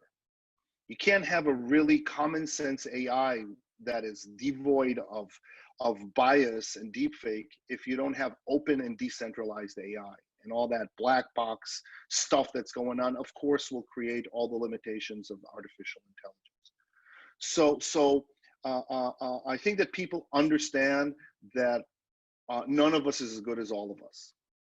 I think where people don't understand are what are the dangers of centralization. And if you just take COVID, for example, it's really simple. What we need to do is mass testing. That's it. You test everyone. If you have it, you say, stay at home. If you don't have it, continue. That's it. It's not complicated. But instead of spending trillions in dollars of trying to revive an economy that was stunted, and spend a couple of $1 billion on testing the crap out of everyone, we opt for mass surveillance. And so we feel that, oh my God, if there was just like one place where all the data would be, then that would be the best. And they don't understand that when you create that honeypot, it becomes attack vulnerable. It becomes censorship vulnerable. It becomes collusion vulnerable. So the barriers, or the major barrier for adoption, is that people don't understand, especially older people like myself who have lived in a centralized world, that it's decentralization that is digitally resistant, not centralization. And that in representative democracy, is, of course, I want to represent it. But if that representative doesn't represent you, it doesn't work. So that's why we understand liquid democracy. That's why we understand holacracy, where, you don't have a job description. I don't have a job description. I just think that that's what I want to do. So I put my pants on in the morning and strap on, a microphone, start to talk, and we're doing stuff. I don't need a job description or a third party to tell me, Alex, should you do this or do you need to do this? So Gen Zers, they understand. They're not going to ask permission. And so, yes, there are regulatory barriers. And yes, there are people who don't get it. But it really is part of a larger scheme that we think of the economy in terms of poverty. That if I have something, by definition, you don't have it. And that comes out from the world of commodities, that there are limited resources. And so if you have more gold, I have less gold. If you have more money, I have less money. But now, for those who are digitally native, they're born into an economy of data. That's an economy of abundance. That's unlimited. And you want to create that network effect.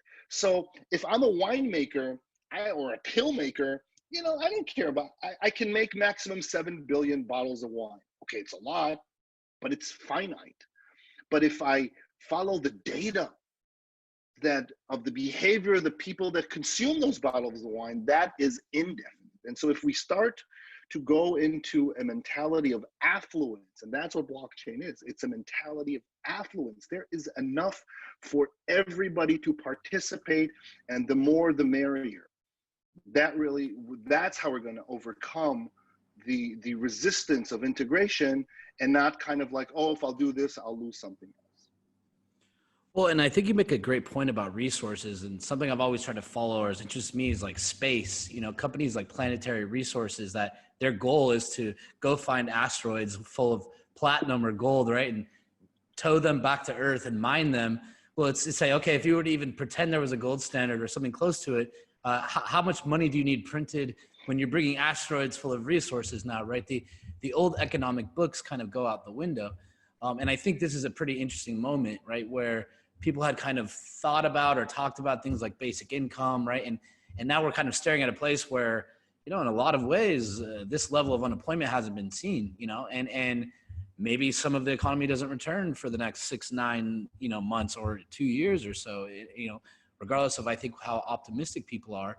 And you know, I think humanity will probably have a decision to make at that point, which is, you know, are we going to bind some artificial printed dollar and say we don't have enough and not everybody can eat, right? Or do we finally accept that to a certain extent, you know, these things that we're imposing on ourselves are relatively artificial, right? And it's kind of up to us to devise new systems that we think will kind of suit us.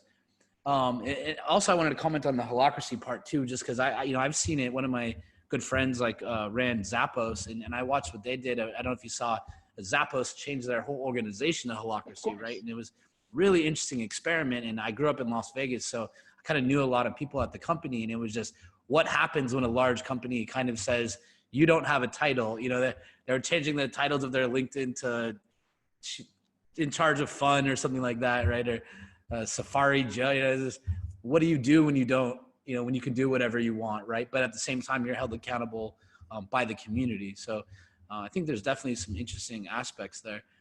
And I know we only have a little bit of time here. I want to just kind of drill in to one aspect, and then I wanted to just get some of your thoughts for, you know, the few thousand students that are going to be listening out. I'm sure they'll want your opinion as they think about their careers and what they're really studying.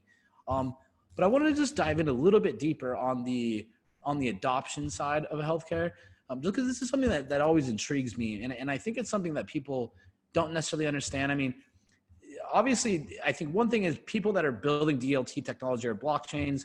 You know, our team has a pretty decent amount of engineers, so we're, you know, aware of it from the technical side. You know, I've come to the conclusion in the last few years that, you know, it's not the easiest technology to build, right? We're still on the path of really figuring out what the best approach is, consensus mechanisms, et cetera. And it shouldn't be easy, right? What we're building is revolutionary. So I don't think it's something that needs to be rushed overnight. But as that technology kind of progresses, I think the other part that people miss are just how many actors kind of have to hop onto these systems and how big of a change internally it is, right? Whether you're an enterprise or a healthcare company, dealing with suppliers or seed to sale, seed to table, right? How many different people kind of along that journey, you really need to get onto a authentication kind of signature system, right? So they have their ID. And then also, how do they pick between multiple blockchains, right? And I see this kind of in the enterprise space where I think companies are kind of, nowadays, it's almost like they're defaulting to Hyperledger in a lot of senses because it's just easier for them, right? So I have a little bit of a fear, like, is everybody just gonna end up using Fabric, right? Are we sure that's the best route to go? So just curious your thoughts. What are the roadblocks or what are the things you think need to happen today that could kind of really help speed up adoption in blockchain and healthcare? Yeah,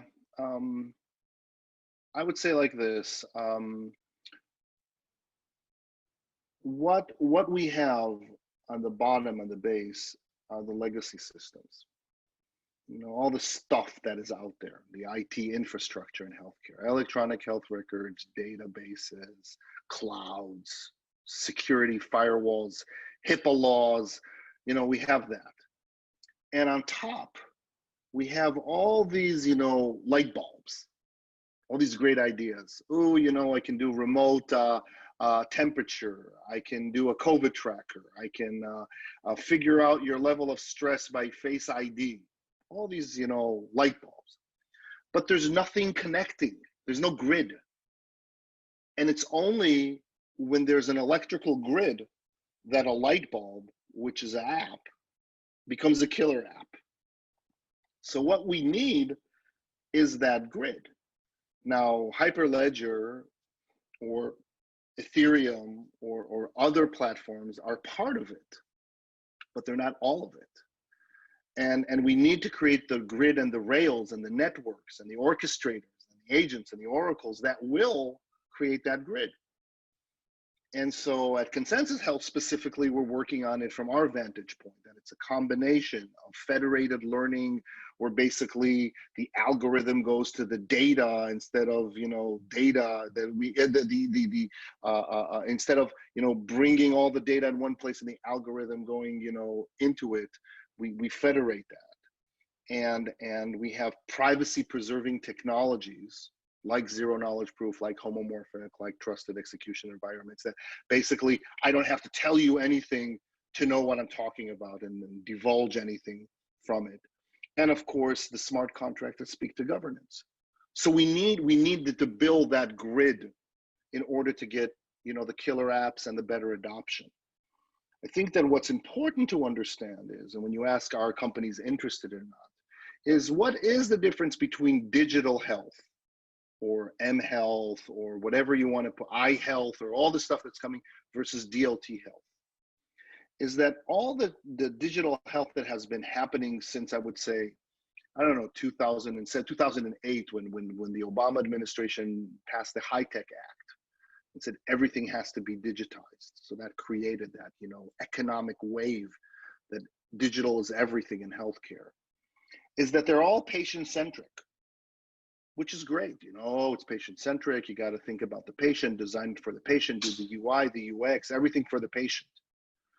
But what they don't do, and that's what DLT health is different. It's not like digital. DLT health is patient-driven, not patient-centered, patient-driven.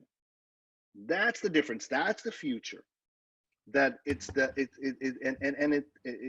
I have to behave in a certain way that will not only transform me from a healthcare service consumer to a health and wealth producer.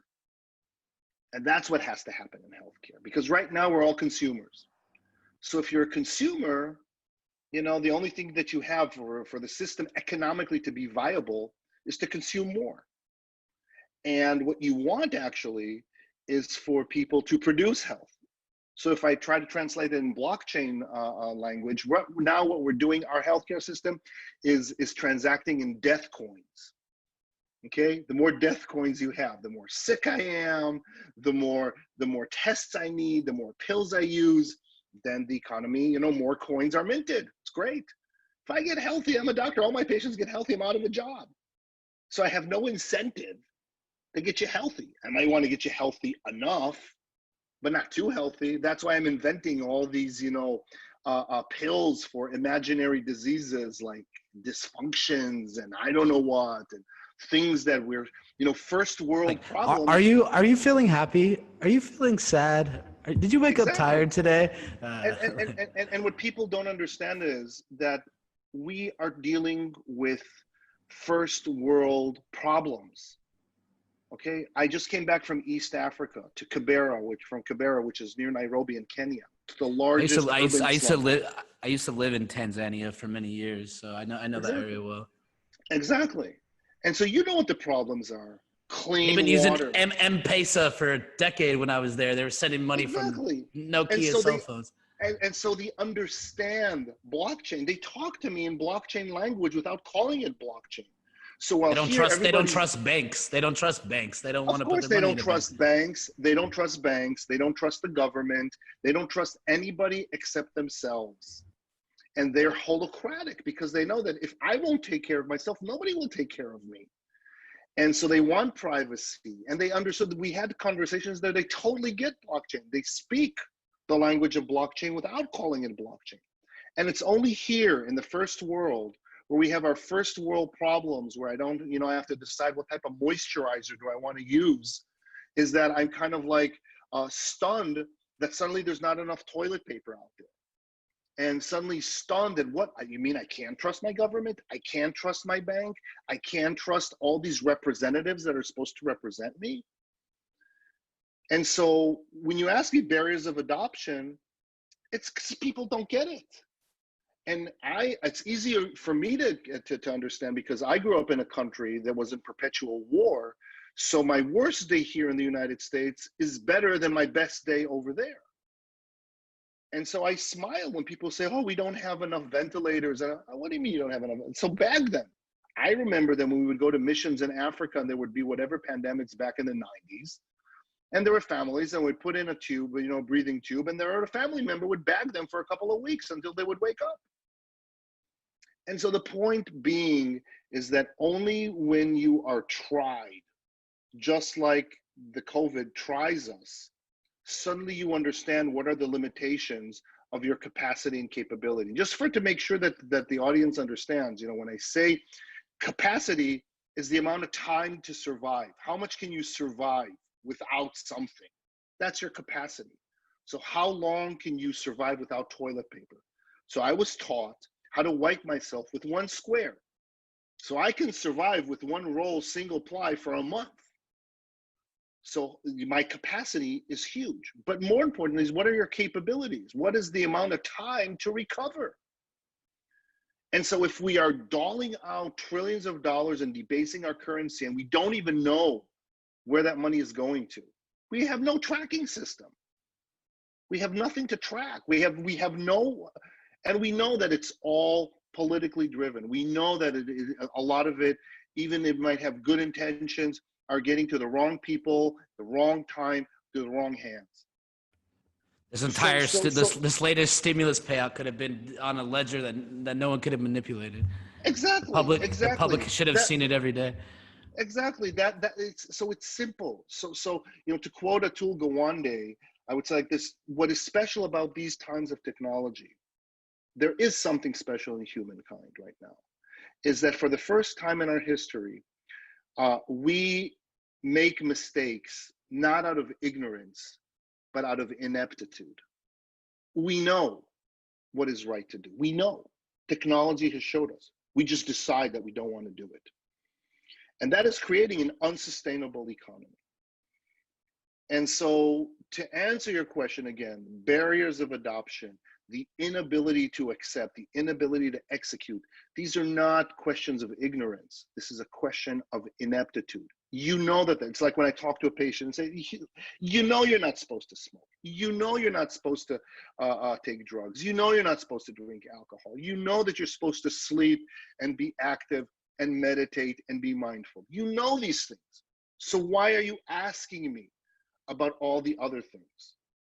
Because they simply don't want to. And I hope that now that we're moving, and DLT will help with that, to an economy of a human-driven economy. Just like look for example in education. Okay, I grew up, sitting in a classroom, not saying anything and pretending that I'm listening. Look really serious. Now it's a flipped classroom, virtual, with blended technologies. It's all patient driven. So the quality of the education that you get is dependent not on where you study and who are your teachers, but yourself. And there's no reason, if you want to be today a PhD in artificial intelligence, you can be self-taught. How did I learn about blockchain? I didn't do any certificate. I didn't do any degree. I teach. And I say to my students, the first thing is, don't go to university. Why are you listening to me? I didn't go to university for that. I taught myself. And so it's student driven, it's patient driven, it is citizen driven. And today we live in an economy of abundance that we can do anything we want. And if we do it together with crowd intelligence, there is no problem. Climate change, future pandemics, global terrorist threats, there is nothing that we cannot withstand if we simply decide that that is what we want to do. Well, and by the way, amazing points. And what you mentioned on the education side, I totally agree with. And I think there's some interesting parallels, even what we're seeing from our university initiative and a lot of these universities that will be listening to us speak. we came into it like early 2018, start reaching out to all the schools and realizing almost no schools had, accredited blockchain engineering courses. And it was happening so fast, and there was enough of a bad stigma tied to blockchain. Like it was Bitcoin, right, for drug dealers or whatever. Like the schools weren't ready yet to touch it. So on campus, all of these student organizations start forming, right? And so really, I mean, we can attest that, I've seen almost every university in the world, and majority of blockchain education, collaboration, adoption, or really innovation on university level, I would say probably 80% of it is not affiliated with the engineering or with the actual, universities themselves. It's the CS majors, it's the data science majors that are kind of organizing and taking upon themselves to really, educate themselves and find alliances and find like-minded people. So actually, let's pivot to that. I know you only have a few minutes here, but what would some messages be for some of the students listening that are interested in blockchain and maybe thinking of it as a career path, or maybe what the next 5 years or so kind of holds for the technology? How should they be thinking about it? Well, I think that blockchain means different things to different people. And so there are different career avenues according to your interest. For a lot of people, distributed ledger technology is that. It's a technology. So if you're interested in computer science, if you're interested in cryptography, if you're interested in everything that pertains to data structures and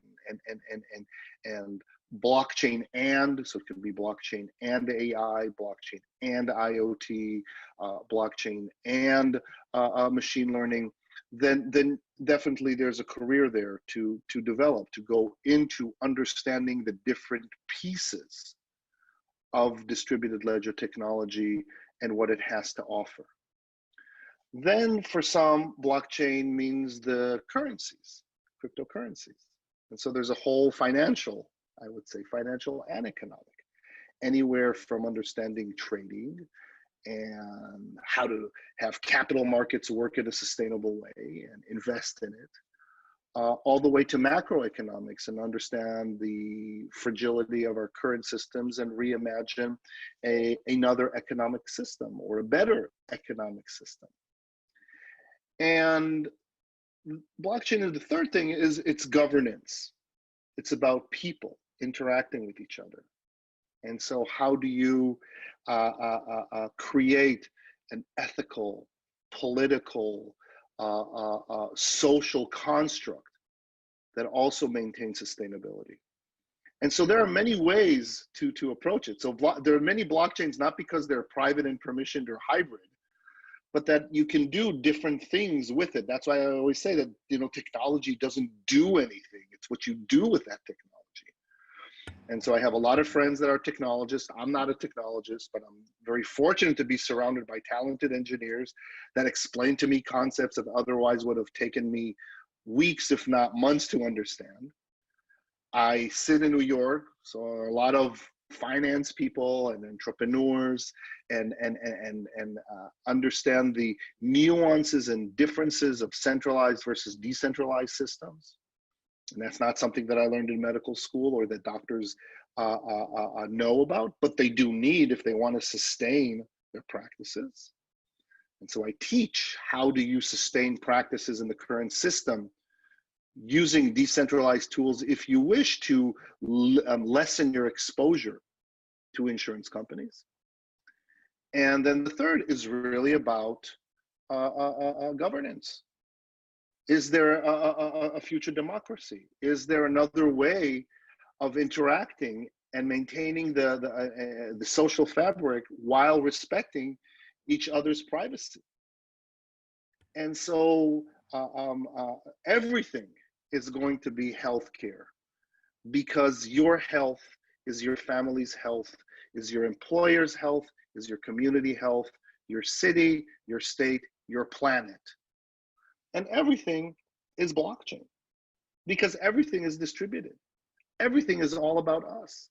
Everything is all about peer-to-peer and creating trust, not just I trust you because you seem nice to me, but a computational trust that has verifiability and finality and auditability and traceability. So as long as we understand that tracing stuff and tracing transactions and tracing people are not the same, and we maintain our moral compass, this is great. And so all what I'm doing is being interested in continuing the planet. And that's the threshold. If you're interested and wondering why things are the way they are, healthcare and DLT will open that world to you. Well, to all the students out there, I think if you're looking for promising job opportunities, you might be getting some pretty good advice right now. So I would make sure to take some notes. And like I mentioned earlier, I was able to listen to some of Alex's conversations over the last week, and I suggest you guys do the same. I think there's some really interesting interviews out there and pieces that he's written that definitely resided with me, and I think will as well with a lot of the people that are on this call. So hey, and I know you got to run, so I don't want to hold you on too long. I feel like we could probably continue this conversation easily for another hour. But I guess a last question. So you strike me as very optimistic. I'm probably the same. I'm also like realistic. I know enough about. I've been a programmer since I was a kid. I can write code. I'm decent in kind of understanding futuristic aspects or how things connect together for consumers, etc. So I really do see purpose in blockchain, but then at the same time, I do see that it is a decision that humanity has to make, right? And I give the example that if tomorrow every human on the planet went out and bought $100 in Bitcoin, you would see the world change the day after, right? They would literally help themselves. The price of Bitcoin would go up. Banks would start freaking out. They would start transacting it themselves. So I tend to believe that we are our own obstacle. If everybody just stood up tomorrow, demanded what they needed, it would take less than 24 hours, and we could debate whether there would be many gunshots fired or not, right, during this citizens coup. But when you think out 5 years or 10 years, what are some of the risks that you think that will kind of stop us from getting that place we need to get to? And maybe 1 or 2 points to kind of leave the audience and things that they can really think about and maybe employ in their daily lives if they're interested in the space.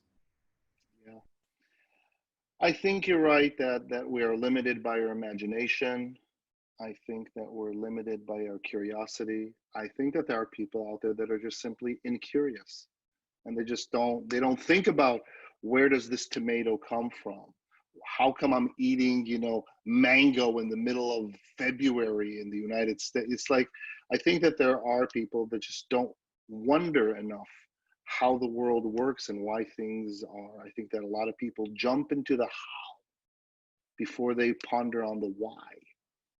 And if everybody stops for a second and thinks about the why, then the answer is, like you say, is of course everyone should buy $100 worth of whatever currency and create that consensus, because there's no inherent value in a piece of paper that is a vector of diseases.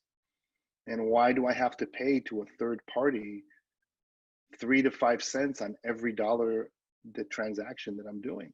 Well, I don't recall the 11th commandment being thou shalt pay fees on every transaction. And so I think that the greatest limitation— No, that's taxes. That's taxes, right? And I think I'll say 2 things. One is that what is happening is that we are changing the equation of value. When we think of value, we say value is quality divided by cost. So if it costs a lot and has no quality, it's not valuable. And so the problem with that equation is 2 things. One is that quality doesn't mean the same for different people. So for a patient, $1 million pill might be of quality, or for a pharmaceutical to sell it for $1 million might be for quality. But for society, that's low quality, because I can't do other things if I have to pay $1 million for one pill. I can't treat another 1 million people with $1 pills. And the other thing is that if you put the cost in the denominator, then you always emphasize to decrease cost. Cost suppression becomes your major strategy. So you want to use less and less and less. There's no money for education.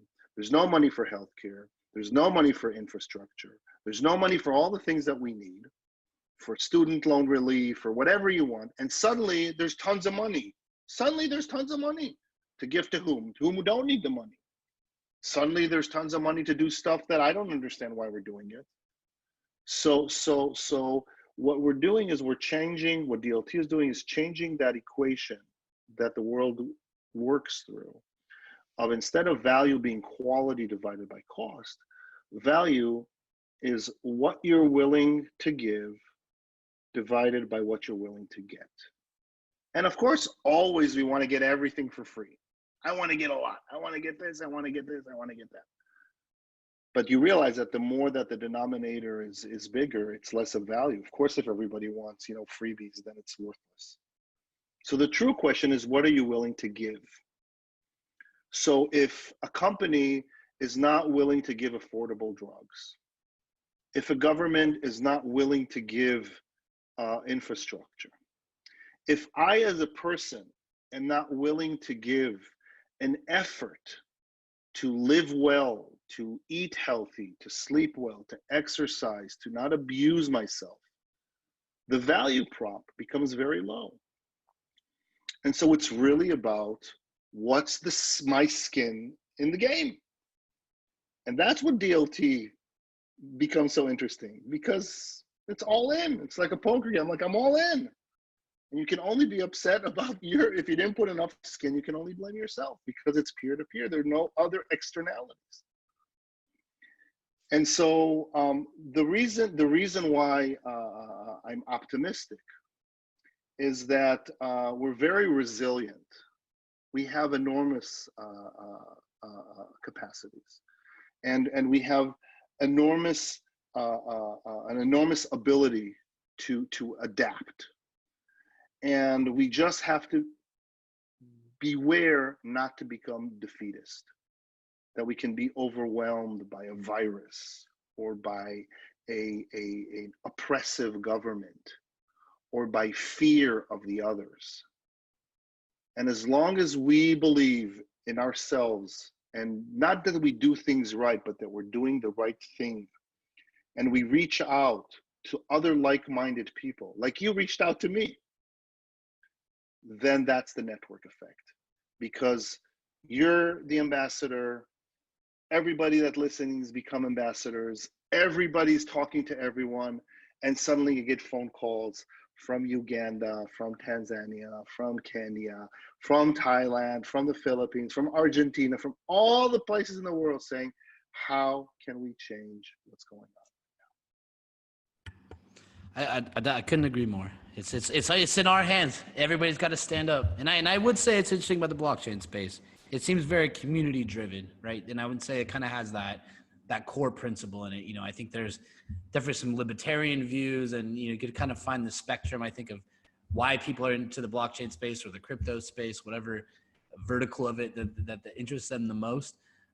But yeah, I would definitely agree. It's up to everybody to stand up now, and hopefully now is a good time for everybody to reflect. And I think, if you would have told everybody 5 months ago, hey, you're going to be stuck in your house for 2-3 months, people would have told you you're crazy, right? And maybe if we were able to take action like this in the same seriousness that we might with climate change, right? If we have a global initiative to make, we just proved to ourselves that overnight we can take drastic changes with relatively, I know it's a lot of people are affected by this, but I would say, if you would imagine the world shutting down in a sci-fi book, it might not even have been as pretty as kind of what we're witnessing right now. So, well, hey, I definitely appreciate your time.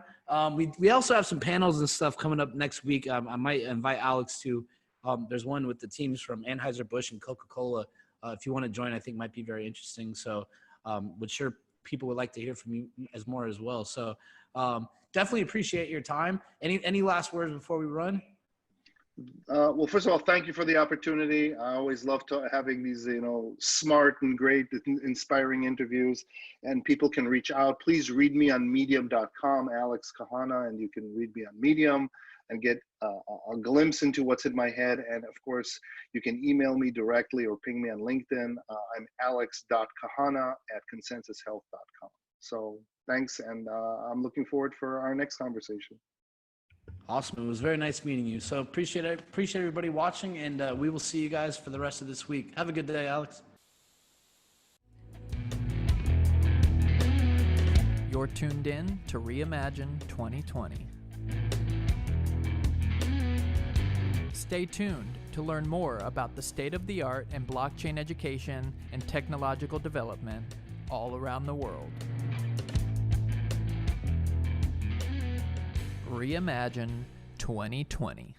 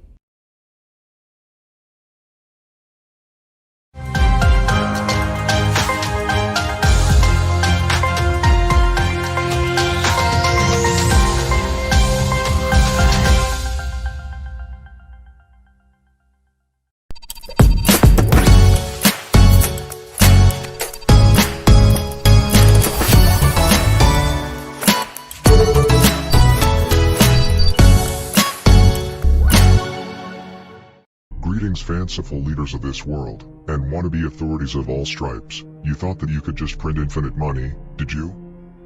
Well, the decentralized world of cryptocurrencies is on the rise. It's only a matter of time before the intricate web of blockchain architecture and distributed governance enable so much financial and existential freedom that your model becomes obsolete. Good luck. Time is running out. And now, a lesson from the Crypto Glossary. Sats. Sats, shortened for Satoshi, is the smallest unit of Bitcoin stored on the blockchain. Satoshi is 100 millionth Bitcoin, 0.000000001 BTC. Whoa, mama, that's a lot of zeros.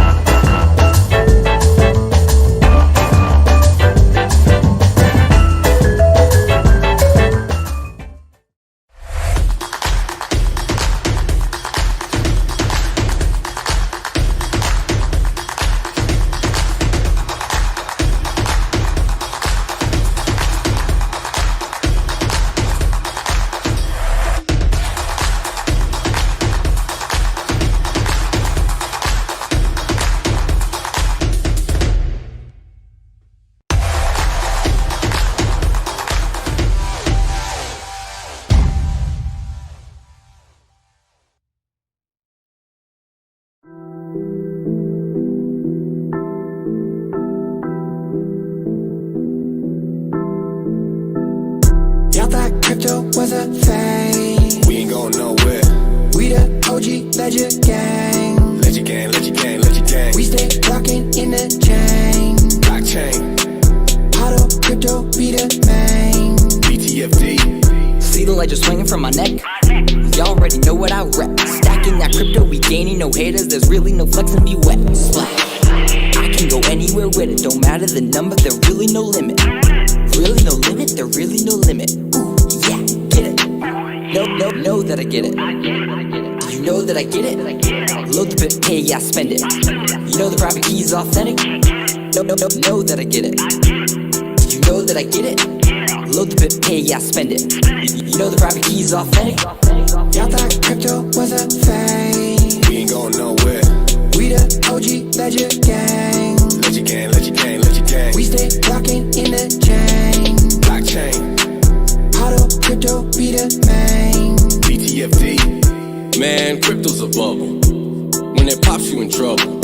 What you gonna do when the government kick in the door and start taking it from you? Man, crypto ain't a bubble, please. Tell me how they gonna get my private keys. The government can't keep an eye on me. I mean, you act like you don't want privacy. Yeah, but what's a Bitcoin really? I mean, it seems so silly. So what you trying to tell me is banks are about to fall flat on their belly? Yup, that's what I'm trying to explain. This is peer-to-peer, global exchange. In this world, banks ain't running the game. Border to border, blockchain, blockchain. Tell me what you know about the blockchain. Gas limit set low octane. Taking out the banks, we are not playing. Bitcoin and fiat, we are not the same. Y'all thought crypto was a fame. We ain't going nowhere. We the OG Ledger Gang. Ledger gang, ledger gang, ledger gang. We stay rocking in the chain. Blockchain. Auto crypto be the main. BTFD. Y'all thought crypto was a fame. We ain't going nowhere. We the OG Ledger Gang. Ledger gang, ledger gang, ledger gang. We stay rocking in the chain. Blockchain. Auto crypto be the main. BTFD.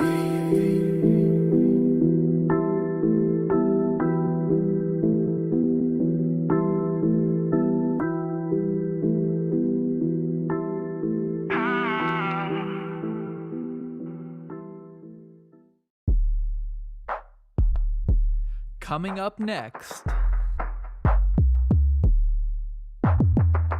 Stay tuned to learn more about the state of blockchain education at major universities all around the world. Reimagine 2020.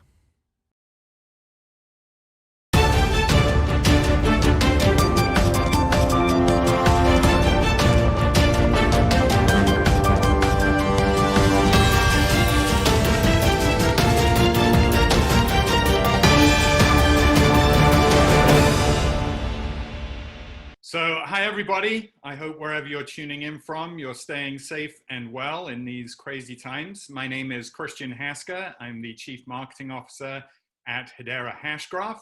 We are a public distributed ledger built on the Hashgraph consensus algorithm. And I'm so excited to be here at Reimagine 2020. What a great event, and hopefully full of great content, and everyone will learn stuff. I know I am. All right, everybody. I don't even know how many times I've done this now. I have been so lucky. I've got to talk to some of the coolest people the last few days. And, you know, what's excited me is different perspectives, right? Like that, I feel like sometimes I feel like I've been in the blockchain space for a bit, and then I just get to talk with like 20 or 30 smart people. And I realize that I will never run out of perspectives, right? So for the conversation we're gonna have right now, right? And I'm gonna bring on Christian in a second. You know, why I think this conversation is going to be interesting is because, you know, his role is in marketing, and I'll let him explain it in a second. But, you know, I've been in technology, I've looked at blockchain, I've tried to kind of size up adoption. I've always felt like if we have the tech, if we've made the investments and it still hasn't taken off, like what are those marketing gaps? Like what are those communication gaps that we need to close to really get to the next level, right? So who better to hear from than your CMO of Hedera, Christian? That's right, yep. CMO, for anybody who doesn't know, is Chief Marketing Officer. But Christian, before I butcher it, introduce yourself, you know, and tell everybody, like, kind of maybe a little bit about how you got into blockchain. Yeah, so I lead the marketing efforts here at Hedera, and my journey into blockchain was kind of fascinating. I've been in enterprise infrastructure software my whole career for 20 years, and mainly in the database space. So early on, I was in relational databases, Oracle, SQL Server, Postgres, and MySQL with the open source movement. And then in 2011, there was this big data movement, and I joined a company called DataStax that was commercializing the open source massive distributed database that came out of Facebook called Apache Cassandra. And crazy startup time, the 5 years, and we grew like a weed. I learned a ton, and I was so burnt out on startup life that after I left, I set up a marketing consulting company to actually go and help other open source infrastructure companies really build their marketing out and take them to market. A friend of mine who I'd worked with early on at DataStax on the PR side of things, she gave me a call. She said she was working with these two founders at a company called Swirlds, and that they were looking to do a public distributed ledger built on Hashgraph. I knew nothing about Hashgraph at the time. I knew a little bit about blockchain, but not a ton. This was in sort of mid 2017 when things were just about to take off. So you had a real general awareness of blockchain. So I came in and I helped Mance and Lehman, these two co-founders, launch Hedera. And my plan was, I was so happy consulting. I didn't want a full-time job ever again. I've sworn off startup life. And after the launch, Mance and Lehman said, we really want you to come full-time. I'm like, no, I don't want it. I'm good. I'll help you staff up, and then I'll peace out. And, Mance said, well, come to Dallas, just let's spend the day. And so I said to my wife, I'm going to go to Dallas. I'm going to talk to Mance, but I'm telling him no, I'm just being polite. So I spent the day, and at the end of the day, he really gave the vision of a lot of what we're talking about today, actually, which is, how to get mass adoption of distributed ledger. I was still, when I left, I was like, give me a month. In my mind, I was like, I'm still going to say no. But over that month, I just couldn't shake that you have this perfect convergence of brand new technology in a brand new market, enabling brand new applications. And then you sort of have this gold rush element to it as well, which attracts a whole host of new people. And, those blockchain-based systems that really figure out this topic we're talking about, this go-to-market and the marketing, have a really, really good opportunity. So after a month, I was like, dang it, I just can't say no. So I joined full-time in early 2018, and yeah, the rest is history. For anyone listening, and a lot of you people know me, I'm not a professional interviewer. I've learned over the last few days, Christian's one of those people that's just gonna make my life really easy right now. Because what he just described, what Christian just described to you, it was like he was being very humble, but there was there's a lot to unpack there, right? So Christian, I want to talk a lot about Hedera. I think your approach to marketing, how some kind of your past experiences in Silicon Valley or in technology kind of applied to the lessons people are going to learn now. But I want to take one step back to kind of go through, and again, there's probably 3,000 to 4,000 students listening to this right now, and a bunch of other key players.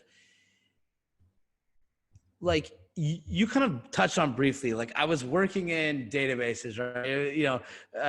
Or general technologies that seem small to people, right? Who have not lived in that world, right? And you're in San Francisco right now, right? You've been in Silicon Valley for a while. That's right. Yeah. 20 years. It's flown by. All right. So for anyone listening, I know there's a lot of anarchists in blockchain who don't understand that there's people who've been building really cool shit in Silicon Valley, right? So I believe what you're going to hear Christian tell you next is an experience of you know, how the past will kind of lead to what we're going to go through, you know, in the next few steps. So like, if you don't mind, Christian, and I won't harp too much on this part before we go forward, but like, what lessons did you learn in past lives, right? Like, what did you learn from, you know, were you in the oracles of the world or whatever, where now you know, and how does that influence what you see going forward in blockchain? Yeah, so it's a great question, and I've learned a lot. So I'll try and pick the highlights. So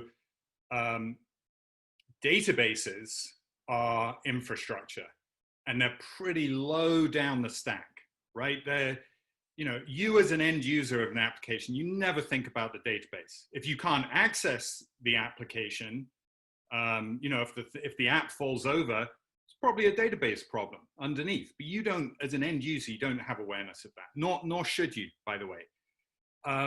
So that's infrastructure. Similarly, blockchain, distributed ledger technology, is infrastructure. I mean, it's at the bottom of the stack. So if you took away the gold rush element from blockchain, no one would be that excited right now because it's really low down the stack. How it becomes really exciting is not just the infrastructure. It's what the infrastructure enables. What are the applications? So you've got a bunch of students watching right now.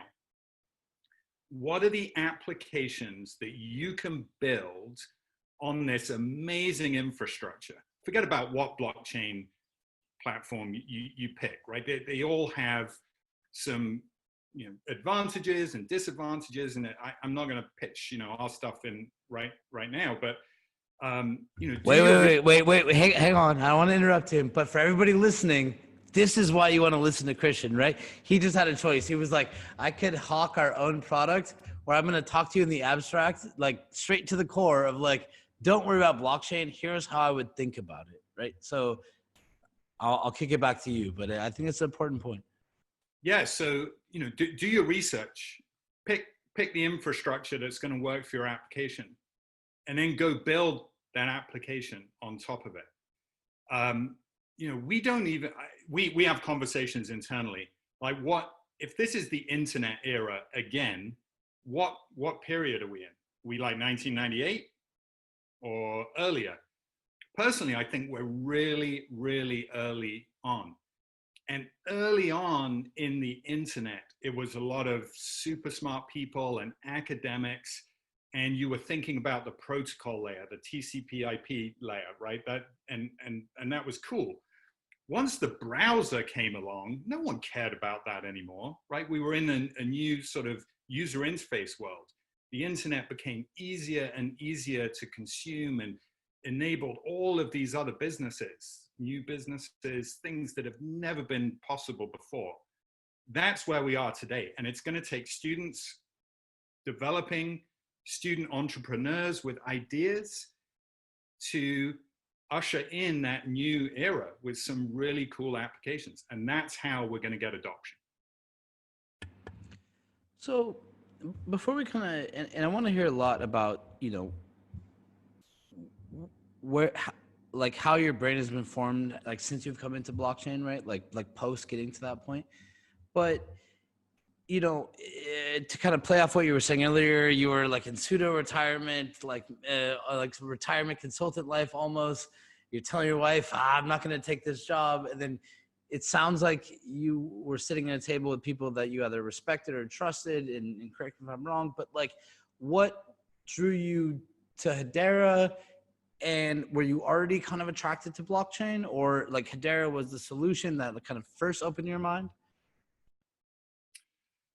So I was interested in blockchain as a technology, and I'm still very interested in blockchain as a technology. You know, if you think about Bitcoin back in 2009, the ability to have money without a central bank, and we all maintain our own ledger, and it has value and I can, you know, send it to you and you get it, and we can exchange that for goods and services. That is a mind-blowing leap forward in what's been possible. And we can talk about, well, why isn't everyone accepting Bitcoin and blah, blah, blah. That's for another day. As an invention and a leap forward, it is amazing.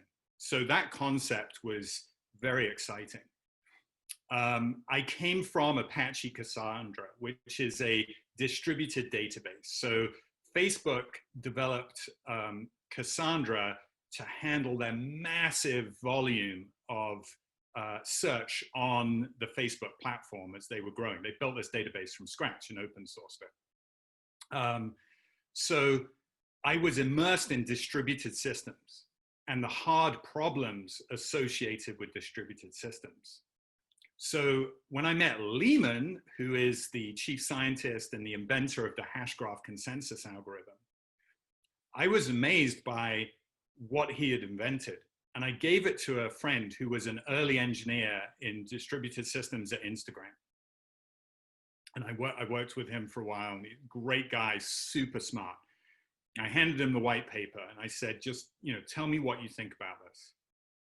And a couple of days later, we met up and he said, listen, I don't know if you'll be successful, if this thing will fail, but the problem that Lehman has solved is incredible. And the way he solved it is incredible. And that was really all I needed to know from a technology standpoint, to know, okay, it's really, I'm being given the ingredients to have something really cool here. We may fail, but the raw ingredients are there. Oh, I've lost your audio again. Oh no. This is why I love these videos. Over 72 hours. Can you hear me now? I sure can. See, like I'm like appreciating mistakes. Like after people watch me for like a decent amount of 72 hours, they're gonna hate me. So I need to find humility at moments like this. But at one point we had funded some research in like the quantum implications of blockchain, right? And it kind of set me down a path one day where I was researching a variety of blockchains, and I had known about Hedera, but kind of pushed me to dig deeper, like acrylic graphs and rumors, gossip, etc. I do think there's a lot of validity there, and I promise to put off this point in a second, but like, so. Is it safe to say before you started Hedera, you had never been a part of blockchain, right? Or you'd never worked for a blockchain company, or you were a spectator, or you had participated? Correct. In 2011, when I was working at DataStax, this engineer talked to me about Bitcoin. He had a mining rig. He was mining so much Bitcoin. He's like, you really need to get into this thing. And I remember at the time, I just you know, discounted it. I was like, okay, the tech is cool, but you know, that kind of seems, you know, just so out there. Anyway, he bought a house, like, you know, the next year with his, or 2 years later with his proceeds. So he was a visionary. I should have listened harder. So there's a few panels coming up next week, and some of them have been spurred from conversations I've had the last few days. Like I was able to do like 2 hours with Miko Matsumura the other day, like really cool guy. Like, and one of the things we talked about was kind of like the Silicon Valley version, right? Like I have friends in SF that have funds, right? And I talk to them sometimes, and it's like they have a fund, or they're an angel investor. Like there's a stigma, like I don't touch blockchain, right? Like, and now to me, sometimes this would be the equivalent of someone saying like I don't touch SaaS, or I don't touch AI or VR, right? But like, and I want to, and I'll kind of unpack this in a minute, and I'll pass it to you. But like, one of the things that made me laugh, and a few conversations we've had here throughout the conference, even really drilling down to the university level, right, is, you know, where like we can see students having an on-campus organization, right, like not affiliated with the school, and they're getting like cease and desist letters from the school. And I think we talked about it a little bit earlier, like, because there's like stigmas to cryptocurrency, right? And I believe this extends to the investors, to the I know very smart developers in Silicon Valley, right? Like they haven't fully committed. So I'm just to kind of wrap this part up, like from your perspective, like when you jumped into this world, right? And coming from like a seasoned tech world, when you first saw it from a marketing perspective, like what were your original thoughts? Were people trying to dissuade you from going into it? Did you have hesitations? And then like, what did you learn over the next few months? Yeah, that's a great question. So what I'll say briefly is, if you go to the early days of the internet, there was some bad stuff. You know, these leap forwards in technology attract, you know, people and organizations that no doubt are trying to figure out technology for less than savory purposes. So let's set that to one side. The fascinating thing with blockchain is because you have this financial incentive as well, it's really attracting an element into infrastructure technology that just wouldn't normally care about it. And that brings a whole host of both challenges and opportunities, because those people that were early to see the potential of cryptocurrencies can be some of the best evangelists for technology, even though they're not developers and really understand, you know, the ins and outs of what the technology does or how to build on it. That's okay. They're visionary, they're passionate. So I think I wasn't concerned about getting into this space, because as part of the pitch that I had from Mint, he was like, we're going to do everything regulatory compliant.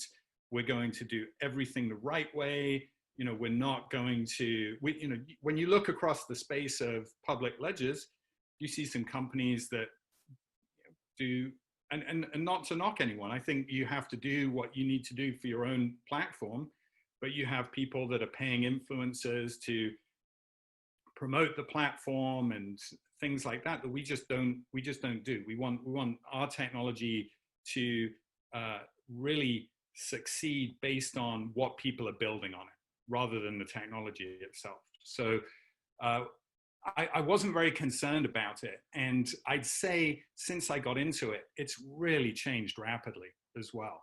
So, you know, this week, I forget what weeks we're in, but, you know, some week recently, Andreessen Horowitz raised a $500 million fund, their second fund, right? In Silicon Valley, people, and if you don't know, that fund is just to invest in blockchain-based applications and startups. So that kind of money, VC firms in Silicon Valley, they love money, right? They want the next return. In a year's time from now, 18 months time from now, every VC company in the Valley is going to have a blockchain arm or an investment fund dedicated to it. Because as Andreessen Horowitz goes, so goes the whole VC market. And it is changing. It's really changing rapidly. So I'd say to your students, you know, if you're getting cease and desist, it's probably a really good opportunity to educate, right? That we've moved through that phase now. Sure, maybe some of that unsavory stuff is still going on, but we're in a totally different phase now, and we'll move into an even different phase in the future. So, sometimes I get cease and desist from grandma, like, oh, you're dealing with Bitcoin, right? So, by the way, like, again, for anyone listening, go replay that like 5 more times. You're gonna learn a bunch of stuff. I'll ask another question. Okay, so it's kind of brought me up to this point. So like we've kind of just gone through your evolution to kind of get up to it, right? All right, so now you're Chief Marketing Officer of Hedera. You probably have some preconceived notions of what worked in your previous life, right? I'm assuming you learned some lessons like, or new ones, like maybe some things you thought would work, didn't work. Maybe some things you didn't think would work, would work. How's that journey been? And for any other, and I know there's some watching, for any other CMOs watching, like what advice would you give them? Oh yeah, you know, I learned a lot So if you think about the open source movement that I really enjoyed, sort of seeing how that evolved.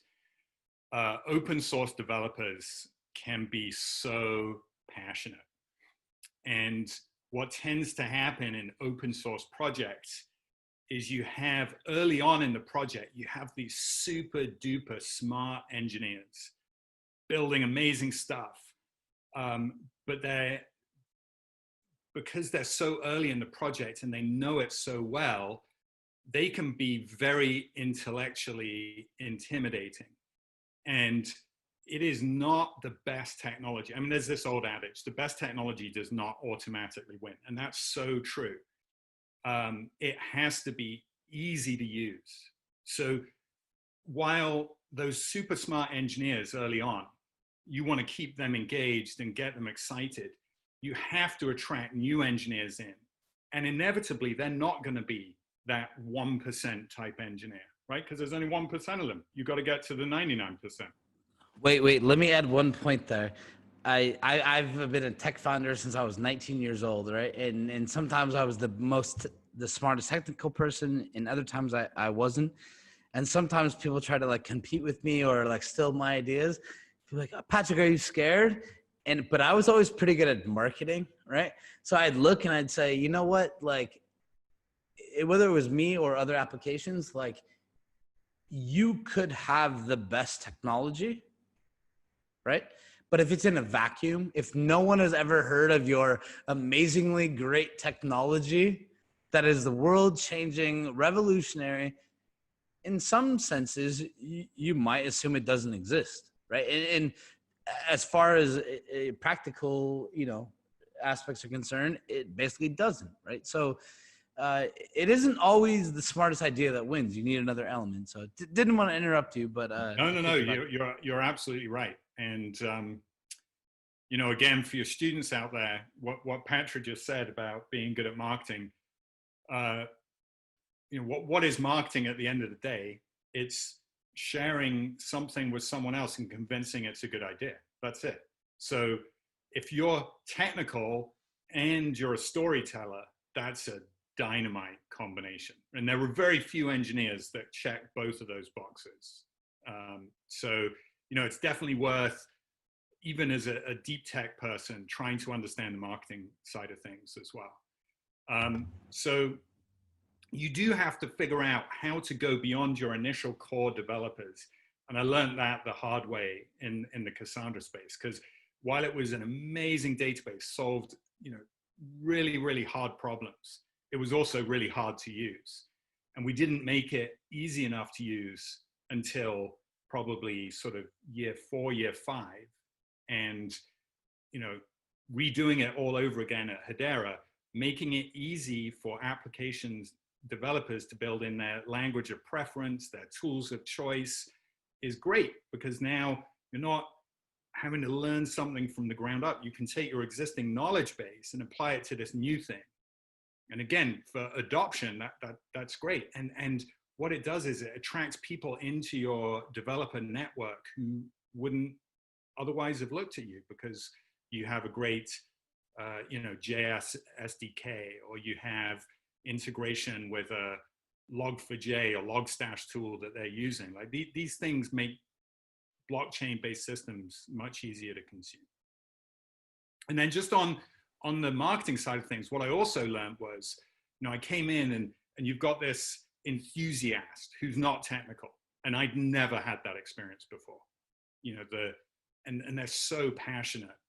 And so trying to learn, and we're still learning, by the way, and probably messing up, and, but to understand how to keep them with you and keep them engaged and keep them passionate and evangelizing on your behalf, while really focusing on developers that can build out, the application ecosystem. Like that's a hard tension to hold.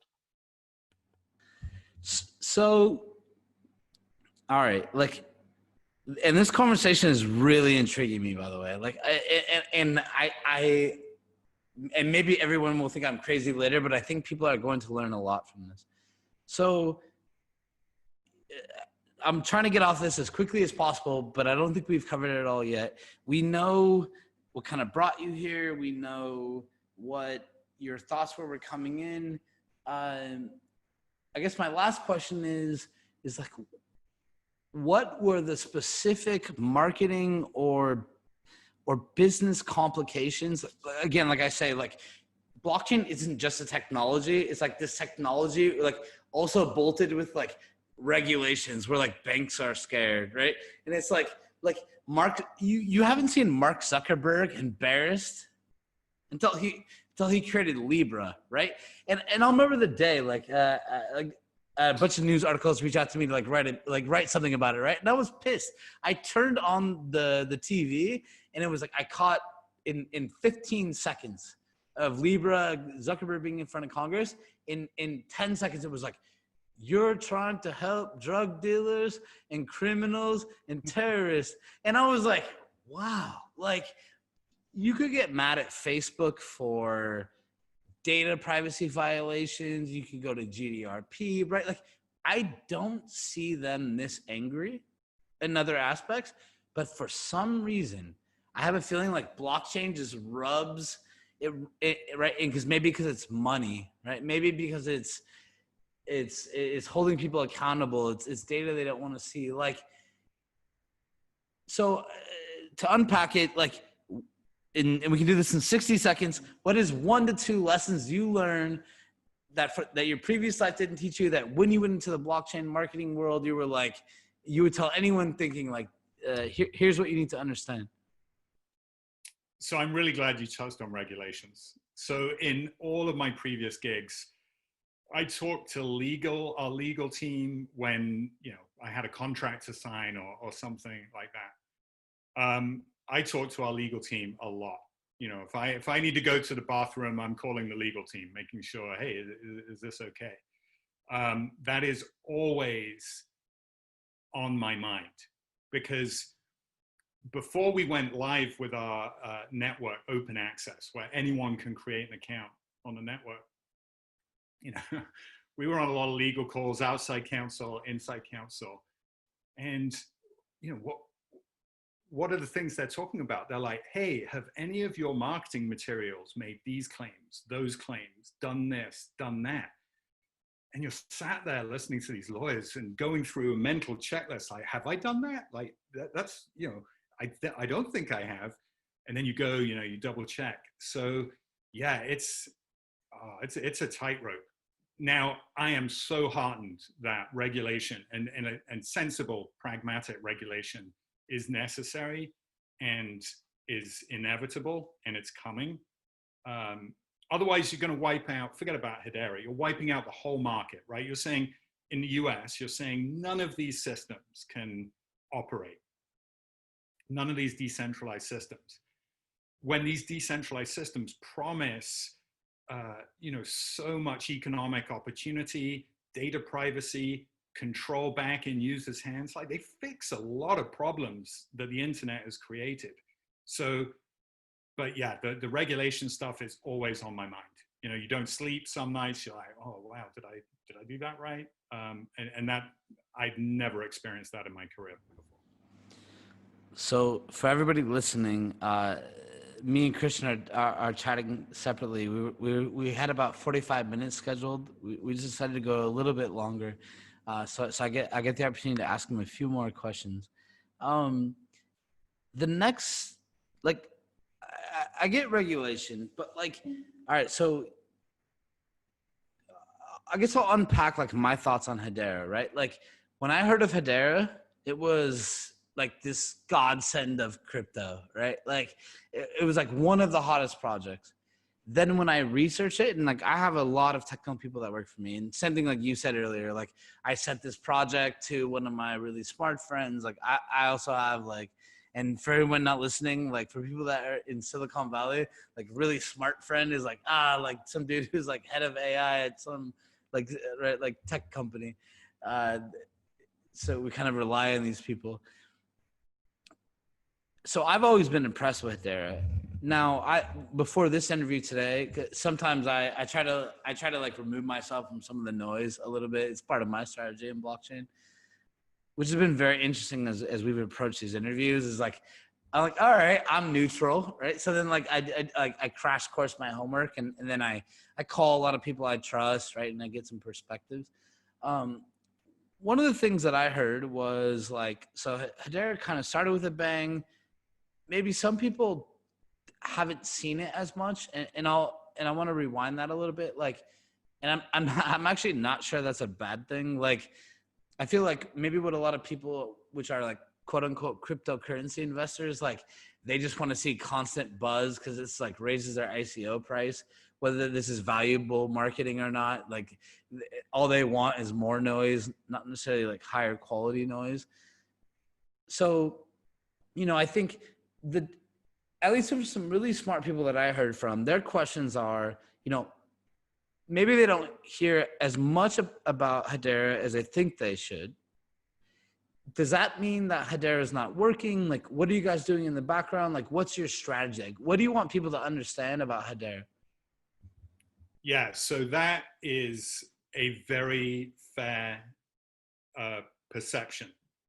You know, when Hashgraph came out, you know, it was really, there were headlines like this is the blockchain killer, and there was a massive hype cycle.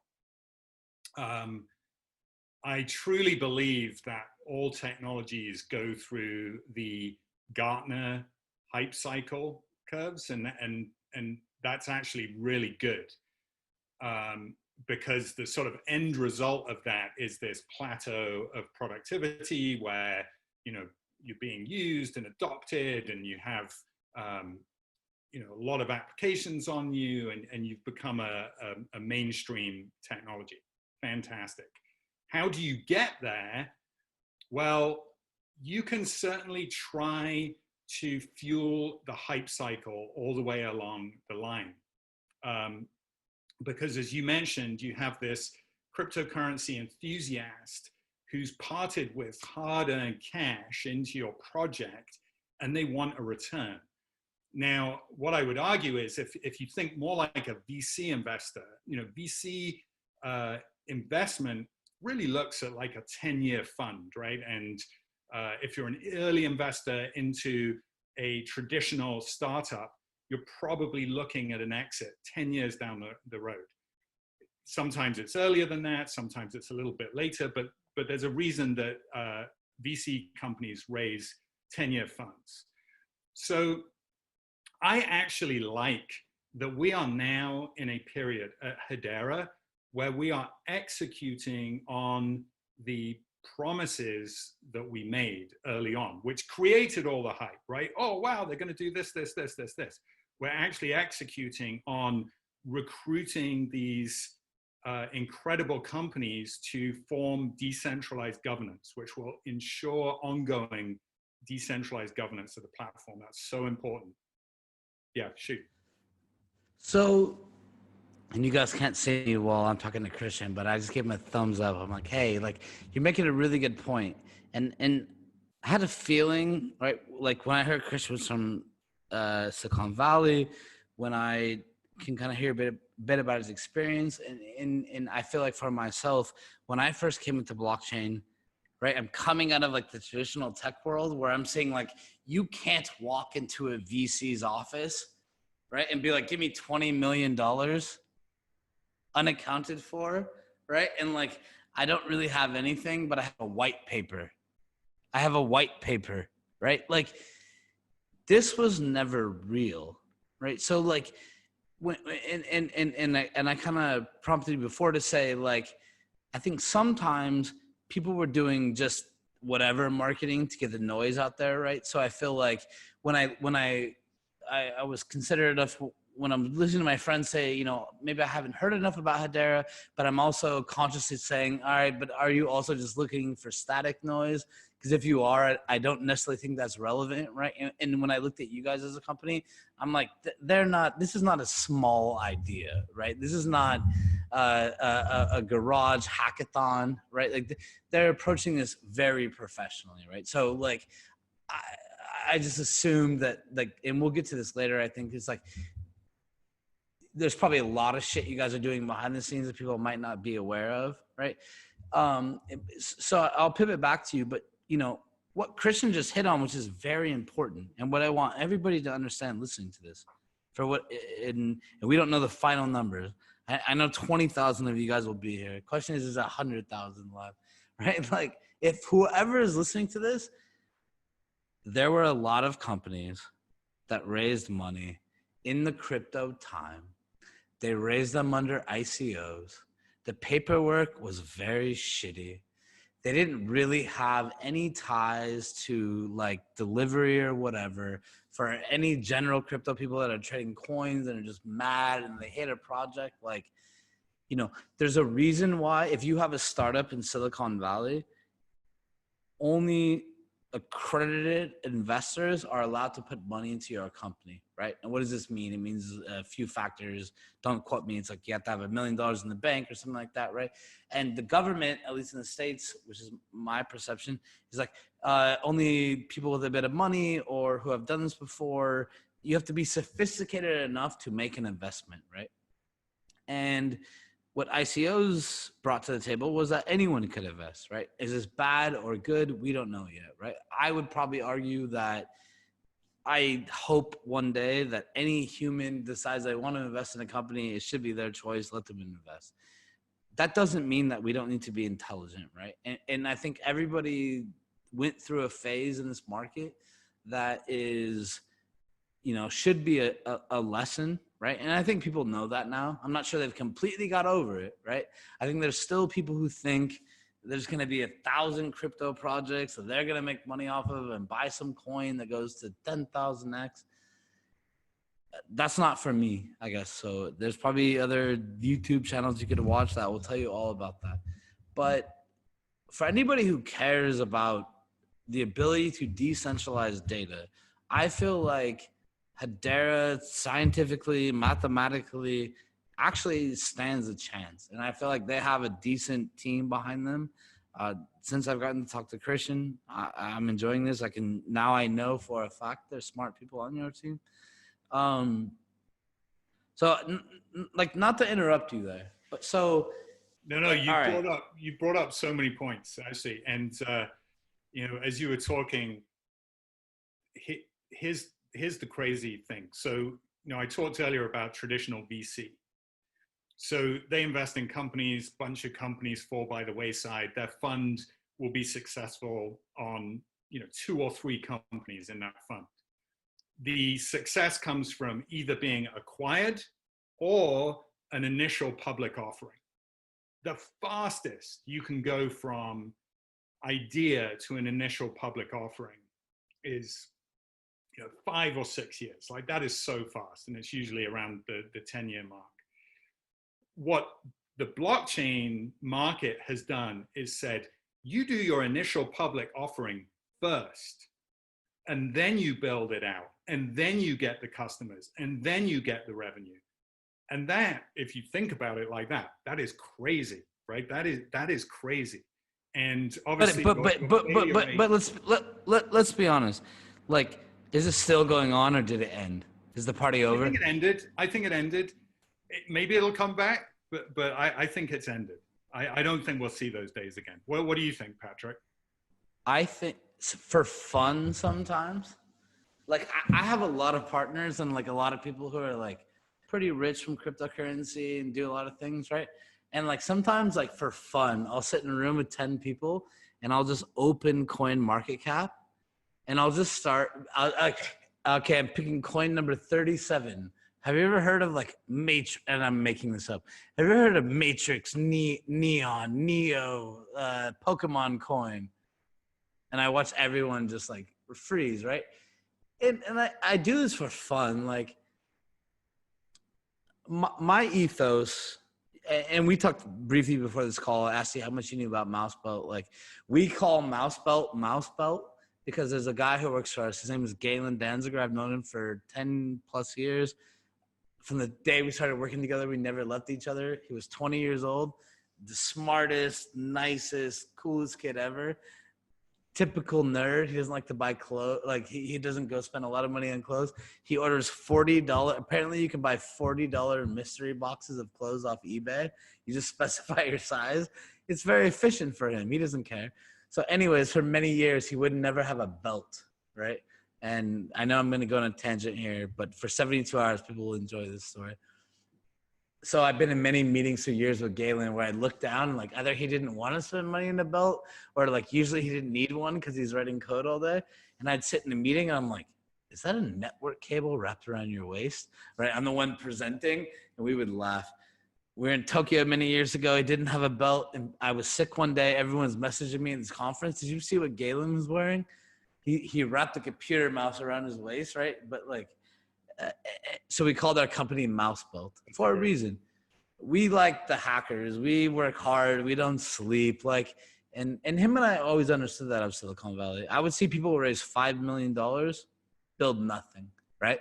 And roll their company up. And it always blew my mind. I mean, like for $5 million, the amount of code you should be able to build if you're intelligent and you have a strategy is insane, right? So we've seen companies raise hundreds of millions of dollars, right? And sometimes I try to like detract myself. I don't get in the weeds. So I want to like come and like play dumb and say, what is this company doing, right? Oh, they built a wallet. I'm like, they raised $200 million and their output was a wallet in like, I don't know, 9 weeks. Not this, this is every company, right? Because blockchain is hard to build, right? Distributed databases are not easy. Like non-centralized trust is not easy. So I don't want to make myself the conversation here, but like I believe that what happened was a fucking crime. And I think that if the billions of dollars that went into what project should have been, like the output of, you know, what happened, we should be a bit further along, but hindsight is always 20/20, right? So, and we don't want to be one of those stories. So we may So tell me that, like, you had a choice to work at Hedera. You sent the business plan or the tech stack to your friends. You're okay. You got some validation points. What have you learned since that journey? Like, did it hold true? What do people not know about you? And what are you guys about to crush that no one has any idea? Yeah. So if you're not familiar with Hedera, we have a fairly unique governance model, which is global organizations, you know, Boeing, Google, IBM, Wipro. We just announced University College London, one of the top 10 universities in the world. When Mance pitched me on, we're going to have this council, you know, I was skeptical, to be honest with you, because I know how hard it is to sell things that exist already to enterprises and get them on board. So to persuade them and have them actually run a node on your network and govern the network and, you know, steward the roadmap, that was a promise that I didn't know if we were going to pull it off. But here we are. We're a third of the way to our 39. We've got 13 announced publicly, more coming. And, you know, that blows my mind. So if you read our white paper and you saw that and now you track our progress, you're like, wow, they're actually executing on that. You know, the other thing in the white paper is Hashgraph itself is very fast, very low latency finality, you know, finality within 2 to 3 seconds. And the thesis is with the possibility to do thousands of transactions per second, you're going to attract applications that haven't been possible before on other blockchain-based systems. And already, if you look at the transactions per second, we're at sustained 15 TPS. So other than EOS, I think we're number 2. We're only 8 months in. I mean, that's amazing. We've got real applications running on the network.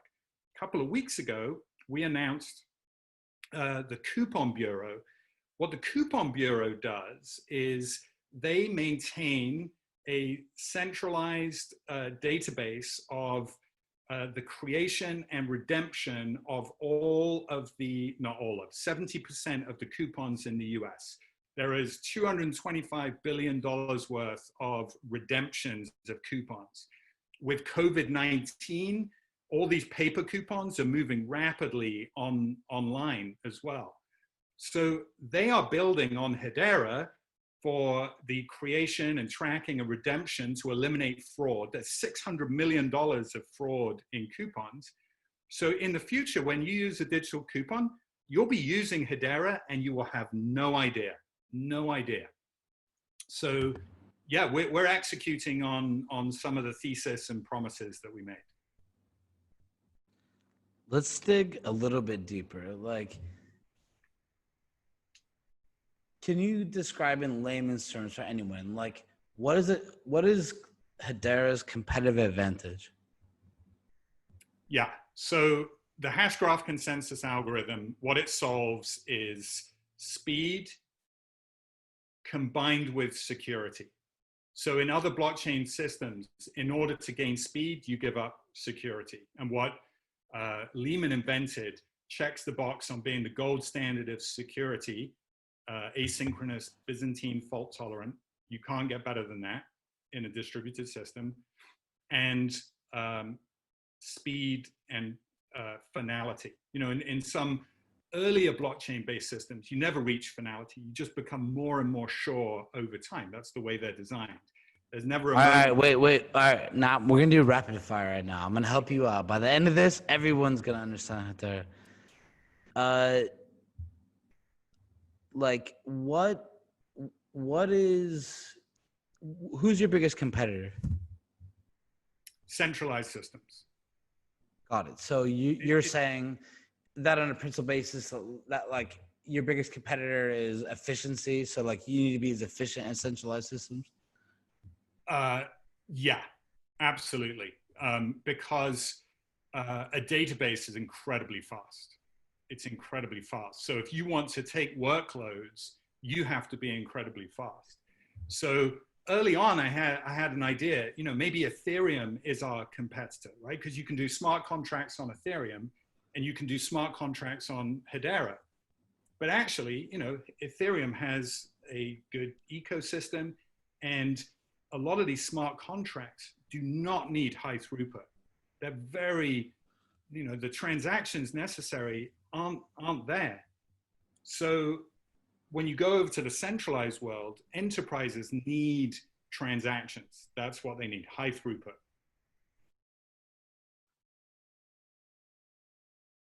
Oh, can't hear you.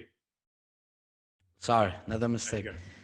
But like, so, and I want everyone to hear this, right? So I think on one half we can have the Bitcoins of the world, right? Everyone's like, oh, it's only Bitcoin. And the other half we have like all these smart dudes working on Hedera, right? Like, so, okay, so is Hedera trying to be Bitcoin, or you guys are trying to serve the enterprise institutional, they want to deploy blockchain in a fast and efficient way? Like, how would you describe that? This is not a zero-sum game. It really isn't. There isn't one winner take all in this market. There really isn't. There is going to be the right tool for the right job. And that's why I said early on, think about your application and its requirements, and then pick the system that's going to fit those requirements. And, you know, you talked about going to like CoinMarketCap 37th and it's blah, blah coin. You know, it takes, do some research, right? What is it? What is it doing? What's it trying to solve? And what we're trying to solve is high throughput, low latency applications with decentralized trust. So our differentiator is that we have the Hedera consensus service. Let's say you have a centralized application. You don't need to rewrite that application from scratch. You can add decentralized trust to that existing centralized application. Let's say you have a private permission network built on Hyperledger Fabric, and you want to add decentralized trust and fair ordering of those transactions in a public network. You can add that without having to rewrite a line of code. That's, you know, where we're headed. Got it. So, and I want to be clear to everyone, because like I do think sometimes there's so many blockchains and everyone's promising so many things. It's like this IoT blockchain and this other one, maybe this one's fintech or da da da, right? Like, and I truly believe that if I go ask people, they legitimately like basically know nothing about what every company is doing, right? And sometimes I feel lucky to be able to have conversations like this, right? Where I'm like, I can actually leave this like knowing what Hedera cares about, right? So, and I don't know. So now I want to ask. I want to know. Hopefully, maybe other people do as well. So, what is your guys' goal? Like, are you guys going after enterprise? Like, what is your purpose? Who are you trying to make happy? Yeah, so, we're very fortunate to have these great companies as part of our governance council. So we have that enterprise play. Enterprises, as you know, they move slowly and deliberately. They're not startups. So our goal is to satisfy enterprises and solve their real business problems. And, they have centralized systems that could benefit from trust. Most centralized systems have to have some sort of auditing capability, right? You do an export, someone audits it. It's very manual. It takes a long time. If you can plug in an auditable, decentralized system, then you're sort of checking the box on that. You're reducing time to market, all those great things that enterprises care about. On the other side, we have to attract entrepreneurial startups because they move fast and they have the next great ideas. The company that I used to work at, the database company, there was one application that early on that made us super successful. That application was Netflix. And Netflix needed to solve a really hard database problem. And it was when you go into Netflix and you have your queue, they needed to make sure that your recommendation engine was always available, that your queue, your product queue, when you've added things into it, is always available. And that was a really hard problem. They solved it with Apache Cassandra, and Netflix put us on the map. Today, they were a startup when they picked, now we think, oh, whoa, 180 million users. We can't live during quarantine without Netflix. But that wasn't always the case. Watching this today is someone with an amazing idea. And maybe that amazing idea is more suited for a different blockchain-based system. But if it requires high throughput, high security, low latency, then you should look at Hedera and build it on Hedera. And that's, that gets me so excited, really, attracting startup companies. And who knows which ones are going to be successful? You don't. So you got to get as many building as possible.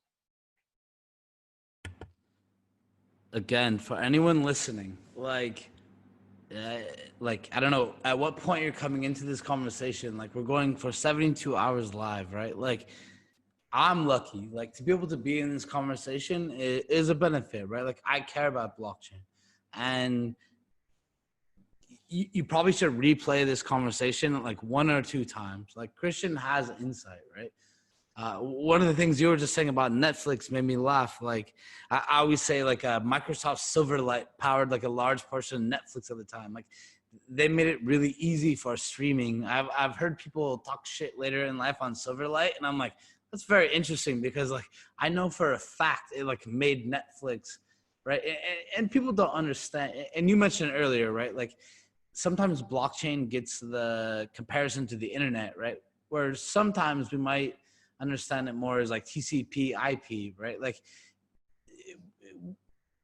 when people don't know how to present something, they kind of go to the features where really you just end up confusing people and they only want to understand the benefits, right? So, I want to talk a bit about like how you guys are thinking about applications and what interactions with customers, whether it be enterprise, institutional, etc. We've been having a lot of really interesting conversations around that lately. But to kind of close out this, and I want to be clear because I feel like there's some misconceptions sometimes where it's like, for the general blockchain enthusiast watching this right now, right? Like, if you're only watching a coin or something from a crypto price, like, maybe that works, maybe it doesn't, right? But not every real company is thinking about it like that. So, like, my question to you, Christian, is, are you are you guys thinking that it's like for profit? Like you have a revenue stream, you have a revenue vision. Like, what does that look like? You guys are going to go get checks, and from who? Yeah. So today, if you're a developer building on Amazon Web Services, you select a bunch of services and you pay an API, a fee to use that service, an API call. That's our model, just in a decentralized system. So our API call for the Hedera consensus service, for example, is 1/100 of a penny. It's tiny, tiny. And it's fixed in dollars because enterprises need certainty about cost. So we peg our API call to dollars. So you always know what you're paying. It doesn't go up and down. So in order to generate revenue off of that model, you have to do a lot of transactions per second. At 1,500 transactions per second, we'll be cash flow neutral. And then from there up, and when you start to talk about 1,500 transactions per second, there's no blockchain in the market doing anywhere close to that today. Nowhere close. We're at 15 TPS, 8 months in, and doing great. So you can see the journey we're on. But there's no doubt in my mind that we'll get there. So our coin, HBAR, has two purposes. One is to pay for the API calls. And two is we're a proof of stake-based system. So it's a safety mechanism for the whole network, right? You need these, as we move to permissionless nodes, you need these economic incentives for the node runners, and they get part of that stake for running a node. HBAR holders get a little return for staking their coins to a node. So we have two purposes for those coins. And as Hedera, we take a tiny, tiny, tiny fraction of the fees paid out as profit to fuel the business. But if I can ask, like who are your customers? Like boil it down, like one sentence. Like who's your customer? Like who's the first customer you're gonna go after? So the Coupon Bureau is a great example. They have a real business problem. But would you put that into a subset? I mean, like not like this specific example, but like what vertical like are you guys aiming at? So it is. So that one is really tracking and tracing, but at massive volume. Not your traditional sort of supply chain tracking and tracing, which is low throughput. These are things where you're transacting very, very, very fast. So there's tracking and tracing. There's proof of action.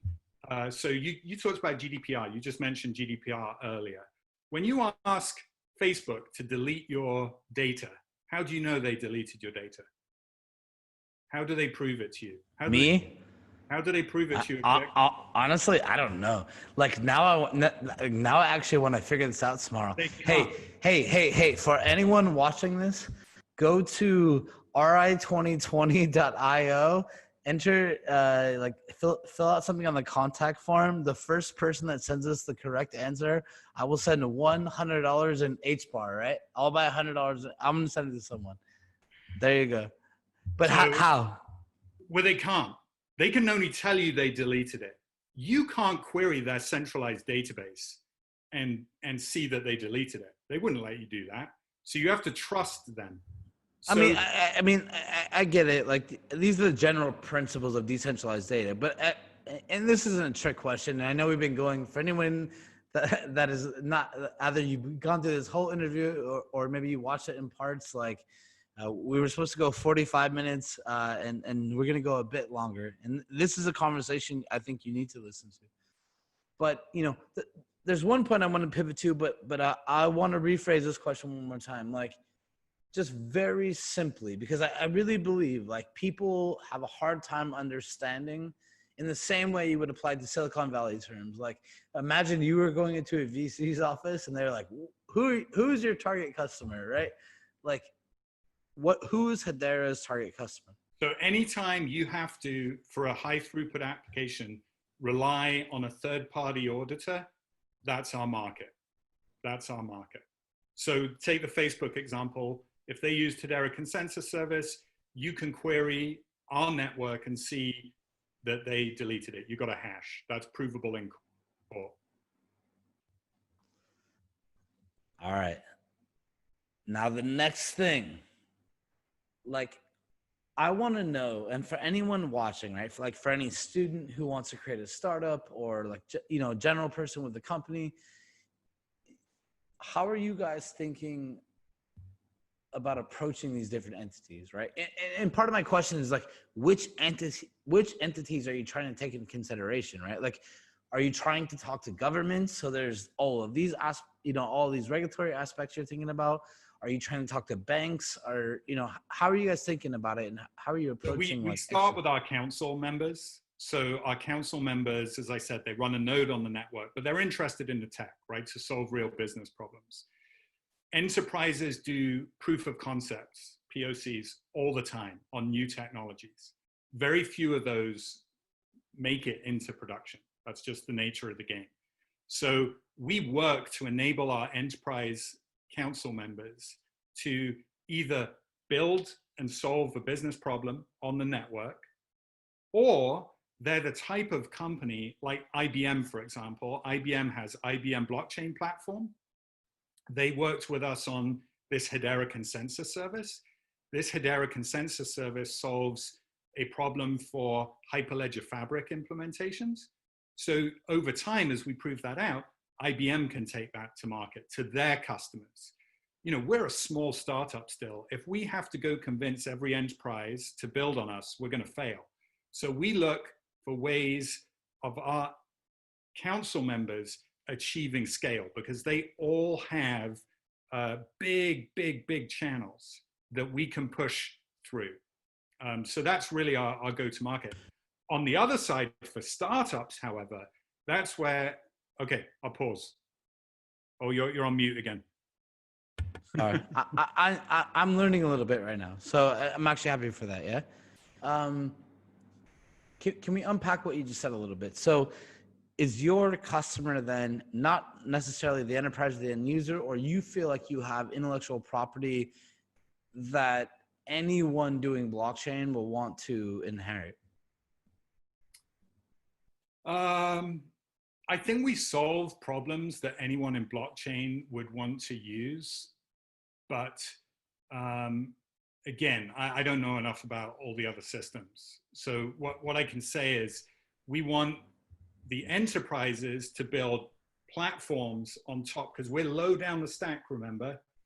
And then their customers consume their services, and we're under the covers. You know, a really good marketing campaign is Intel Inside. No one should care about the chip, right? And that's kind of us, right? Over time, you won't even know we're there, but we're inside of everything. No. I think I understand more now. Like, and now I'm more interested in Hedera. Like, I think maybe sometimes I or many people slip into the trap of saying, like, who's your end user? Who are you going to sell? Which enterprise to consumer, right? And now it's a bit more clear to me that I feel like you guys want to be more tightly integrated, right? Like, I can go buy a Apple laptop, but the chip inside is Intel, right? So that's it. Yeah, thank you. That's a great analogy. Yeah. Thank you for that. But what I was going to say is, on the startup side of things, because we want those great entrepreneurs and great developers, you know, they don't have these big platforms. They're going to be super innovative. And that's where organizations like Mousebelt are so important, right? The education, the really getting enthusiasm within the student base, having an incubator where someone can have a wacky idea and you'll incubate it. That's fantastic. I'm a little bit biased, but I do love Mousebelt. So, by the way, I for anybody listening, I don't know. I just realized this is one of the first calls I've actually like felt tired, not because I'm excited because I've done like 20 of these in the last 2 days. So I might be fading a little bit, but hopefully anyone watching can give me a little slack. But I think it's a good pivot to the last question I've kind of tried to bring to everyone, right? like, why are we having this conference? We're having this conference because I'm a nerd. Some of my founders are nerds, and like, we actually want to help kids at universities, right? And all of their conferences got canceled. We didn't charge anyone a single dollar for tickets for this or anything else. We're about to launch a hackathon tomorrow, like many other things, right? Like, and we're helping Hedera on one as well. And by the way, for anybody watching, we'll put it here in the bottom, the graphics, but the Hedera is throwing a hackathon. I'll let Christian talk about it here at the end. We're trying to support it as well. But we'll put some thoughts down there. Keep an eye on it. And for any other hackathons or events Hedera is doing. But leading to my last question is, you know, for all of the students watching right now, right? And for the ones that are not pessimistic about the market, right? Like they're 19, 20, 21 years old. They don't have a 10-year career in blockchain. You know, they just want to build applications and they think they don't see any reason why they should not be decentralized. What would you tell them? Like if you're in school right now, like how would you think about it? And, you know, how can they interact with Hedera? Like how is Hedera trying to help them on that path? Yeah, so we're living in fascinating times right now, and we're living in a time where trust in our institutions is being eroded, and you know, trust in different organizations has been eroded, and you know, just looking at my kids, they have very low trust quotient, and trust is the problem that all blockchain systems are designed to amplify. I'm not saying that, you know, that they're solving it, but it is a big problem in the internet world. And if I were at college today, I would be looking at blockchain to get in. It's still so early, so early. There aren't these thousands of mainstream applications. So again, do your research, have an idea, pick your platform and start building. And then organizations like Mousebelt are there to help you. And if you have a good idea, you know, Patrick just talked about our hackathon. So it's hedera20.com, 20.com. We've got 600 developers already building on it. The Mousebelt Challenge is so cool. They're offering mentorship and incubator for a challenge around actually using Apache Kafka, which is a distributed streaming message queue, to integrate that with Hedera Consensus Service, which is a super cool challenge. Oh, you're on mute again. Our CTO, Galen, like one of my best friends, like we've been building something where we were seeing the opportunities in Kafka and we were realizing it. And for anyone listening, like if you understand why this conference is going on, like if you don't know anything about me, like I'm pretty busy, but I'm going to set up like every day this week in a random time zone and talk to like 60 people, right? Why am I doing this? A good example is the Hedera hackathon. We had a really good idea internally. And at one point, because I had never talked to Christian before, I was a little disconnected. This is the first time Christian and I talked. Like now we're going to be friends, right? But like Galen, our CTO, told me the idea and I was like, damn, that is a really good idea. And I was like, really good idea. I was like, maybe we should hold it for ourselves. I swear to you, for 1 second I sat there and I was like, maybe we should hold that one for ourselves. But the end, after deliberation between 2 or 3 people, and I probably had the final say, I was like, whatever. Like,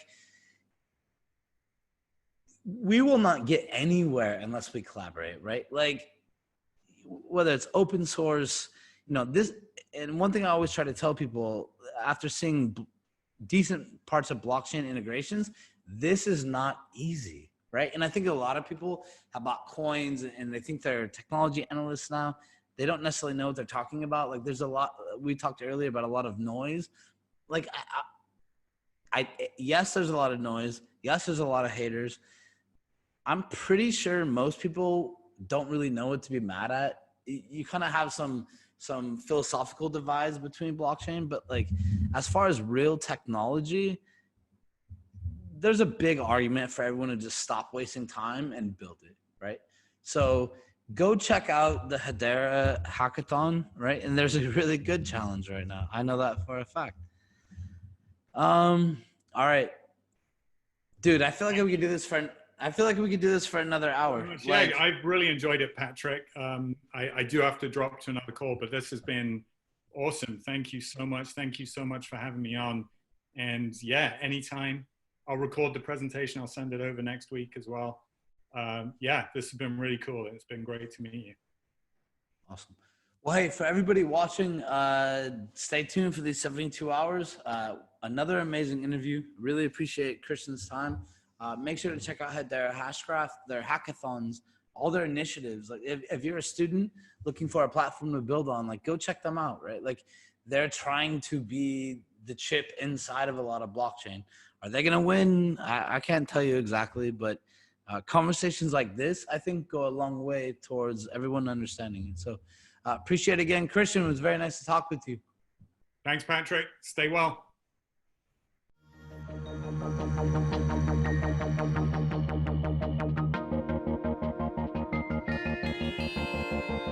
Stay tuned to learn more about student interest in blockchain technology. Reimagine 2020.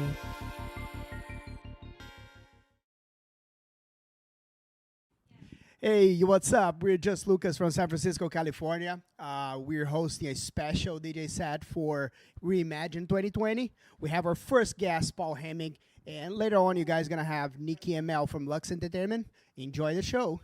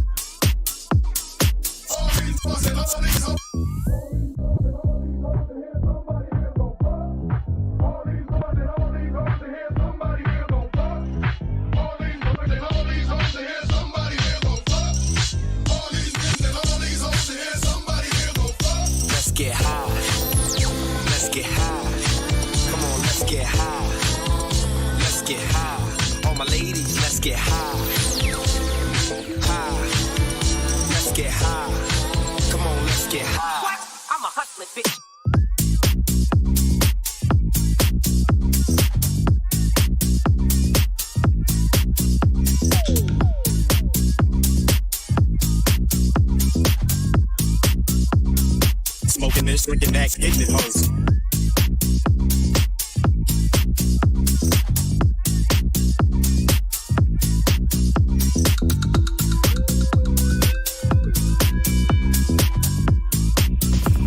Get the loot, get the ice, fuck the white, no doubt. Let's get high.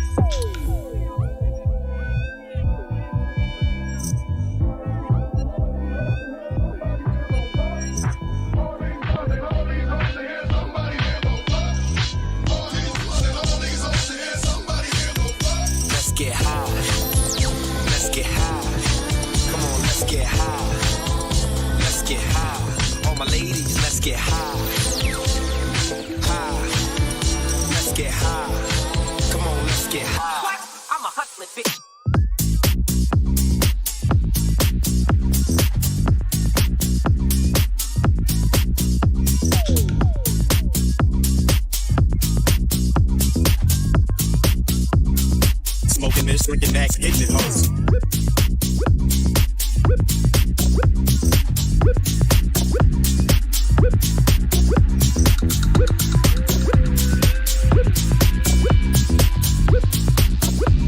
Get the loot, get the ice, fuck the white, no doubt. Let's get high.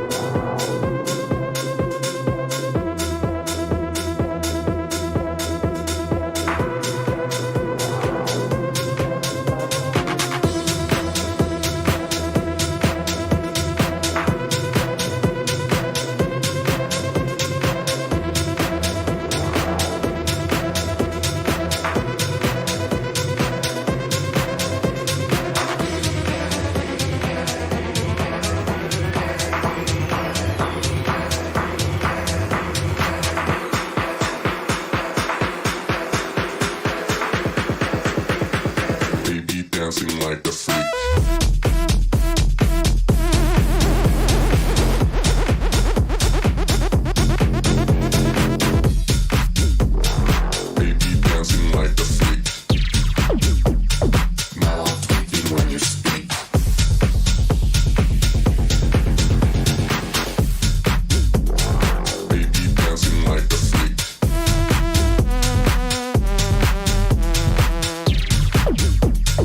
Now I'm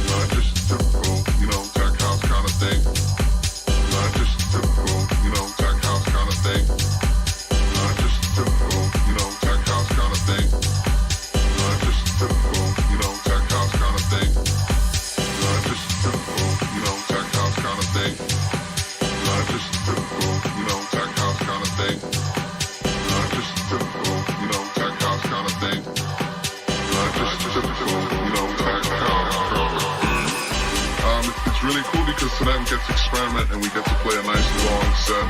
We don't have set times. It's whoever's feeling the music jumps on. A lot of back-to-back action, so it's going to be a lot of fun. We're going to be playing a lot of different kind of styles of music. Not just typical, tech house kind of thing. Not just typical, tech house kind of thing. Not just typical, tech house kind of thing.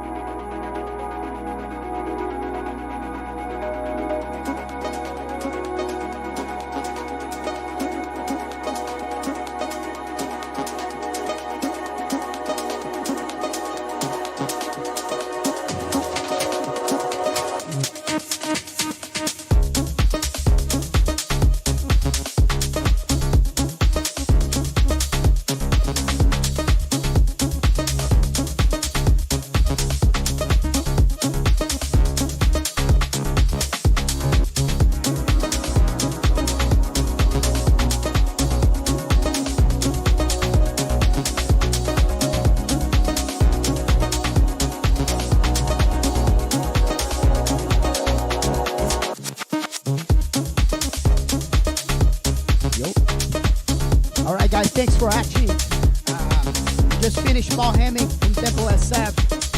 We're all Temple family. Hope you guys enjoy. I'll see you soon.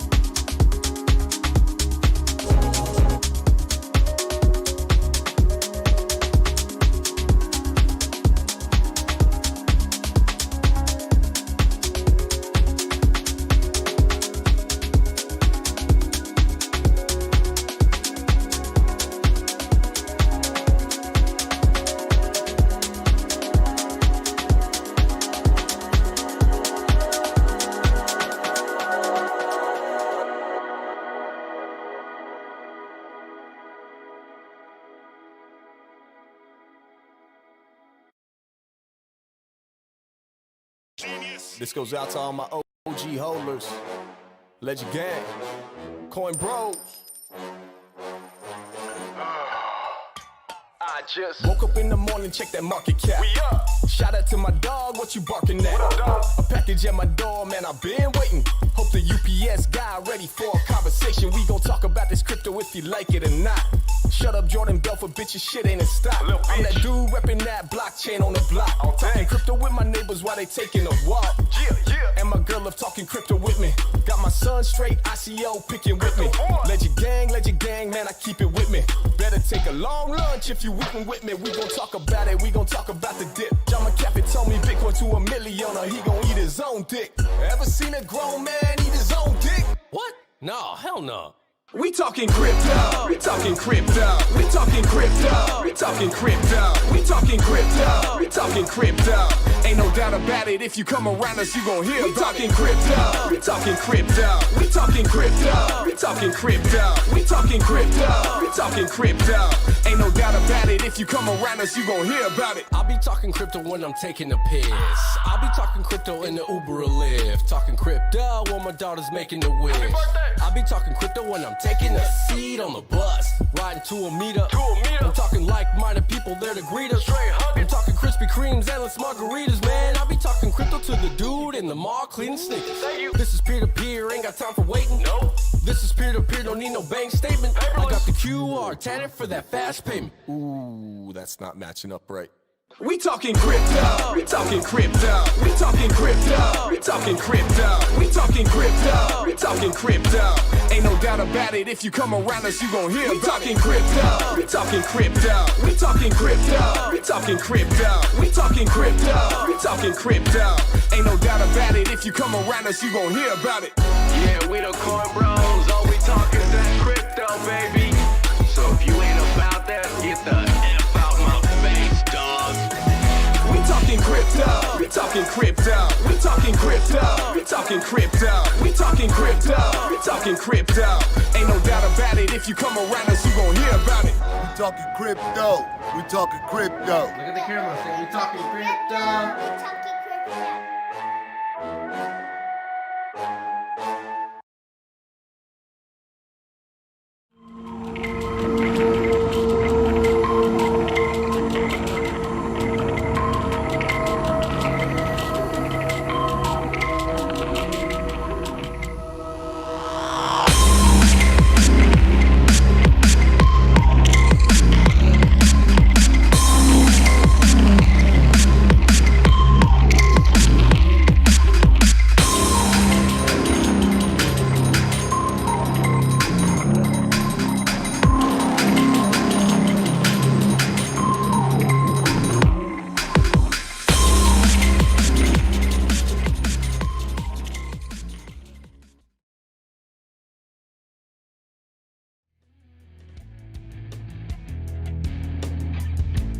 Coming up next.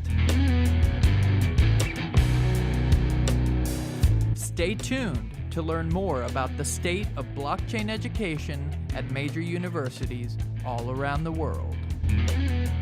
Reimagine 2020.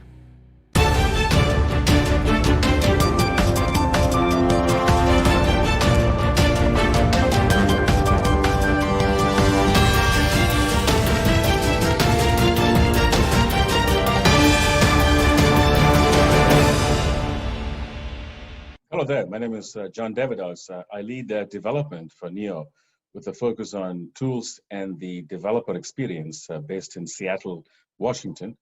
It is my privilege and certainly my pleasure to be here for REIMAGINE 2020. Hey everyone, it's Patrick McLean again, one of your guests for REIMAGINE 2020. I'm excited to bring a new guest to you. It's John Davidos. Did I butcher it? No, that's good. That's good. Look, the way I say it, it doesn't mean anything in English anyway, so it doesn't matter how you say it. So guys, first off, I had the last week I was able to listen to some of the stuff John had talked about, read a little bit, and definitely excited to have him on as a guest. And even in the few minutes before this call, I think a very positive energy. I'm big on first impressions, so I'm excited for you guys to get to know him. And I'll stop butchering it. But John, for the audience, why don't you introduce yourself a bit, maybe a bit about your background and maybe the journey that kind of led you to blockchain and why you're excited to be a part of it. Oh, absolutely. Again, thanks again for making time for me. Yeah. So look, I'm from India originally, grew up in East Africa, Tanzania, went to school in India and the US. I have a bachelor's, master's in computer science, did PhD work in machine learning long before machine learning was cool and sexy. Spent about 19, 20 years at Microsoft working on platforms. I led architecture for the .NET platform v1 and v2. Spent many years shipping tooling, frameworks, and libraries for millions of developers worldwide. Worked on 2 machine learning startups that we exited. I first encountered crypto about 10 years ago. At that time, I was mostly dabbling, obviously, in the coins, but during my startup adventures is when I went deep down the rabbit hole, as they say. I realized the potential of the platform and the opportunity that we had to serve millions of developers worldwide. And that's what led me to NEO and to work on building the best possible tooling and experience for developers on the NEO blockchain. Got it. So you and I were chatting before. Obviously, you grew up in Tanzania. I was just there for a little bit, but it's always one of the examples I've used, since I had a short time there, and say, man, if 10 years ago I was there, 12 years ago, and say they were using M-Pesa, they're sending money from Nokia T9 phones, right, back and forth. So while some of us in the world might think we're novel to have Venmo, right, or make these transactions, or we might think that certain countries aren't as technically advanced as us. And the flip side, I would argue, what were the experiences that growing up there, or that you've seen, or that you're aware of, that kind of influence how you think about blockchain?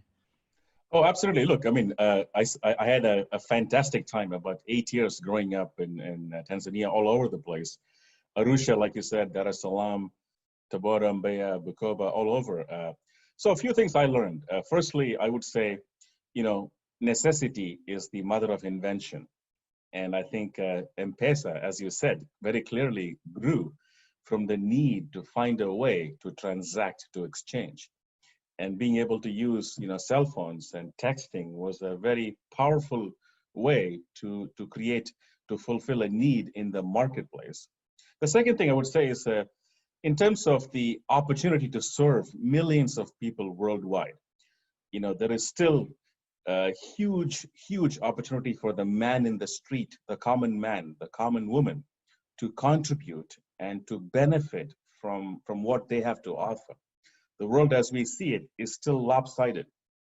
And I see the potential of the blockchain platforms to do our small bit to make this a much more fair, much more equitable, and provide opportunities for people to benefit from their energy, from their potential, and from their contributions. And certainly growing up in Africa and in India gives me a certain perspective that I hope to bring to bear in both the tools and the apps that we build. Got it. So when we touch on that subject of experience, obviously you've had a pretty seasoned background in technology. How did that influence, what were those past experiences? And I guess maybe I'll zoom out for 1 second and say, I'm always intrigued, we have a development team, and I've always looked at, why aren't there more blockchain developers? What are the difference between a regular developer and a blockchain developer? what experiences in your past kind of led you to blockchain? How do they influence how you think about it now, and from a technology standpoint? A fantastic question. So first of all, I would say there are no blockchain developers. The same way there are no, I would say, iPhone or app or front end or back end or cloud. There are developers. Period. The mistake I think much of the blockchain industry made early on was in trying to pigeonhole and silo the so-called blockchain developers with special purpose languages, like what the Ethereum guys did with Solidity, with what I call elite developer tools, in many ways put up barriers. You almost had to have these high priests of blockchain development to come in, to write the code, to write the contract, to review and to bless it before they would deploy it. This is fundamentally flawed. Let me explain. Across the world, there are about 21 million developers. And there is no way we in the blockchain space can deem ourselves to be successful if we focus only on the 10,000 or the 50,000 or even the 100,000 people who are building smart contracts. We have to go to where the developers are. If there's one thing I've learned from my time at Microsoft is you cannot expect the developers to come to you. You have to go to where they are. What does this mean? It means giving them the support in the languages they know. Java, C#, Python, Go, JavaScript. It means giving them support in the tools that they know and they love.